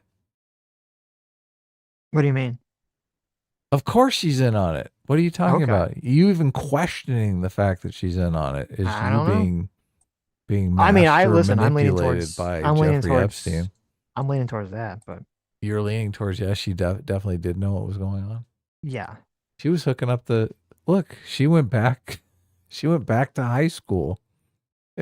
She went undercover in high school just to hook up Jeffrey Epstein. That's the version of 21 Jump Street that we don't want to see. Okay. No, that's the one you're gonna see. No, that's terrible. Let's see. They continue to explain all the luxury goods. That's the thing too. Like some rich guy is giving you all these like luxury goods. Oh, why is he doing all these amazing? He's just giving me all these fucking wonderful things for no fucking reason, right? Yeah, right. Well, look, if you're a billionaire, you are going to be doling out gifts to everyone. I don't know. You never know how you might be able to use them. Mm-hmm. Who knows? And in October 2016, email an Epstein assistant asked the travel company to void a ticket purchase in her name from New York to his private island because she can't play hooky from work after all. She did go. She's been to the island. At least not that time she had been. In 2017, an Epstein email told her he would organize a, quote, fun time for her during her trip to Dubai. During the same exchange, Epstein offered to give her advice on a parent business deal. It's always bad, too, because now whenever he says anything fun time, you're like, okay, obviously that means something terrible. Mueller appears to have forwarded to Epstein emails about a romantic relationship she had with one of his close associates. And sought Epstein's view on whether to accept an offer to become Obama's attorney general. Jesus Christ. Oh my God. Could you imagine? Jesus. Among emails between the pair disclosed last November was correspondence disparaging President Trump, which is reported to have alarmed bosses at Goldman Sachs. Well, I'm glad that the whole Epstein stuff, that didn't alarm them, but disparaging Trump, that's when they were like, this is a problem. And I don't know if you saw, actually, it's kind of interesting because Steve Bannon, who has been revealed in the emails as sucking up to Epstein super hardcore. Not only was he sucking up to Epstein, he was sucking up to Epstein and they were like shit talking Trump and actually discussing if there were ways for Trump to be impeached in his first term and ways for like him to lose presidential immunity once he was out of office. Those are emails? Yes. Between him and Steve Bannon? Yes. Oh, wow. So all these people that were still, that's why I fucking always peg Steve Bannon as a fucking slime ball. Did Trump see those emails? What? Did Trump see those emails? I don't know. I'm sure someone. I bet he has now. Yeah. And it's just so funny because then, once Trump was out of office and, he started gaining publicity and popularity again, Steve Bannon, of course, was all like, oh, I'm totally pro-Trump. I'm totally pro-Trump. Yeah, sucking up to him, trying to get back in his good graces. That door's closed after those emails. Oh, yeah, exactly. He's trying to way closed. Trying to scheme shut, with Epstein here. Right in his face. Mm-hmm. How dare you talk about impeaching me? This, I think, is a very weird email that Rumler sent. It says, in a 2014 exchange, she responded to a request for her to have a conversation with a third party that, quote, most girls do not have to worry about this crap. Epstein responded, girls, careful, I will renew an old habit. So when she talks about herself as a girl, Epstein cautions her to be careful. Like if she just mentions that he's going to go out and raid the high school. Raid her. Girls, careful, I will renew an old habit. Yeah, but that makes it sound like he's going to run out and he's going to run to start fucking to the high school and start. Yeah, maybe. I don't know. He's like, I've been clean of the pedophilia for years now. How dare you? Well, that was the thing. Is she a girl? What was this email? To like some 15-year-old? No. This was the Goldman Sachs attorney. She was referring to herself as a girl. Right. And he's like, don't refer to yourself as a girl because it'll drive me crazy. Mm-hmm. Get me too excited. Okay. There's also this crazy story I never even heard about, where the now it's kind of interesting. This guy who worked for Epstein, he stole Epstein's like black book, and he was trying to sell it for $50,000 to who he thought was a victim's lawyer, and it turned out to be the FBI. And the thing that's crazy is that so they prosecuted that guy under like the idea that he was, trying to withhold evidence and stuff, which that's fine with because he should just given it to them. But they have the book. But then they didn't go after Epstein and do anything with the fucking information. It's like, what? That's fucking crazy. That's crazy. Yes, and that was after. I think that was after. It was during the first Florida court thing. It was in like the late 2000s. So, also, there's a very weird There's a very weird thing in the Epstein files that came out. People were pointing to, or it is a girl who claims that she was sexually abused and victimized by her adopted parents, and that her adopted parents left her in the care of some random people in New York. And those people, when they were like on vacation or something, and those people in New York took her to be sexually abused by Epstein. And she describes what Epstein looked like. And she described, what the building that he lived in looked like. And it seems like an accurate depiction of everything. And she actually has pictures of sexual abuse that she suffered as a child that are in the Epstein files, are redacted, obviously, because when she started talking about this, I believe it was her adopted father started threatening her or she thinks it's her adopted father, started threatening her by literally sending her these pictures of sexual abuse that she suffered. Saying that they'd publish them, or what were the threats? Yes, but they would either publish them or that this I think that they said that this would this sort of abuse would start up again if you don't keep your mouth shut. So fucked up.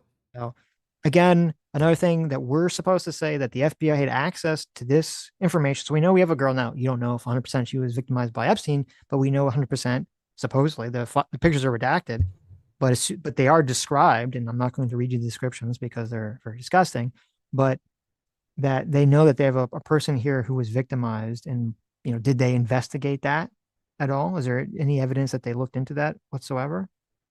Who the fuck knows? Dark shit. Yep. Hey, I'll be right back. Okay. Also in the Epstein files, there was an interview that showed that a huge swath of people at Deutsche Bank team tried to cut ties with Jeffrey Epstein in 2015 after seeing that he was paying young women very suspiciously. This is after the Florida case. And one compliance officer says that they were literally fired because they kept making us think about this issue. So management decided, they said, no, shut the fuck up. We want to keep on Epstein as a client, shut up and process the payments. And they literally fired her over this. So again, just the idea that, and the FBI knew this, by the way, this is in the Epstein files. So the idea that, why aren't those people being looked into? So much of the problem with like corruption is the government will discover that there's so many like little points of corruption. There's so many financial institutions. There's so many little points of corruption where people turn the other way for money. They do all these like fucked up shit, and they know that it happens. And they know that there are people, they're trying to be good people that work there, that raise alarm, and they end up getting fired or told to shut the fuck up. And when the police or the government finds out about this, they don't do shit about it. They're like, oh, it's too much of a hassle to actually go after these people, to throw these people in fucking jail. Or the most they'll do is they'll like go after the company, and the company pays some fucking fine. What the fuck do they care, right? Instead of putting these fucking degenerate scumbags in jail. These fucking bankers, these people should be in fucking jail for covering up this shit. It's crazy.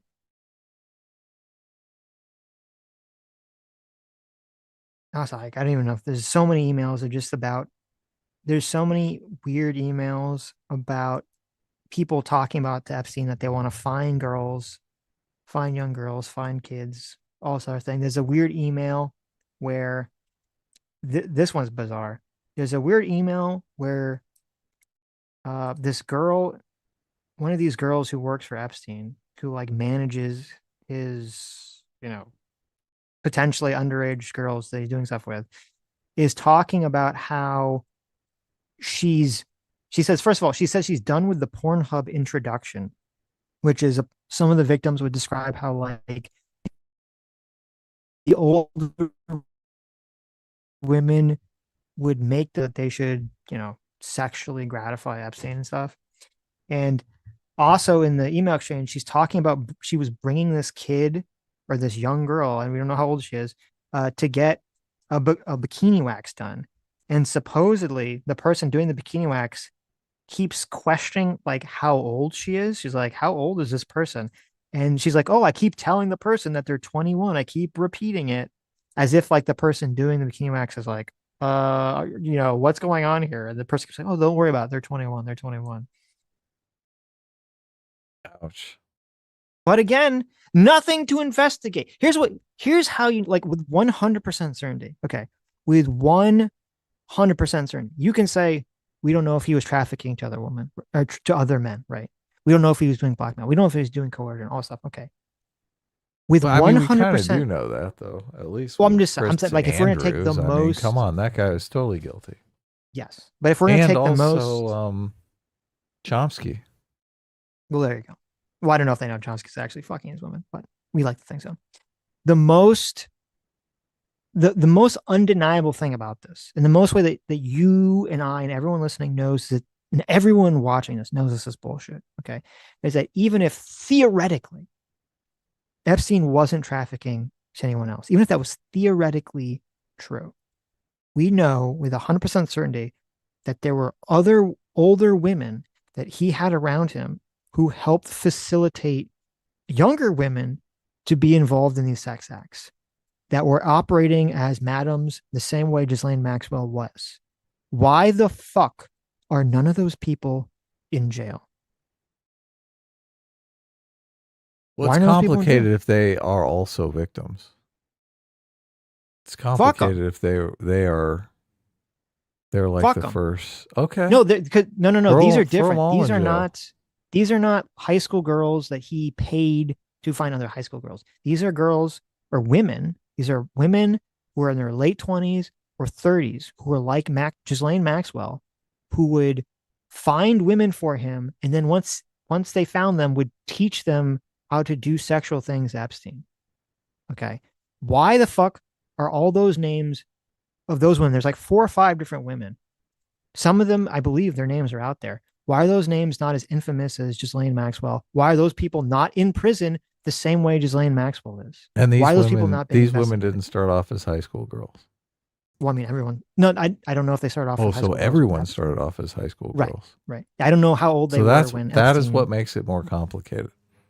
But even if the girl starts off as a 16-year-old, and then when she turns 25, she's too old, but she's still going to bring in younger girls. I mean, isn't there one girl that was saying, she kind of aged out, and it was difficult for her to even have contact with younger girls, and that was like frustrating for her? Yes. Because she wanted to set up her. Well, she said when she was 18 and was out of high school, it became more difficult for her to procure girls for Epstein. Right. Yeah. But I would say that even if some of these people that became the madams for Epstein, like Maxwell, even if they started doing what they're doing in high school, but then they're fucking 25 and you're facilitating the shit, I don't give a fuck. Like that, you go to fucking jail for that. Fuck you. Well, they're still going to play the victim card, and what makes it complicated is prosecuting them, because juries are not necessarily going to convict if they started off as a victim when they were 16. Mm-hmm. Yeah, you realize that, right? Oh yeah, I know it's definitely possible. It was actually, it's kind of depressing. I mean, this is part of why Epstein did it, because he's like, look, these victims, no one's ever going to convict these people. They can be my go-to madams. Yeah, I'm sure that was part of the thought process. All this also, is super depressing, Sitch. You realize that, right? No, I know it is. And there's also a lot of weird claims and emails that seem to indicate that, and I think some of the victims would talk about this, that if one of the girls he was fucking got too old, he would try to like marry them off or like give them to some other like rich, powerful person, essentially. Like, okay, you're too old for me. here's someone else. You go with someone else then. Marry them off? Yeah, or something. So like some person. Huh. Oh, I guess that's part of the deal with them. Like, I'll give you a big, rich husband. Yeah, let me as the consolation prize. Exactly. Like, you've been trying to land me a billionaire as long as you've been dating, but now that you're too old for me, I'm going to give you someone else. You're still going to get that billionaire. Yeah, might be a millionaire. That just says all these girls are gold diggers. Well, that's what happens. You get these girls that are young, and you're like, well, this is why people talk about like the bizarre and disgusting nature of like the super age gap dynamics between like a 50-year-old and an 18-year-old. Yeah. Especially with someone like Epstein, who's going to be super charismatic. He's going to like, trick these women into thinking like, oh, you can land me, right? You can land me. I'm a great guy, right? Maybe you have to just put up with the fact that there's a couple other women in the house that are also. And it's like, oh, you've gotten too old. Well, here, let me sell you off to some other person. Ghislaine was just waiting for her billionaire. Yep. There's a weird email that he sent to a Dutch supermodel named Yifke Sturm. And he says to her, "You owe me 2 girls." To which she replies, "I will make it up to you in Paris." To which then he says, "No threesomes, please. I would like a new toy as a present." Okay. And then she says, "I don't know girls who are like that." And then he says, "Just a nice model from elite Amsterdam." But again, I guess we can't ask any of these people what the fuck's going on here. So who knows? Or what about, what's one of them? I wish one of them asked Pam Bondi. I mean, she would give an answer. Jeffrey Epstein's girlfriend, or last girlfriend, who apparently received $100 million from him. She claimed that Epstein was actually doing a bunch of bad shit. Remember, we read it on stream last week. She claimed that Epstein was doing bad stuff, but he was doing it at the behest of other evil satanic worshipers or something crazy. Has she been like, she sounds like a person who has stories to tell. She's claiming that Epstein was doing bad things, but he was doing them for other evil satanic people. As the Justice Department interviewed this person, we know for a fact that she was with Epstein for years. We know for a fact that supposedly she's got a bunch of money from Epstein's will. That sounds like a person you should talk to. Bring her in for questioning. Yeah.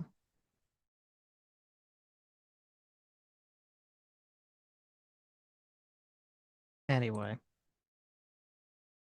You want to watch less?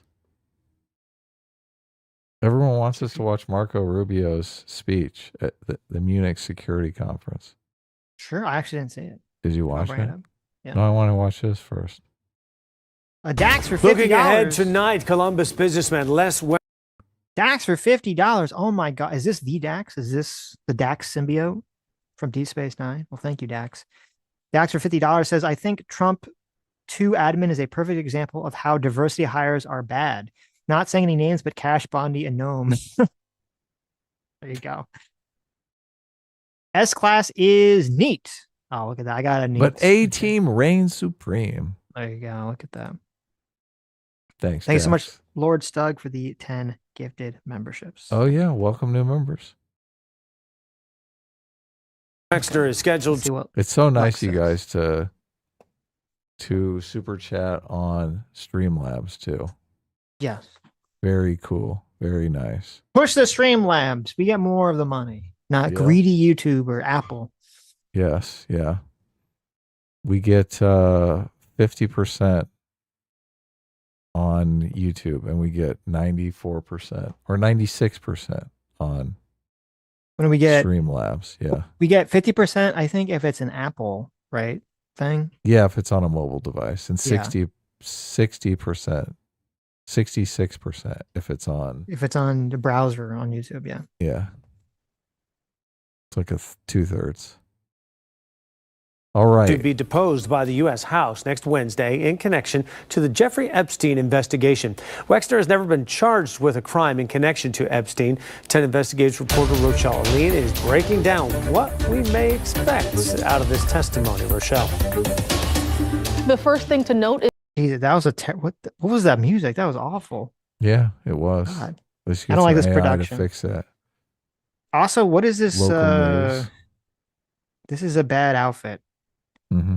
You have a black lady in front of a brown wall with a brown t-shirt, a tan t-shirt. You don't like that? I don't like that now. is that it will be private. That was confirmed to us by a congressional spokesperson. I also sat down with an attorney who explained to me what we might expect from this deposition. This is the official subpoena Congress issued on January 23rd to Les Wexner.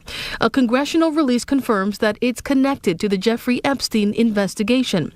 Wexner has never been charged with a crime in connection to Epstein, and in a statement to 10 Investigates, his legal team says, quote, the assistant U.S. attorney told Mr. Wexner's legal counsel in 2019 that Mr. Wexner was being viewed as a source of information about Epstein and was not a target in any respect. Mr. Wexner cooperated fully by providing background information on Epstein and was never contacted again, end quote. The fact that he had Epstein as a financial advisor means that A, he knew the gentleman, B, he probably knew other people that knew him, C, he probably referred people to him. That's attorney Pamela C. She is not involved in this case, but she tells us Wexner will be questioned directly by members of Congress. And she also adds that people should not make assumptions based on that subpoena. They want to find out information, gather information, and get to the bottom of a situation. But because someone is being deposed, it does not mean that they are a target. It does not mean that they have done anything wrong. So don't jump to conclusions on that. This is a guy that had the sussy emails. So evidently they're going to talk to him. But it sounds like this was set up before the hearing. But obviously they knew about the sussy email. So is he going to do better or worse than Pam Bondi? Who knows? It's closed door. We'll never know. Sad. No. All right, back to this better be good. People were saying this was moving. Really? Very moving. Rubio, wouldn't Marco Rubio was moving? Chat was very moved by the speech. Okay. So you ready? I'm ready for it. Thank you very much. We gather here today as members of a historic alliance, an alliance that saved and changed the world. You know, when this conference began in 1963, it was in a nation, actually it was on a continent, that was divided against itself. The line between communism and freedom ran through the heart of Germany. The first barbed fences of the Berlin Wall had gone up just 2 years prior. And just months before that first conference, before our predecessors first met here in Munich, the Cuban Missile Crisis had brought the world to the brink of nuclear destruction.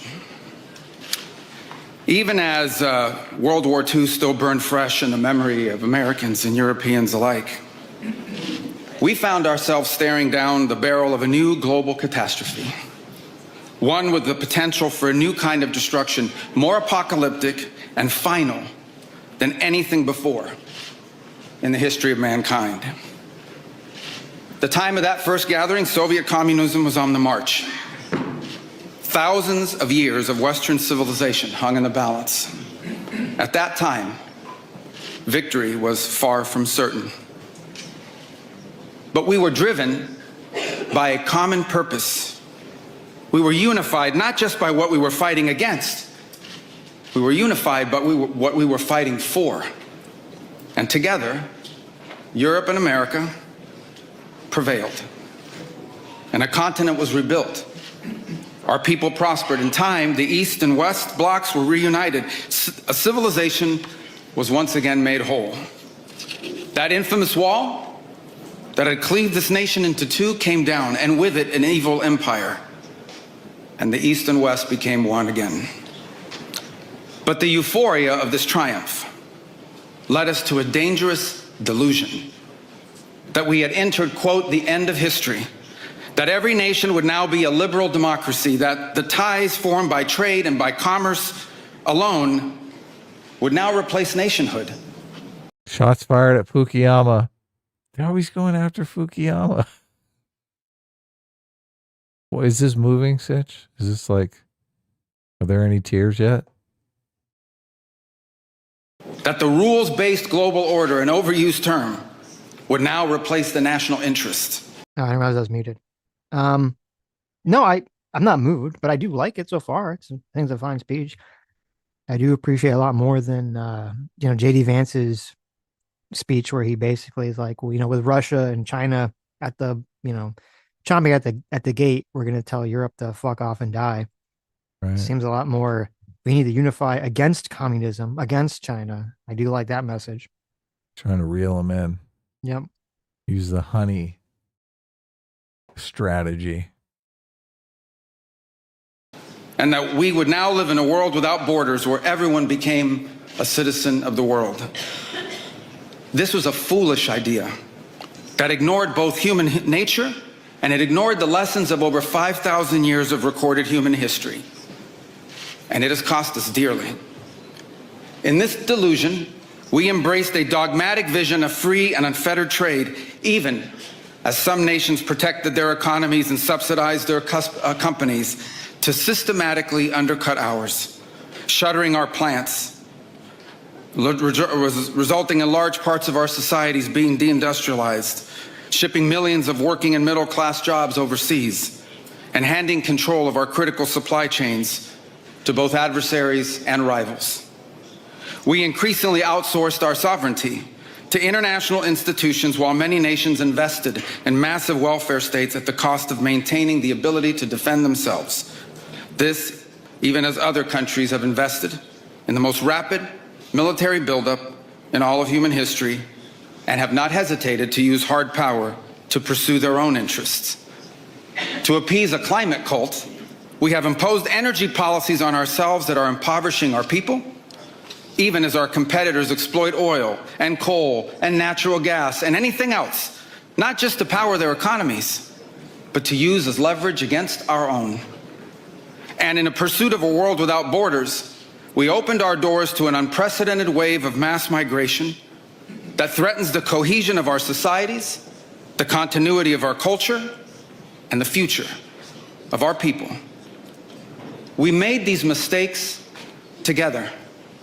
And now, together, we owe it to our people to face those facts and to move forward, to rebuild. Under President Trump, the United States of America will once again take on the task of renewal and restoration, driven by a vision of a future as proud, as sovereign, and as vital as our civilization's past. And while we are prepared, if necessary, to do this alone, it is our preference and it is our hope to do this together with you, our friends here in Europe. For the United States and Europe, we belong together. America was founded 250 years ago, but the roots began here on this continent long before. The men who settled and built the nation of my birth arrived on our shores carrying the memories and the traditions and the Christian faith of their ancestors as a sacred inheritance, an unbreakable link between the old world and the new. We are part of one civilization, Western civilization. We are bound to one another by the deepest bonds that nations could share, forged by centuries of shared history, Christian faith, culture, heritage, language, ancestry, and the sacrifices our forefathers made together for the common civilization to which we have fallen heir. And so this is why we Americans may sometimes come off as a little direct and urgent in our counsel. This is why President Trump demands seriousness and reciprocity from our friends here in Europe. The reason why, my friends, is because we care deeply. We care deeply about your future and ours. And if at times we disagree, our disagreements come from our profound sense of concern about a Europe with which we are connected, not just economically, not just militarily.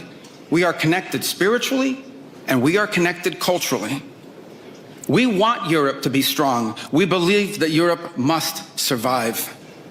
Because the two great wars of the last century, serve for us as history's constant reminder that ultimately our destiny is and will always be intertwined with yours. Because we know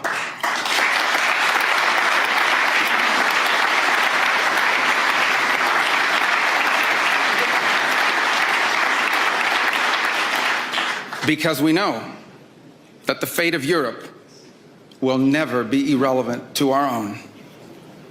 National security, which this conference is largely about, is not merely a series of technical questions.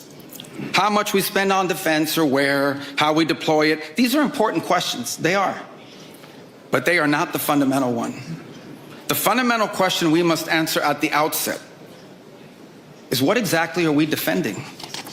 Because armies do not fight for abstractions. Armies fight for a people. Armies fight for a nation. Armies fight for a way of life. And that is what we are defending.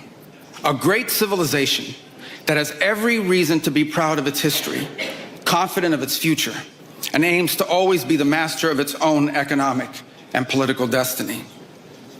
It was here, in Europe, where the ideas that planted the seeds of liberty that changed the world were born. It was here, in Europe, which gave the world the rule of law, the universities, and the scientific revolution. It was this continent that produced the genius of Mozart and Beethoven, of Dante and Shakespeare, of Michelangelo and Da Vinci, of the Beatles and the Rolling Stones. And this is the place where the vaulted ceilings of the Sistine Chapel and the towering spires of the great cathedral in Cologne, they testify not just to the greatness of our past or to a faith in God that inspired these marvels. They foreshadow the wonders that await us in our future. But only if we are unapologetic in our heritage and proud of this common inheritance can we together begin the work of envisioning and shaping our economic and our political future. Deindustrialization was not inevitable. It was a conscious policy choice, a decades-long economic undertaking that stripped our nations of their wealth, of their productive capacity, and of their independence. And the loss of our supply chain sovereignty was not a function of a prosperous and healthy system of global trade. It was foolish. It was a foolish but voluntary transformation of our economy that left us dependent on others for our needs and dangerously vulnerable to crisis. Mass migration isn't some fringe concern of little consequence. It was and continues to be a crisis which is transforming and destabilizing societies all across the West. Together, we can reindustrialize our economies and rebuild our capacity to defend our people. But the work of this new alliance should not be focused just on military cooperation and reclaiming the industries of the past. It should also be focused on together advancing our mutual interests and new frontiers, unshackling our ingenuity, our creativity, and the dynamic spirit to build a new Western century. Commercial space travel and cutting-edge artificial. I just don't see this competing in the election, especially in the shadow of Trump. I mean, I like everything he's saying, but it doesn't have the riz. No, I mean, Marco Rubio's never had riz, right? That's why I called him Wooden Marco before we even started watching this. So yeah, no, it reads more like a technical speech. Yeah, Trump would have already dropped 6 or 7 jokes. Yep, there's no humor in here at all. No, it's surprising. Look, a lot of people were saying this is just peak Marco. Well, I think what you said, I agree with it. I like everything he's saying. I think what he's saying is great. Yeah. And it is, I am definitely very glad to hear someone in the administration say these things. Like an adult? Like a fucking adult, yes. Because before this, it seemed like the entire administration's attitude, at least the most vocal elements of it, were basically just like, fuck everyone else. We'll just let China take over the fucking world. Yeah. That seemed like that was the attitude. It was telling Europe to just, telling our allies to just basically fuck off.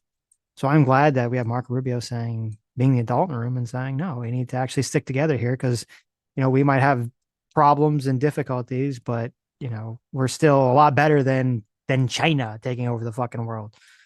This is a pro-tariff speech all the way. Mm-hmm. Yeah, he's talking about reshoring, protecting our infrastructure. Intelligence, industrial automation, and flex manufacturing, creating a Western supply chain for critical minerals not vulnerable to extortion from other powers, and a unified effort to compete for market share in the economies of the globe. The reason why Trump won the popular vote is because Trump brought in people that were not Republicans, people who voted for him because he had the riz. Okay. So if you're going to say, okay, well, Marco Rubio is a Republican that we like, there's not enough Republicans. If all the Republicans vote for Marco Rubio, they're still going to lose to the Democrats. The Democrats just have a massive advantage over them in population and voting population. I don't know that the Republicans can win with a candidate that doesn't have the riz. The riz. You know this, right, Sitch? Yeah, well, I mean, I know Donald the Trump brought in people who'd never voted before. I know. Because he could stand up and do like a half-hour comedy routine. Of course. Well, and he also brought in, it wasn't just that he had the riz, it was also that there were a lot of people who, on both sides, who really felt like the government was totally failing and they wanted someone that they thought was going to restructure things. Yeah, shake things up. Shake things up, figure out the corruption, those other stuff. And yeah, I mean, obviously that's, Rubio definitely doesn't have any of that energy. So I'm looking at 2028. I'm ready to make some wagers. I've done very well in past elections. And I know, and I know that the Democrats, the operating idea is that the Democrats, if they can just get more people to vote, they will win because they have more potential voters than Republicans. Yeah. That's at least the operating thought process. Yeah. Now, at least in my lifetime, like, when you talk about like charisma, like, yeah, Trump, was very charismatic. Obama was very charismatic. Biden was not charismatic. And I don't think Bush was particularly charismatic. Not to be fair to Bush. No, not at all. Neither Gore nor what's his fucking name? Clinton was super. Bill Clinton was super charismatic. Right. Yeah. Hillary Clinton, black hole for charisma. Yeah, that's true. But no, neither Kerry nor Al Gore, who ran against Bush, were charismatic either. So maybe Kerry, that was sort of the issue. Because Bush wasn't very charismatic either. This is the problem that a lot of Democrats in my lifetime have always fallen into. They've always been like, oh, a policy prescription speech. Oh my God, I'm creaming my pants. Right. When the rest of the world looks at it like, oh my God, this person's boring as fuck. How the hell am I supposed to vote for a Hillary It's Clinton? kind of like or Al Gore. Jesus Christ. It's kind of like when you have the movie reviewer who watches the movie that they love because it's like weird and very unusual, and it kind of like it's a movie that appeals to movie reviewers. Yes. And general audiences are like, what the fuck is this trash? Like, yes. This is retarded, right? Yeah. And it's kind of like what you're saying, like, like for the policy wonks and the people that follow politics and stuff, yes, they can listen to more policy laden speeches and be excited, or they can kind of look past the dullness maybe of the speech for what's actually the substance and be like, yes, but yes, the average voter gonna like the speech? Like, no. Now maybe you could argue that Marco, he's not making a political speech to the masses. Maybe he can spicing things up, in 2028. I'm not very confident because he didn't seem like he did very well in the other elections that I've seen him in. I've never thought he was particularly charismatic. But then again, I don't think JD Vance is particularly charismatic either. And so if those are the two people that are gonna, like, the two front runners, right? Yeah. I guess it's really gonna depend on who the Democrat is and whether they have someone who's particularly energetic or charismatic. I have heard JD Vance throw some jokes in occasionally. Mm-hmm. I mean, not real barn burners, but No. I mean, he's trying. He's going in that direction. He is Yeah. trying, yes. I don't know if he's succeeding. So, But look, I don't know who the Democrats are going to put up. Obviously, Gavin Newsom has no chance at being funny, or he's trying to be, but I think he's failing miserably. So, yeah, I know. I agree. I think I don't understand people's. Well, I understand now because he's just like he's mean to Trump on X, so that's all people care about. Right, but I've never yeah. understood the appeal when I've heard him talk. It's just like it's the same thing with Buttigieg. Whenever I hear him talk, it's like, oh my god, I yeah. just want to fall asleep. Yeah. But some people, I don't get it. They're like, oh my god, he's so like amazing. Whenever I hear him speak, he's so intelligent and so smart, so energetic. I'm so like want to vote for him. I'm like, really, this guy? Okay. Yeah. I mean, I listen to the speeches in front of a crowd and I look for laughs. Laughs is when people are really being won over. I mean, he got a near standing ovation here, but it wasn't like entertaining. It was just like, this is strength. We're together. More like a Braveheart thing. Well, they're happy because, as I said, they're used to the Trump administration basically just being like, fuck all Talking you about guys. more eat shit. tariffs. Yeah. Right. We're going to tariff the shit out of your goods and you're going to have to spend more money on your military. Fuck you. Right. And now we have, someone from administration who's like, no, actually, Yeah. I understand that it's important for us to have alliances with other countries, shocking as that may be. I mean, I could potentially vote for Rubio. So Mhm. I don't necessarily know that he's going to win. I think a lot of people don't necessarily know about the demographic disparity between Republicans and Democrats. I mean, they should. It's kind of the basis of the strategy that both the Democrats and Republicans use to when they are trying to win elections. But Yeah. no, I mean, 2028, I think is going to be pretty difficult just for Republicans in general because yes, whoever you get, it's not going to be Trump. And assuming it's not Trump, right? And there's contrast, because there's going if to they're be a giant contrast. Yes, exactly. well, yeah, no, if they're asking Trump, I mean, how do you even handle that? Because okay, you've won the Republican nomination. You're JD Vance or Marco Rubio, right? And Trump loves being out there in front of a crowd. He wants to go out there and campaign for you. But he is going to make you look terrible by comparison in the entertainment department. Right. Like, is that a good thing or a bad thing? Like if you're doing events and having a third of the crowd size of Trump, the guy who's just campaigning for you, are those people really going to show up and vote for you? It's a good question. Are you only going to do campaign events where are you only going to allow Trump to do campaign events where you are present? So you're kind of hiding the fact that this is the reality. I mean, it's a complete clusterfuck as a candidate. Yep, are you going to ask Trump not to campaign for you? Well, you can't do that. I see. Look at this. There's like all these different. He's not going to like that. There's all these different levels of. And Trump is going to want to be at the Republican National. He's going to want to speak at the Republican National Convention, obviously, right? Mm-hmm. And if you're the headliner because you've won the nomination, but Trump is really the one that fucking steals the show. Oh my God. Sure. Yeah, these are all things that we're going to witness pretty quick here. 3 years. Put it on your calendar. South. Together, we can not only take back control of. Look, this is interesting. Adam, before Trump elections weren't reality TV. I lived through the Obama fucking election. How was that not reality TV, man? Everyone was fucking creaming their jeans over how Obama was so moving. You'd see crowds crying. Oh my God, he's a black Jesus and he's going to be president.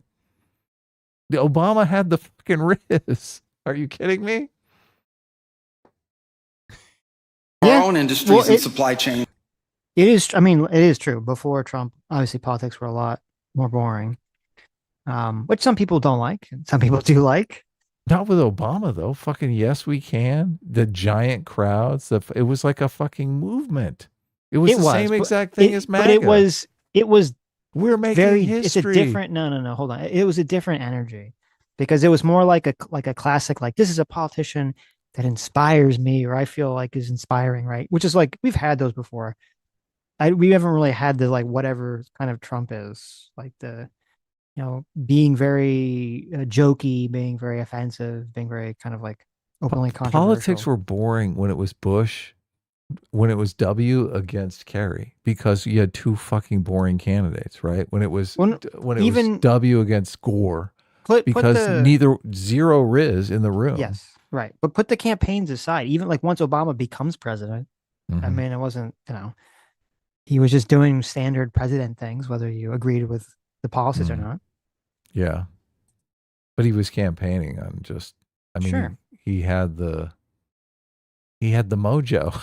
He did, but He had the mojo. But it was different. It's a different kind of mojo. What do you mean reality television and the fact that you're creating It's like a different flavor conflict of mojo. with other characters? It's a different flavor of mojo. Mm-hmm. You can just taste it. Taste differently. I don't think Obama was the WWE form of reality television. Right. Yeah. But he definitely inspired people. He definitely had the charisma. So, and I don't think Obama leaned into the boring policy speeches. He was more about, this is our moment to make history. Yeah. We can prosper in the areas that will define the 21st century. But we must also gain control of our national borders. Controlling who and how many people enter our countries, this is not an expression of xenophobia. It is not hate. It is a fundamental act of national sovereignty. And the failure to do so is not just an abdication of one of our most basic duties owed to our people.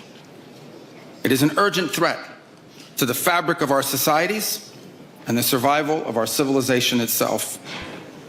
And finally, we can no longer place the so-called global order above the vital interests of our people and our nations. We do not need to abandon the system of international cooperation we authored, and we don't need to dismantle the global institutions of the old order that together we built. But these must be reformed. These must be rebuilt. For example, the United Nations still has tremendous potential to be a tool for good in the world. But we cannot ignore that today, on the most pressing matters before us, it has no answers and has played virtually no role.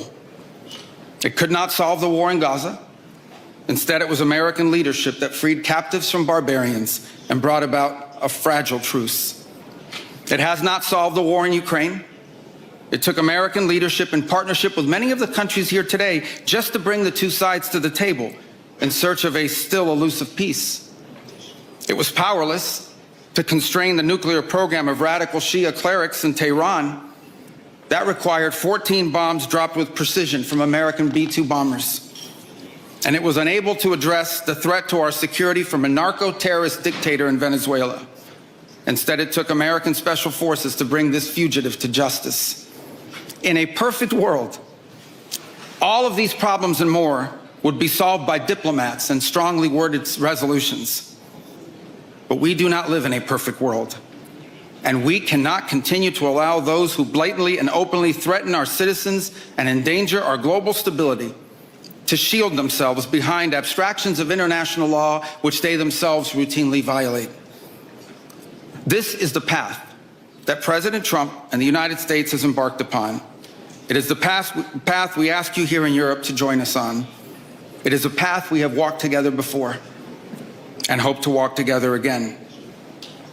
For 5 centuries, before the end of the Second World War, the West had been expanding. Its missionaries, its pilgrims, its soldiers, its explorers pouring out from its shores to cross oceans, settle new continents, build vast empires extending out across the globe.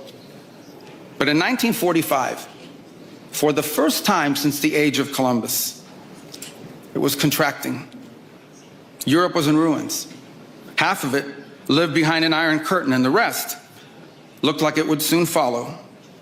The great Western empires had entered into terminal decline, accelerated by godless communist revolutions and by anti-colonial uprisings that would transform the world and drape the red hammer and sickle across vast swaths of the map in the years to come. Against that backdrop, then as now, many came to believe that the West's age of dominance had come to an end, and that our future was destined to be a faint and feeble echo of our past. But together, our predecessors recognized that decline was a choice, and it was a choice they refused to make. This is what we did together once before, and this is what President Trump and the United States want to do again now, together with you. And this is why we do not want our allies to be weak, because that makes us weaker. We want allies who can defend themselves so that no adversary will ever be tempted to test our collective strength.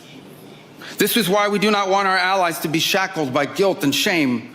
We want allies who are proud of their culture and of their heritage, who understand that we are heirs to the same great and noble civilization, and who together with us are willing and able to defend it. And this is why we do not want allies to rationalize the broken status quo rather than reckon with what is necessary to fix it. For we in America have no interest in being polite and orderly caretakers of the West's managed decline. We do not seek to separate, but to revitalize an old friendship and renew the greatest civilization in human history. What we want is a reinvigorated alliance that recognizes that what has ailed our societies is not just a set of bad policies, but a malaise of hopelessness and complacency. An alliance is the alliance that we want is one that is not paralyzed into inaction by fear. Fear of climate change, fear of war, fear of technology. Instead, we want an alliance that boldly races into the future. And the only fear we have is the fear of the shame of not leaving our nations prouder, stronger, and wealthier for our children. An alliance ready to defend our people, to safeguard our interests, and to preserve the freedom of action that allows us to shape our own destiny. Not one that exists to operate a global welfare state and atone for the purported sins of past generations. An alliance that does not allow its power to be outsourced, constrained, or subordinated to systems beyond its control. One that does not depend on others for the critical necessities of its national life. And one that does not maintain the polite pretense that our way of life is just one among many, and that asks for permission before it acts. And above all, an alliance based on the recognition that we, the West, have inherited together. What we have inherited together is something that is unique and distinctive and irreplaceable, because this, after all, is the very foundation of the transatlantic bond. Acting together in this way, we will not just help recover a sane foreign policy, it will restore to us a clear sense of ourselves. It will restore a place in the world. And in so doing, it will rebuke and deter the forces of civilizational erasure that today menace both America and Europe alike. So in a time of headlines heralding the end of the transatlantic era, let it be known and clear to all that this is neither our goal nor our wish. Because for us Americans, our home may be in the Western Hemisphere, but we will always be a child of Europe.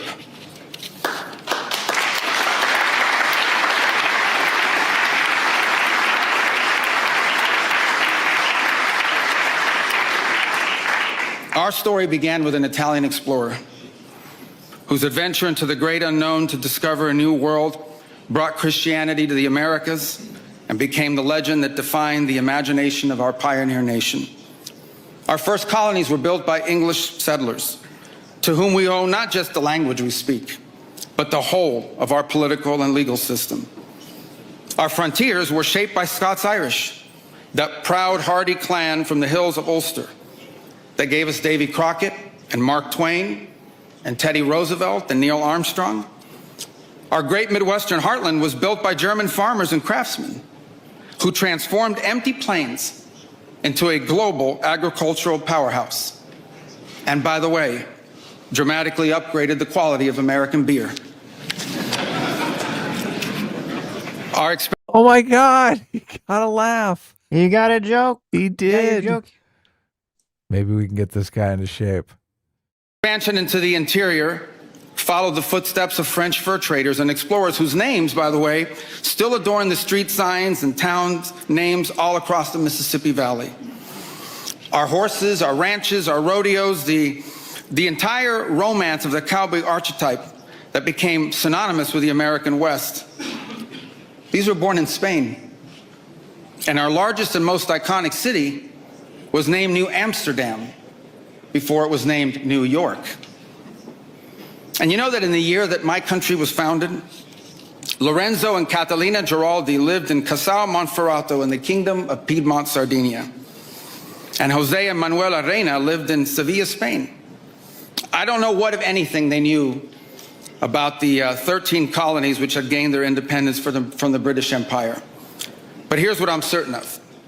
They could have never imagined that 250 years later, one of their direct descendants would be back here today on this continent as the chief diplomat of that infant nation. And yet here I am, reminded by my own story that both our histories and our fates will always be linked. Together, we rebuilt a shattered continent in the wake of 2 devastating world wars. When we found ourselves divided once again by the Iron Curtain, the Free West linked arms with the courageous dissidents struggling against tyranny in the East to defeat Soviet communism. We have fought against each other, then reconciled, then fought, then reconciled again. And we have bled and died side by side on battlefields from Kapyong to Kandahar. And I'm here today to leave it clear that America is charting the path for a new century of prosperity, and that once again, we want to do it together with you, our cherished allies and our oldest friends.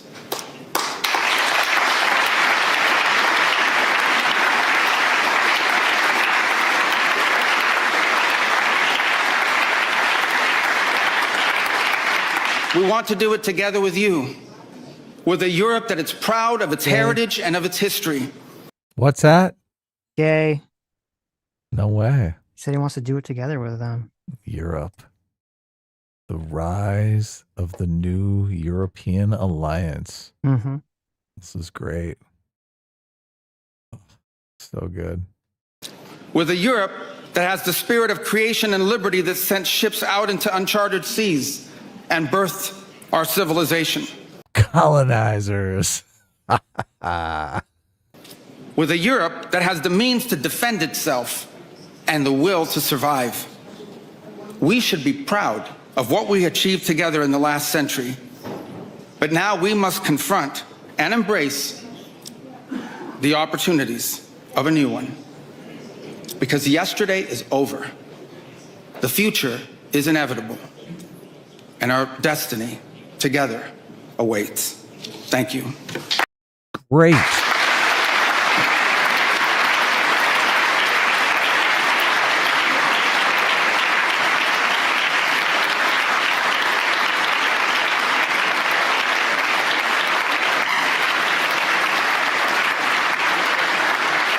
Okay. Good speech. Like the reestablishment. Good speech. Good job, Marco. All right, listen. I give props to Marco. Elevated Marco in my eyes. I don't know if it's gonna be persuasive to voters, but I like it. Yeah. That's great. Taking back the world. In other news, other Epstein news. So, oh my God. So you remember there is one of the weirdest Epstein emails was someone sent Epstein this that says, I give you permission to kill him. He is apparently with Olga. He lied to you and he lied to me. To which Epstein replies, whoops. To which then this redacted person says, "No one will lie to you and get away with it from me. No one. Whoops is correct." Okay. So everyone's like, "Who the fuck is this?" So Did we find out? They did. Well, they sort of found out. They found out the person's name. It's a woman named Susan Hamblin. Now, people, unfortunately, wrongly, it looks like, are wrongly associating that with someone else. The wrong person. The wrong Susan Hamblin, who was some kind of financial advisor and ran some charity or some adoption agency. So people were like, "Oh, super sus, right? Adoption agency," but it's a different person. There is a different Susan Hamblin that people really don't know that much about. And there isn't that lot of information about her, but there are multiple photos of her with Epstein. So we know. And it's also, again, kind of showing the shitty job of the redaction is that in one of the emails, if you know the name Susan Hamblin, you can kind of see the bottom like eighth of the letters, and it's very clearly like, oh, that's what that name is. Like it lines up perfectly. They did a shitty job of the redaction. They didn't like fully redact the name. Like you can see a little bit peeking out. Oh. And then apparently someone else, and I don't know if this came out from Congress because they were able to see some of the unredacted ones. Susan Hamblin also wrote another email. That was another one that people were very sus about that said, "Thank you for a fun night. Your littlest girl was a little naughty." Yeah. Do we know anything about that? Well, we don't know what that means. Has the Justice Department interviewed Susan Hamblin to figure out what the fuck that was about? Oh, that was her email? That was her email too, yeah. Oh, okay. Now, the kind of another interesting aspect of this is that in 2020, it appears, the Sun, the publication The Sun, wrote an article accusing her, Susan Hamblin, of helping groom a 16-year-old girl for Epstein. And she sued The Sun and won, and The Sun retracted the article. So maybe they shouldn't have retracted the article. It says, here's what The Sun says. This is their retraction. Yesterday, The Sun Online apologized in the High Court to Susan Hamblin. The court was told that on the 2nd and 3rd of July 2020 and 14th of June 2021, The Sun Online edition published 3 articles and a video reporting on a U.S. legal claim alleging abuse by Jeffrey Epstein. These include allegations that Susan Hamblin had groomed and procured a 16-year-old woman to be sexually abused by Epstein and told her that Epstein would kill her and her family if she told anyone what had happened. The article said that while the young woman was being raped by Mr. Epstein, Ms. Hamblin ignored her cries for help, and when the rape ordeal was over, she paid the girl $500. The article also alleges, this is like the worst retraction ever. Terrible. Right? Is this the worst retraction? Here's all the things we accused you of. The article also alleged that Ms. Hamblin bore responsibility for the young woman suffering great distress, including suicidal feelings, prompting the woman to self-harm. This is the person she, I guess, ignored or paid. Amber Courtier, solicitor for Ms. Hamblin, told the court that these allegations were untrue. Ms. Hamblin never met the young woman, let alone engage in any of the conduct alleged. Jeffrey Smelly, on behalf of, that's what a name, Smelly, on behalf of News Group Newspapers Limited, which publishes The Sun Online, accepted all that Ms. Courtier said and offered an apology to Ms. Hamblin. We also removed the articles and agreed to pay her substantial compensation and her legal cost. So that's kind of fascinating. So they did write some article, then they retracted the article, and now we have very sus emails that apparently she sent Epstein that were like, well, what the fuck are these emails about then?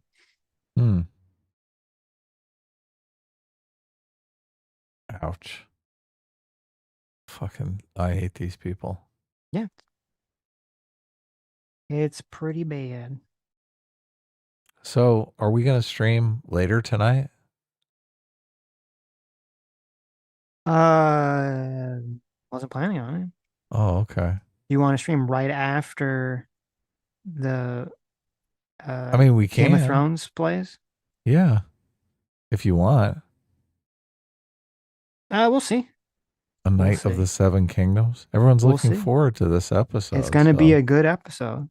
Yeah. Are you all caught up? You finally watched episode 4? I'm all caught up. I'm ready. I'm excited to watch. Did you cheer at the end? I did. When the surprise ending happened? I stood up, Adam, and I clapped. I stood up on the couch and I clapped. And I said, yes.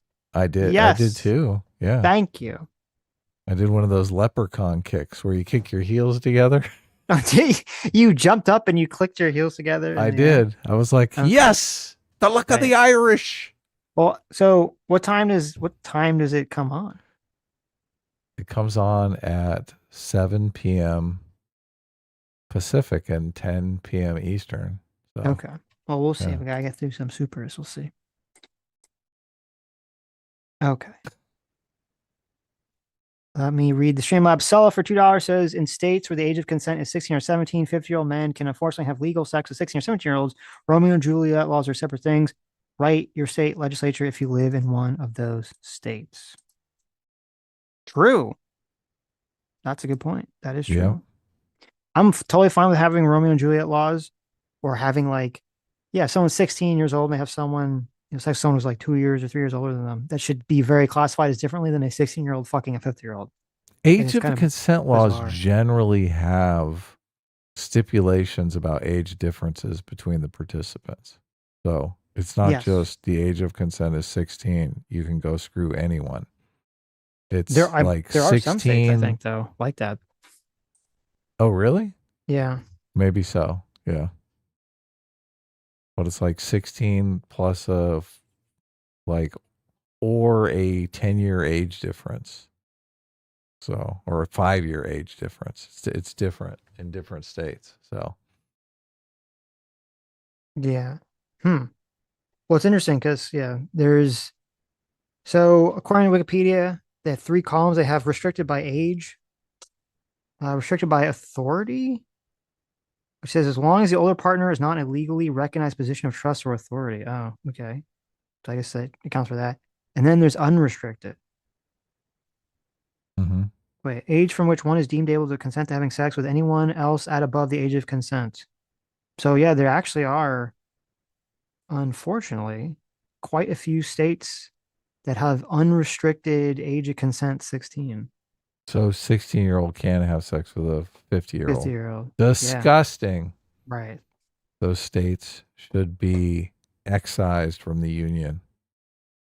Now there are some that do have, there's some kind of amount difference that it has to have. So, okay.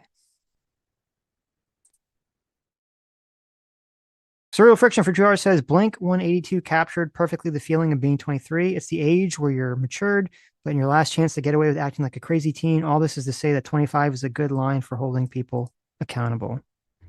Yes. Isn't that supposed to be the average age that your brain reaches full maturity or something? 25? 25. Yeah. It's just the number people throw around, I think. Sure. Hypothetically. Arrhythmus for $246. Thanks so much. Says, I'm suddenly on the Marco train for 2028. I know the Trump era screwed up our perspective of what sells politically, but after so much chaos, I feel like the voice of stability and competence would compete well in 2028. We shall see. The Democrats are not projecting competence with all their frontrunners, and I think the lack of perceived competence was a big factor for Harris's loss.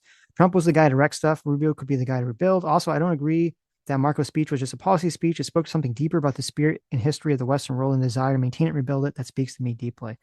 Yeah, no, that's a good point. We shouldn't just classify it as policy. It is speaking to something deeper than policy about, interestingly, the kind of American European alliance, which is funny because a lot of people that are very much like, we need to protect white culture, you think they'd be kind of on board with that, but they're not. So it's kind of fascinating. The 2020 election was pitched as a return to normalcy with Biden. So it would be interesting if the Republicans are playing that card as well in 2028. Like it's both the Democrats and the Republicans that are saying this is a return to normalcy. People could definitely feel that way. It would be hard for Rubio to lean into that because obviously, as you said, unless something crazy happens and Trump's candidacy like crashes and burns, Trump is going to be running around presumably, right? Trying to help Rubio win the election. And so he can't really be like, oh yeah, return to normalcy from the... We can't say it explicitly. I know, right? It'd have to be kind of subtle. So we'll see. He would have to, it's just, you would see it. Right. I mean, he does seem like a normal Republican president, right? Mm-hmm. Sal Temp for $10 says, on the topic of demographics, Trump ironically disproved the replacement hysteria. He managed to push the Republicans into winning 42% of the Hispanic vote. Black and Hispanic people were voting blue is a trend, not a rule. Trump Republicans could have won elections until the heat death of the universe. And with that, but instead they chose to have ICE acting like unaccountable thugs and chaotic deportations. Yeah, it'll be interesting to see what the demographic shift, because that was a big thing you're talking about. Like, Trump was really able to pull minorities. Is that going to change or not? Because, I mean, to be fair, there are a lot of Hispanic people that are very pro deportations. So. Yeah. But I'll be curious to see what the numbers. I don't know what the overall numbers would. Until we see the election, we don't really know about how the mass deportation shakeout is.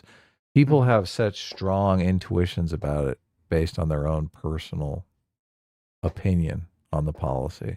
Yes. Everyone always saying, like, I would assume the super chatter is against mass deportation just from the super chat. Yes. A lot of people who are in favor of mass deportation aren't characterizing ISIS as masked thugs, right? Yes. Yeah, Sal's temp is usually pretty anti-Trump. So that makes sense. Yeah. Nick Costanza for JR says, notice how the Trump administration lies about everything. I did notice that, yes. Yeah. That was a big thing for... There was a crazy thing. We should probably... I want to kind of look into it more, but there's that video that I sent you that was saying that the Trump administration... There was some lawsuit that found that Walmart and Pepsi were colluding illegally to have Walmart have monopolized and fixed the best pricing for Pepsi products. Price fixing, Fucking price fixing. And that this was being prosecuted under the Biden administration, and then when Trump went to office, the Trump administration dropped the case against Pepsi and Walmart. Yeah. Which, if that's true, that's fucking insane. So total bullshit. Yeah. Messy Tenant for $2 says, anybody like jerky? If you do, face the wall, please. The jerky thing is fucking weird. The jerky thing is very, very strange. Michael Dorman for $2 says, Adam, $150 final offer. Oh my God, look at that. $150? That's $850, Jack. I'm sorry. What you just shorted me. I did. $700. $850. Look at that. Right. I think he made an offer that was $1,600 before, so he's going in the wrong direction. But look, Lord Stug comes in for $2 and says $851. And then Sketch comes in for another $2 and says $852. Look at this. None of these people realize that these $2 super chats actually up the value by $2 every time. I like it. That's the kind of auction we should have. It's an auction where every time you bid, you have to pay money to just throw the bid out there. Right. Well, some of these paintings I'm going to have difficulty getting rid of, but ultimately I do want to get rid of all of them. So we are in like a best offer situation. So I definitely have work I would take $852 for. Well, I don't know if I could. I don't know if I could part with some of the paintings for $852, but I don't know. Some randomness poo for $5 says, I mostly want Bondi fired so we can stop talking about her. Talking about her in background podcast ruins the mood of playing Arkham. Yeah. That would be nice. She's never going to be fired. She will never be fired. She will not resign. She's going to keep defending Trump to the ends of the earth, and he will defend her. Yeah, it does. It does really seem like loyalty over competency, which is horrible, right? Yep. Obviously, that is some Banana Republic fucking shit. Yep. Michael Dorman for $2 says, Adam, fix a chat. Aren't you a pro streamer? Yeah, I fixed the chat, but look, I want to get some super chats out of you. Oh, smart. Living in Stug walls temporarily. Oh, look at that. He's moved from Dev to Stug's walls. Look at that. Oh, okay. I've seen. Yeah. What exactly? I'm wondering what the criteria is for this individual, whose walls they choose. For 33 months, says you should sell the paintings to Stug. He needs it more. Some jackass made a hole in his wall that needs to be covered up. I think that was him. I think that might have been him. That's how he got into the walls. Hayden, big deal. Thanks so much for being 43 months of a discipline equals freedom. Says, listen, Pam Bondi loves things slipping through the cracks, especially her crack Got him. Sorry if I've not been around much. I hope you all are doing well this post Valentine's Day. Yeah, Well, happy Valentine's Day. Yes, happy Valentine's Day. Thanks for coming around. Did you see? I'm so mad that it took me so long to find this out. Did you see that crazy tie hack that I retweeted? How have I not known about this? My father has failed me for not teaching me this. Okay. Oh yeah, the tie hack. The tie hack. It seemed super complicated though. It didn't really It's seem not. like a hack. It's super fucking easy. Barely an inconvenience. Listen. Where you like have to spin it around. You just like put 3 twists. Listen. Okay. I guess posted I should it. bring it up because it's You like should, yeah, bring it up, but I think there's music. So don't play the Okay. music. Yeah, this copyright music. No Don't play the music. music. But bring up this tweet. Okay. This is such a crazy hack. I was like, oh my God, my life has been changed. it looked too complicated. It's not complicated. It's so not complicated. No, it is. You're And gonna actually see the this. best So you part did about you actually did this? I've been doing it for like the last month whenever I've had to wear a tie. Really? Yes. Or wear a tie, I should say. Yes. And it works. I don't It's wear incredible. ties much, so Okay. I've been going out to fancy dinners. Okay. yeah, good for you. Okay, here it is. I brought it up. Okay. You're gonna see this crazy shit. Look at this. Loop, loop, loop. It is fast. But look, you have to be able to Bam. count to 3. You can count to 3, Sitch? I can count to 3. I guess you could just pick the middle one. Okay, look. This is go to like scrub it to 6 seconds because I know what you're saying. What looks like it's complicated. Okay, so basically the way it works is you just. But this is important. This part's important. This is to me one of the most annoying parts about putting on the tie is that I always get the length wrong, so I have to keep redoing it. Mm-hmm. Like I don't know if you're like, Oh yeah, I never could get it right on 2 like, or the 3 first time. times. Yeah, I'm redoing Yeah. it. As well. So I noticed when I watched him doing it, he has the tip of the tie like right above his like elbow. Mm-hmm. And that like I've done this and it's worked on the first time.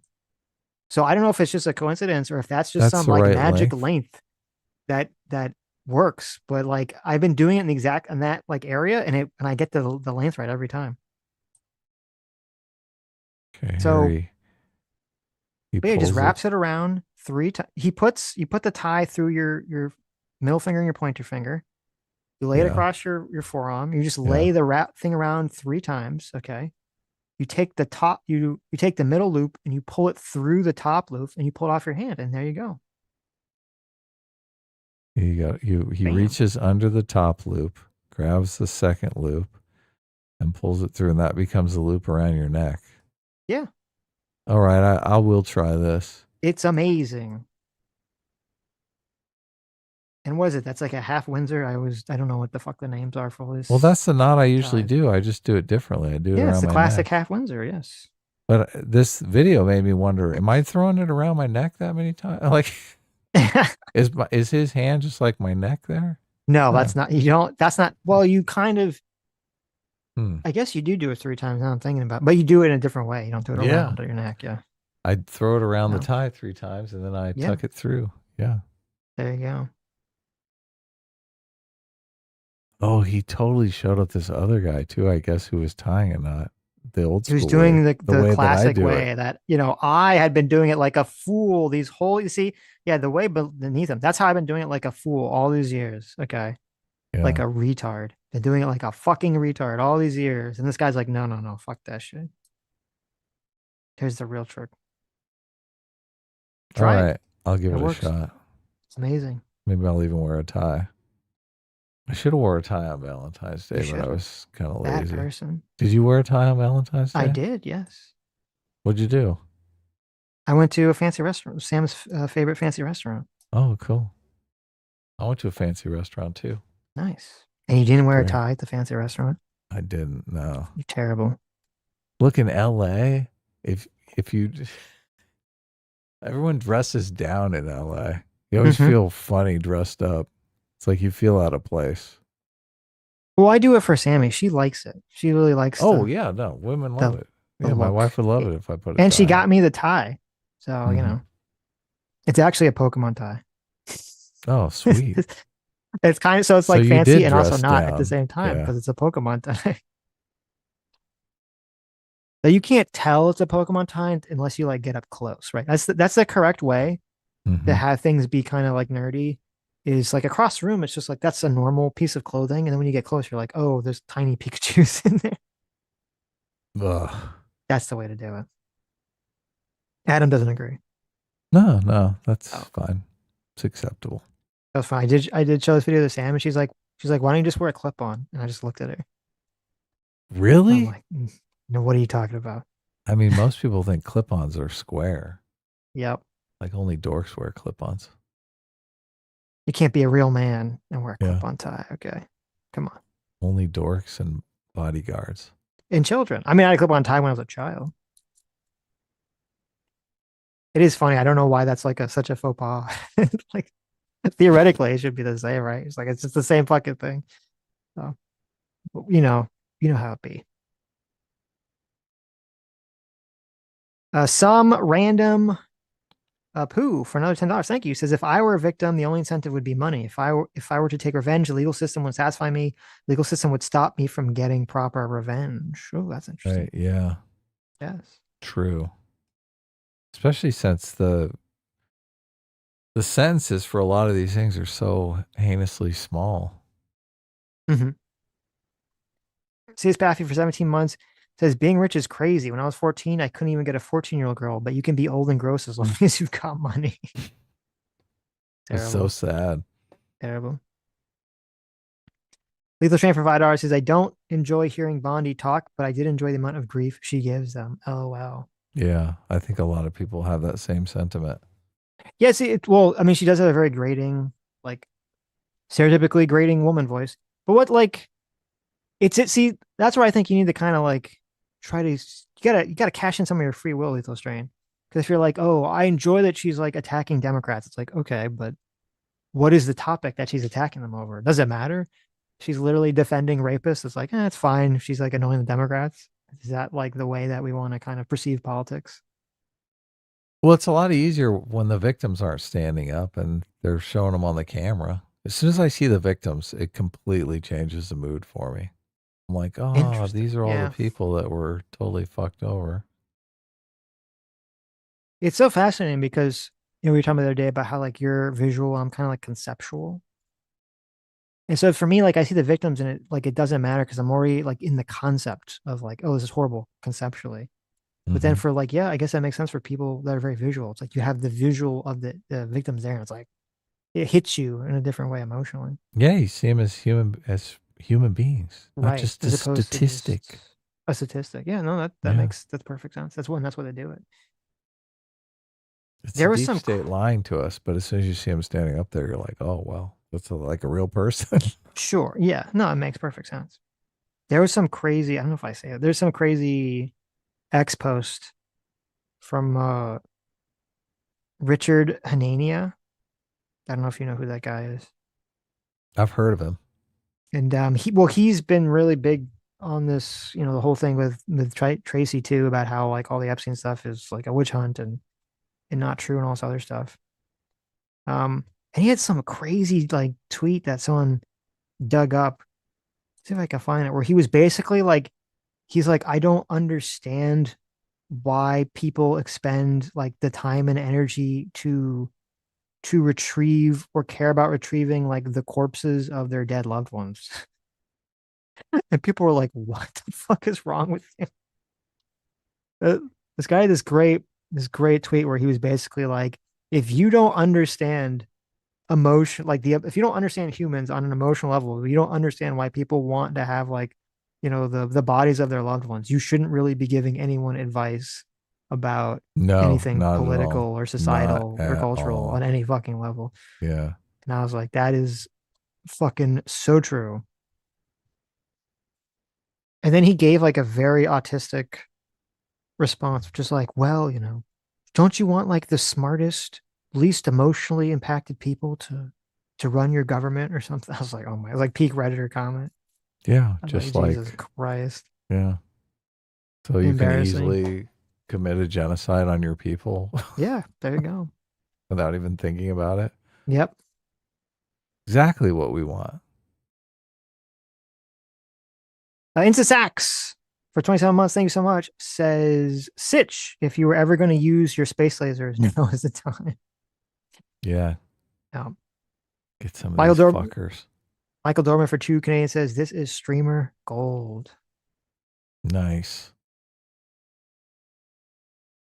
Equishidox for $5 says, legislative branch sword emoji, executive branch, who will win the infight, brought to you by FanDuel and DraftKings. We should have been taking bets the whole time. Would have been That's good true. money. We should have been taking bets the whole time. I would be curious to see what are the horrible internet. I bet you there was a bunch of bets going on when every speaker would ask her questions about like what were they going to bet, what were they going to question her about and everything. On those stupid websites? Oh, of course. Haven't we as a society, hasn't gambling gone too far?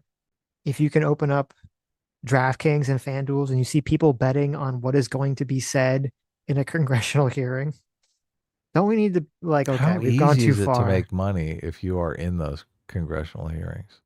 If you Well, know that's a someone great in question. those congressional hearings, You can make right? a shit ton of money, yeah. Fuck You yeah. sure can. And it's legal, which is even crazier. Or someone just gets a copy of your notes. They're like, okay, these are all the things that are probably going to be said. That's going to be a big controversy 10 years from now, 20 years from now, when all the Zoomers are in politics. It's like all the fucking internet betting is going to go around on these stupid hearings. Jesus. I hate all that shit. I do too. Lord Cypher $5 says, as I understand it, Hanania was a white nationalist who was found out and then turned into a resist lib. Make of that what you will. Yeah, that's true. He does have a very weird trajectory of politics, going from white nationalist to resist lib to now being Epstein defender. So there you go. Though I guess I don't know if you saw, even the weirdest Epstein defender is Fuentes. It's like the universe handed Fuentes on a silver platter. They're like, look, he's Jewish. Yeah. You have a Jew. Every Yes. fucking stereotype. You have a rich Jewish, sex trafficking pedo who also is horribly racist against non-Jews and like is super disparaging against non-Jewish people. Yep. Here it is. And he just smacks it on the floor and says, no, I'm going to defend him.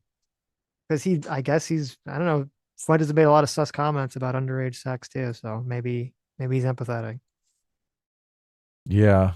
Rudyard was saying he's basically trolling everyone at this point. I did see that. I'm not sure I agree with that. Really? I'm not sure I agree with that. I don't know.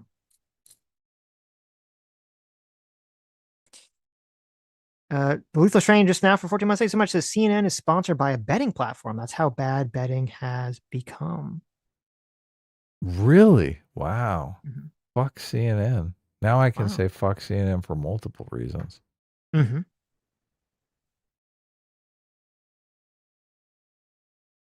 Gambling just takes advantage of the economically depressed so badly. Yeah, that's true. But a lot of it now too is like there's so many of these like micro bets because people they get suckered in with like the bets that have like, the 10 different things have to happen for you to win the bet. And it's like, oh, I only have to bet like $20. And if I win and I get like $10,000, right? So a lot of people, they see that and they go, oh, like this is worth. It's like the lottery. Right. It's like, it's not actually worth it.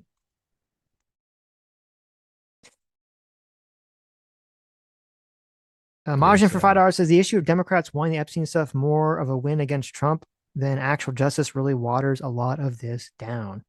It does if you're trying to stand there and give like the Democrats accolades for quote doing the right thing. But it shouldn't in terms of just like what's actually going on an objective level and that we should find out about this stuff. Because unfortunately, this is really just, and maybe this is kind of like a black pill moment for people. This is true for almost every political issue. You're going to have like one or two people who will actually stand up for what they agree with or believe in, and everyone else is just being a partisan hack.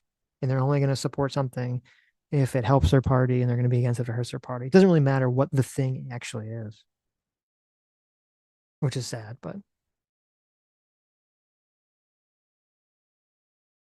Messy 10 for $5 says, I know Jeffrey's crimes are horrible and connected to multiple government and private sectors, sector giants, but will you please think of the trout population? That's true. Why are you not talking about the trout population in your state, Congressman? Okay. Well, the trout population in your state is dying, and you're coming here and you're talking to me about Epstein. How dare you? Think of the fishes. Lethal Strain for $5 says they track the searches to identify who releases classified information. Nothing in those documents was classified, though. So wasn't the redacted shit classified? No, not classified. It's redacted to protect victims. It's not like classified. It's not top secret information. Right. So. So they could go in and look at the redacted stuff and release it? What's the point of the redactions? That's a good question. But no, that's literally what they were doing. That's what Thomas Massie, some of them were doing. That's how they know that guy, that Solomon guy, was his name. Just like he went in there, looked at it, and just told everyone who it was. Jack Spades for 46 months.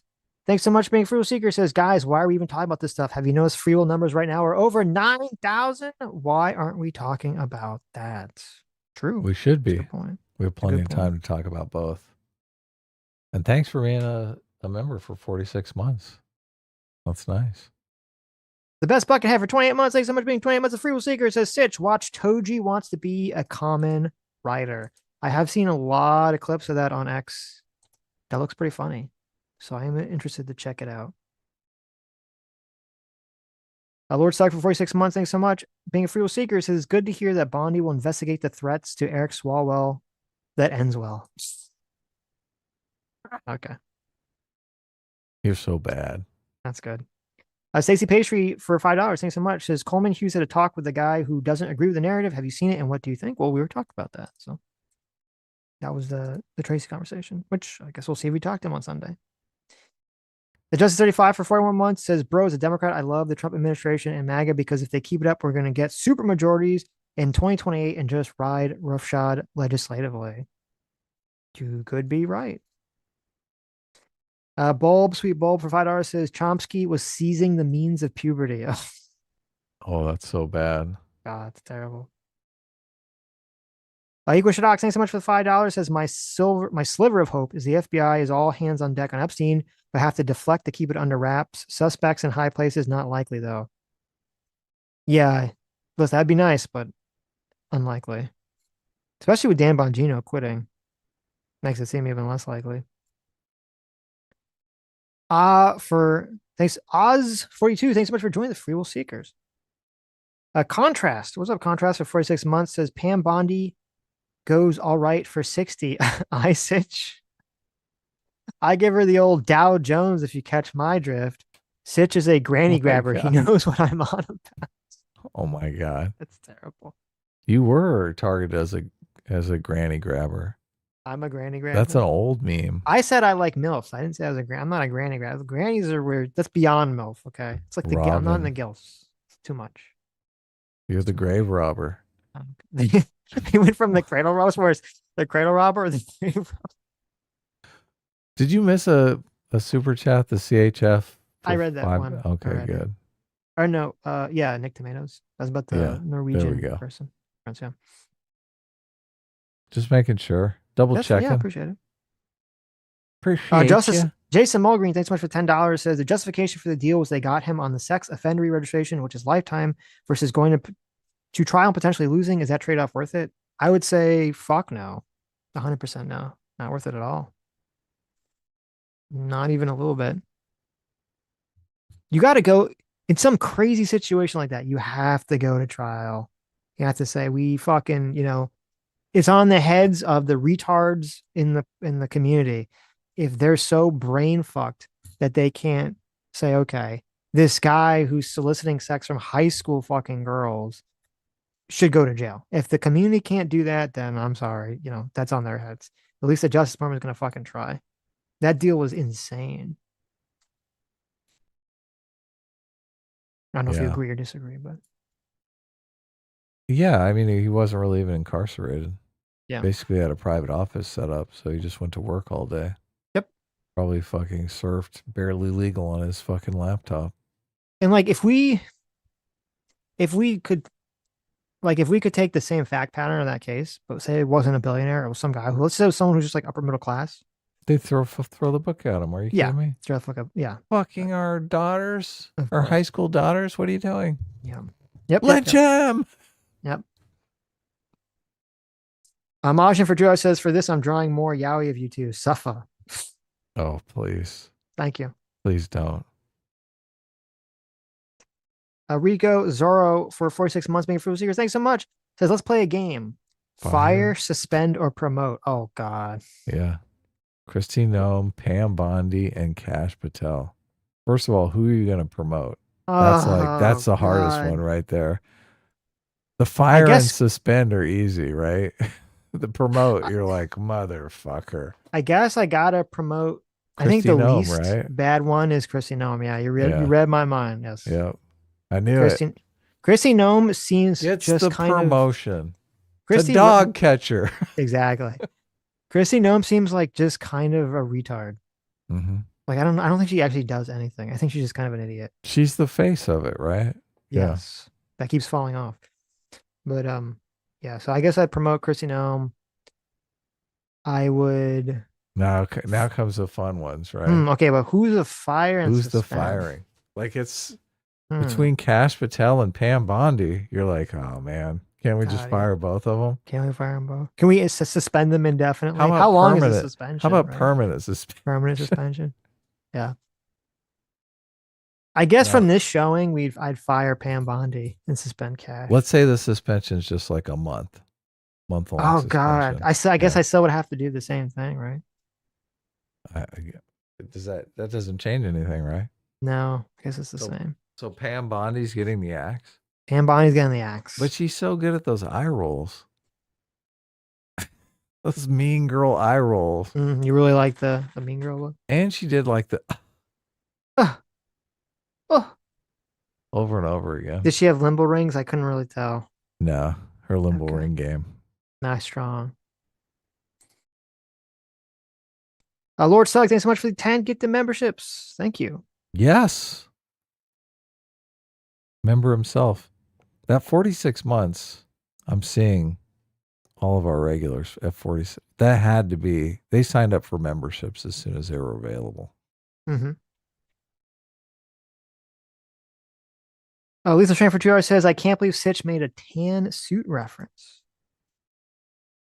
I wasn't intentional. I don't know what you're talking about. The only tan suit reference I know is, weren't people giving Obama shit for wearing a tan suit? But it was a black woman in a tan outfit in front of a No, there was a guy wearing, remember the guy who looked like Phil Donahue wearing a tan suit? Oh, yeah. I assume that's what they're talking about. Yeah, that must be it. I was thinking of the brown shirt lady. That's because you're racist. And I said Obama and you thought black person. Mm-hmm. No, I thought they were being racist. Bob I go for $10 says, we fucked up, boys. We neutered Europe too hard with our gay, fake American progressivism, and now they're cooked. It's up to us to be the last bastion of Western society. That's kind of true, actually. Sadly. Yeah. It's kind of exactly what happened. But look, we're getting the band back together. That's true. We're going full Europe. Instead of making fun of those Europeans, we're going to actually throw our lot in with them. Right. But we're not adopting the metric system, okay? We do have some sense of pride and decency. How about this? Okay. We will help Europe be uncooked. But they have to put miles on all of their signs. And in return, they have to get rid of the metric system. Okay. Yeah. That's the trade-off. We want miles on the Autobahn. Especially no more of this kilometers. Especially with temperature. That's the worst offender. Every once in a while, I hit kilometers on my car, and I think, what the fuck? I'm going 100 miles an hour here. Oh, shit, it's funny. Kilometers. Right. I'm going 60. It's like it's 33 degrees outside. You're like, is it freezing? Is it hot? I don't know what the fuck that means. What is this? The most retarded temperature system. Yeah. I know that one. And 33 degrees in whatever. In non-Fahrenheit, in Celsius terms, what even is that? Not sure. That's 91 degrees, Adam. That's hot. See, you didn't even know. 31 degrees in Celsius is 90 degrees. 33 degrees Celsius is 91 degrees Fahrenheit. That's crazy. Is that retarded? Isn't that retarded? Very. It's dumbest system ever. Make them change all their thermostats. Yes. I wonder if also we could do it digitally. Their date format is retarded. Putting the day first, retarded.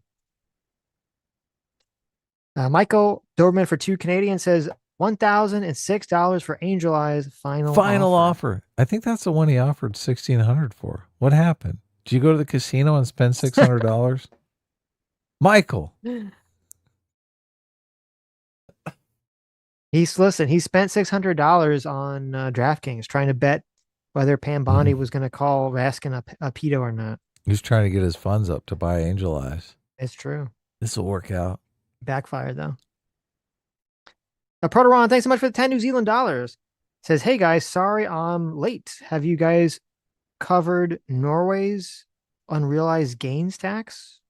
No. What? I didn't know. What? No, I know in what California, weren't they going to try to throw some unrealized wealth tax on like billionaires? And you had Facebook guy and some other people like leaving California. Yeah, I know that. Yeah, a lot of people dumping California.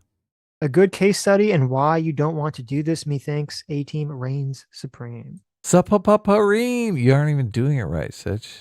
It's a perfect spelling. Supapapareem. Norway has an exit tax. Norway imposes a strict exit tax of 37.8% on unrealized capital gains for residents leaving the country. It was only an exit tax, is that right? Is there one just for non-exit tax too? Are people leaving because of the Russia threat? I wonder why people are leaving. Oh, maybe. No, they do. It says, yeah, if they have a net worth that exceeds 100 million euros, they can get hit with a wealth tax. Here's an idea. Here's a question I have for you. Okay. Because I agree. I think taxing unrealized gains is stupid. I do agree with that. Though there are situations where I think people can basically just never. This is why I am in favor of the estate tax, because I do think you can have a situation where people can there are strategies where you basically can have a bunch of, investments and assets and shit. You never actually pay taxes on it until you die. So I think that's why the estate tax is important. But here's a question I have. Here's a trade-off. Okay. We usually don't pay taxes when you die. Well, your estate does, excuse me. And then so does the person who inherits potentially, depending on how much they get. They transfer the inheritance, though. As long as you don't sell it, it's revalued at the current value. So you don't pay capital gains. If you turn around the next day and sell it all, you pay 0 capital gains. Oh, really? Yeah.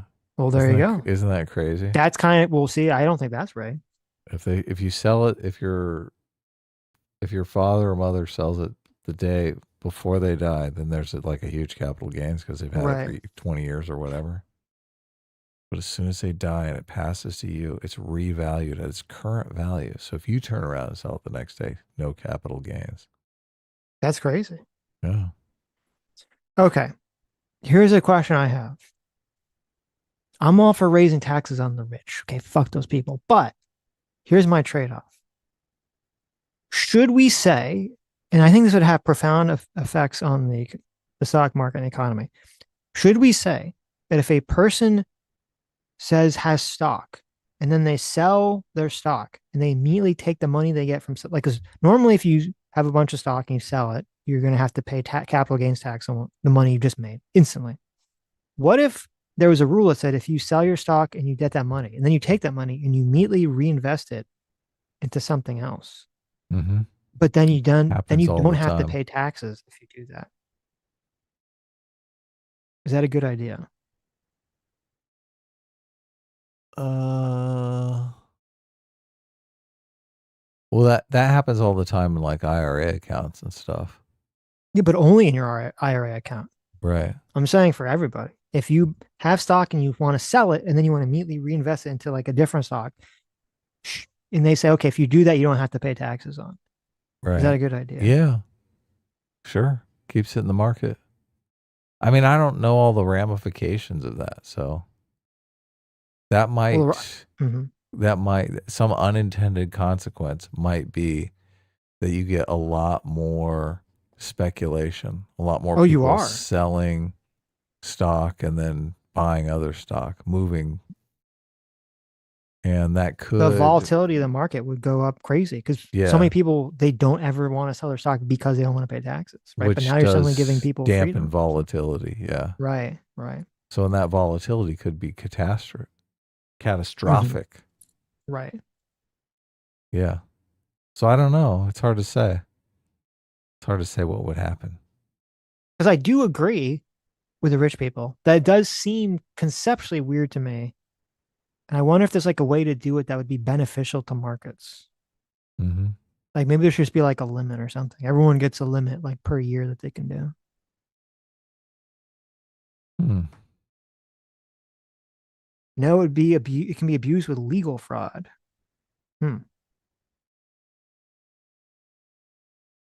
Godocker for 5 Aussie bucks says the entire farce is such a mockery of the justice system. Epstein has his hooks on too many people for anyone to ever face justice. Sad, but probably true. Lethal Strain for 14 months says CNN is sponsored by a betting platform. That's how bad betting has become. What the fuck is happening? What the fuck is happening? Where are we? CNN partners with Kalashi. I didn't even heard of this. A gambling app that lets you wager on starvation in Gaza. Jesus. Oh my God. What the fuck? It is insane. So it's interesting. There are certain things that there are certain vices that people are like, oh, it's fine if we make these legal, right? And then they get legalized and then they just explode and they go fucking batshit crazy. And I'm like, I guess there was a good reason to keep those things illegal. Maybe we need to go back to making gambling mostly illegal because it's kind of out of control.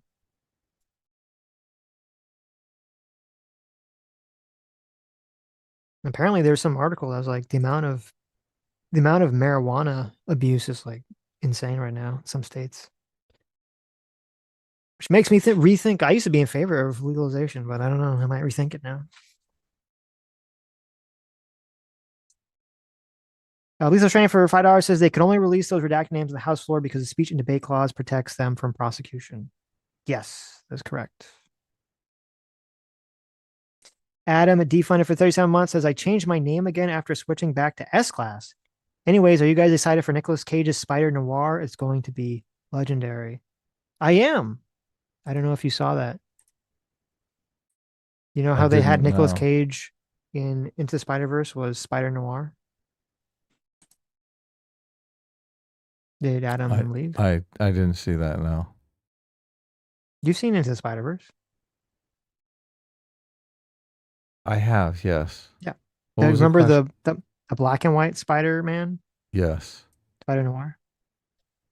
Yes. He's voiced by Nicolas Cage. Okay. And they're going to have, I think it's on Amazon Prime.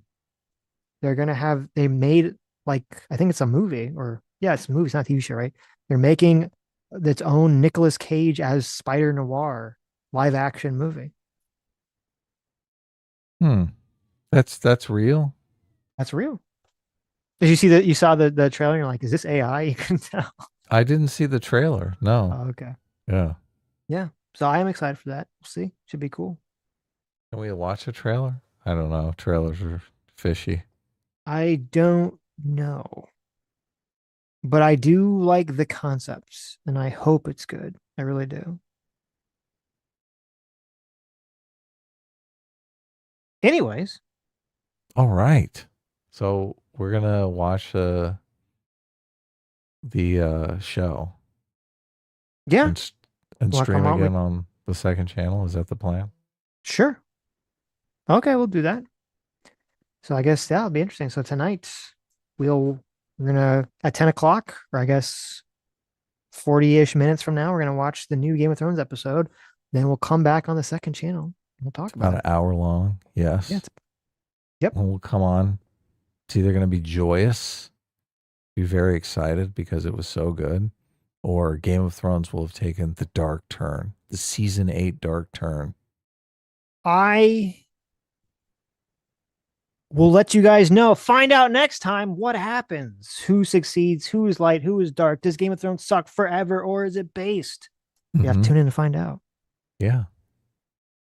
I guess it's more like 2 hours from now. 2 hours from now on the media channel. Yes. All right. Anyways. What a great show this was. What are you waiting for? Thank you all for coming. Thank you all for incredibly generous donations. You, generous stream, you were the true heroes. You were the true free will seekers. You were the true anime isekai protagonist who would never ever be a degenerate fucking piece of shit and hide any sort of sex trafficking, child sex trafficking, or any other disgusting degenerate crimes done by a fucking billionaire because you're trying to suck off the president. And we'll see you all next time. Michael Domer for 2 Canadian says, do a watch together on Discord. I think it's hard for us to concentrate because we're like boomers. So we will just be back. Bye-bye, everyone. See you in 2 hours.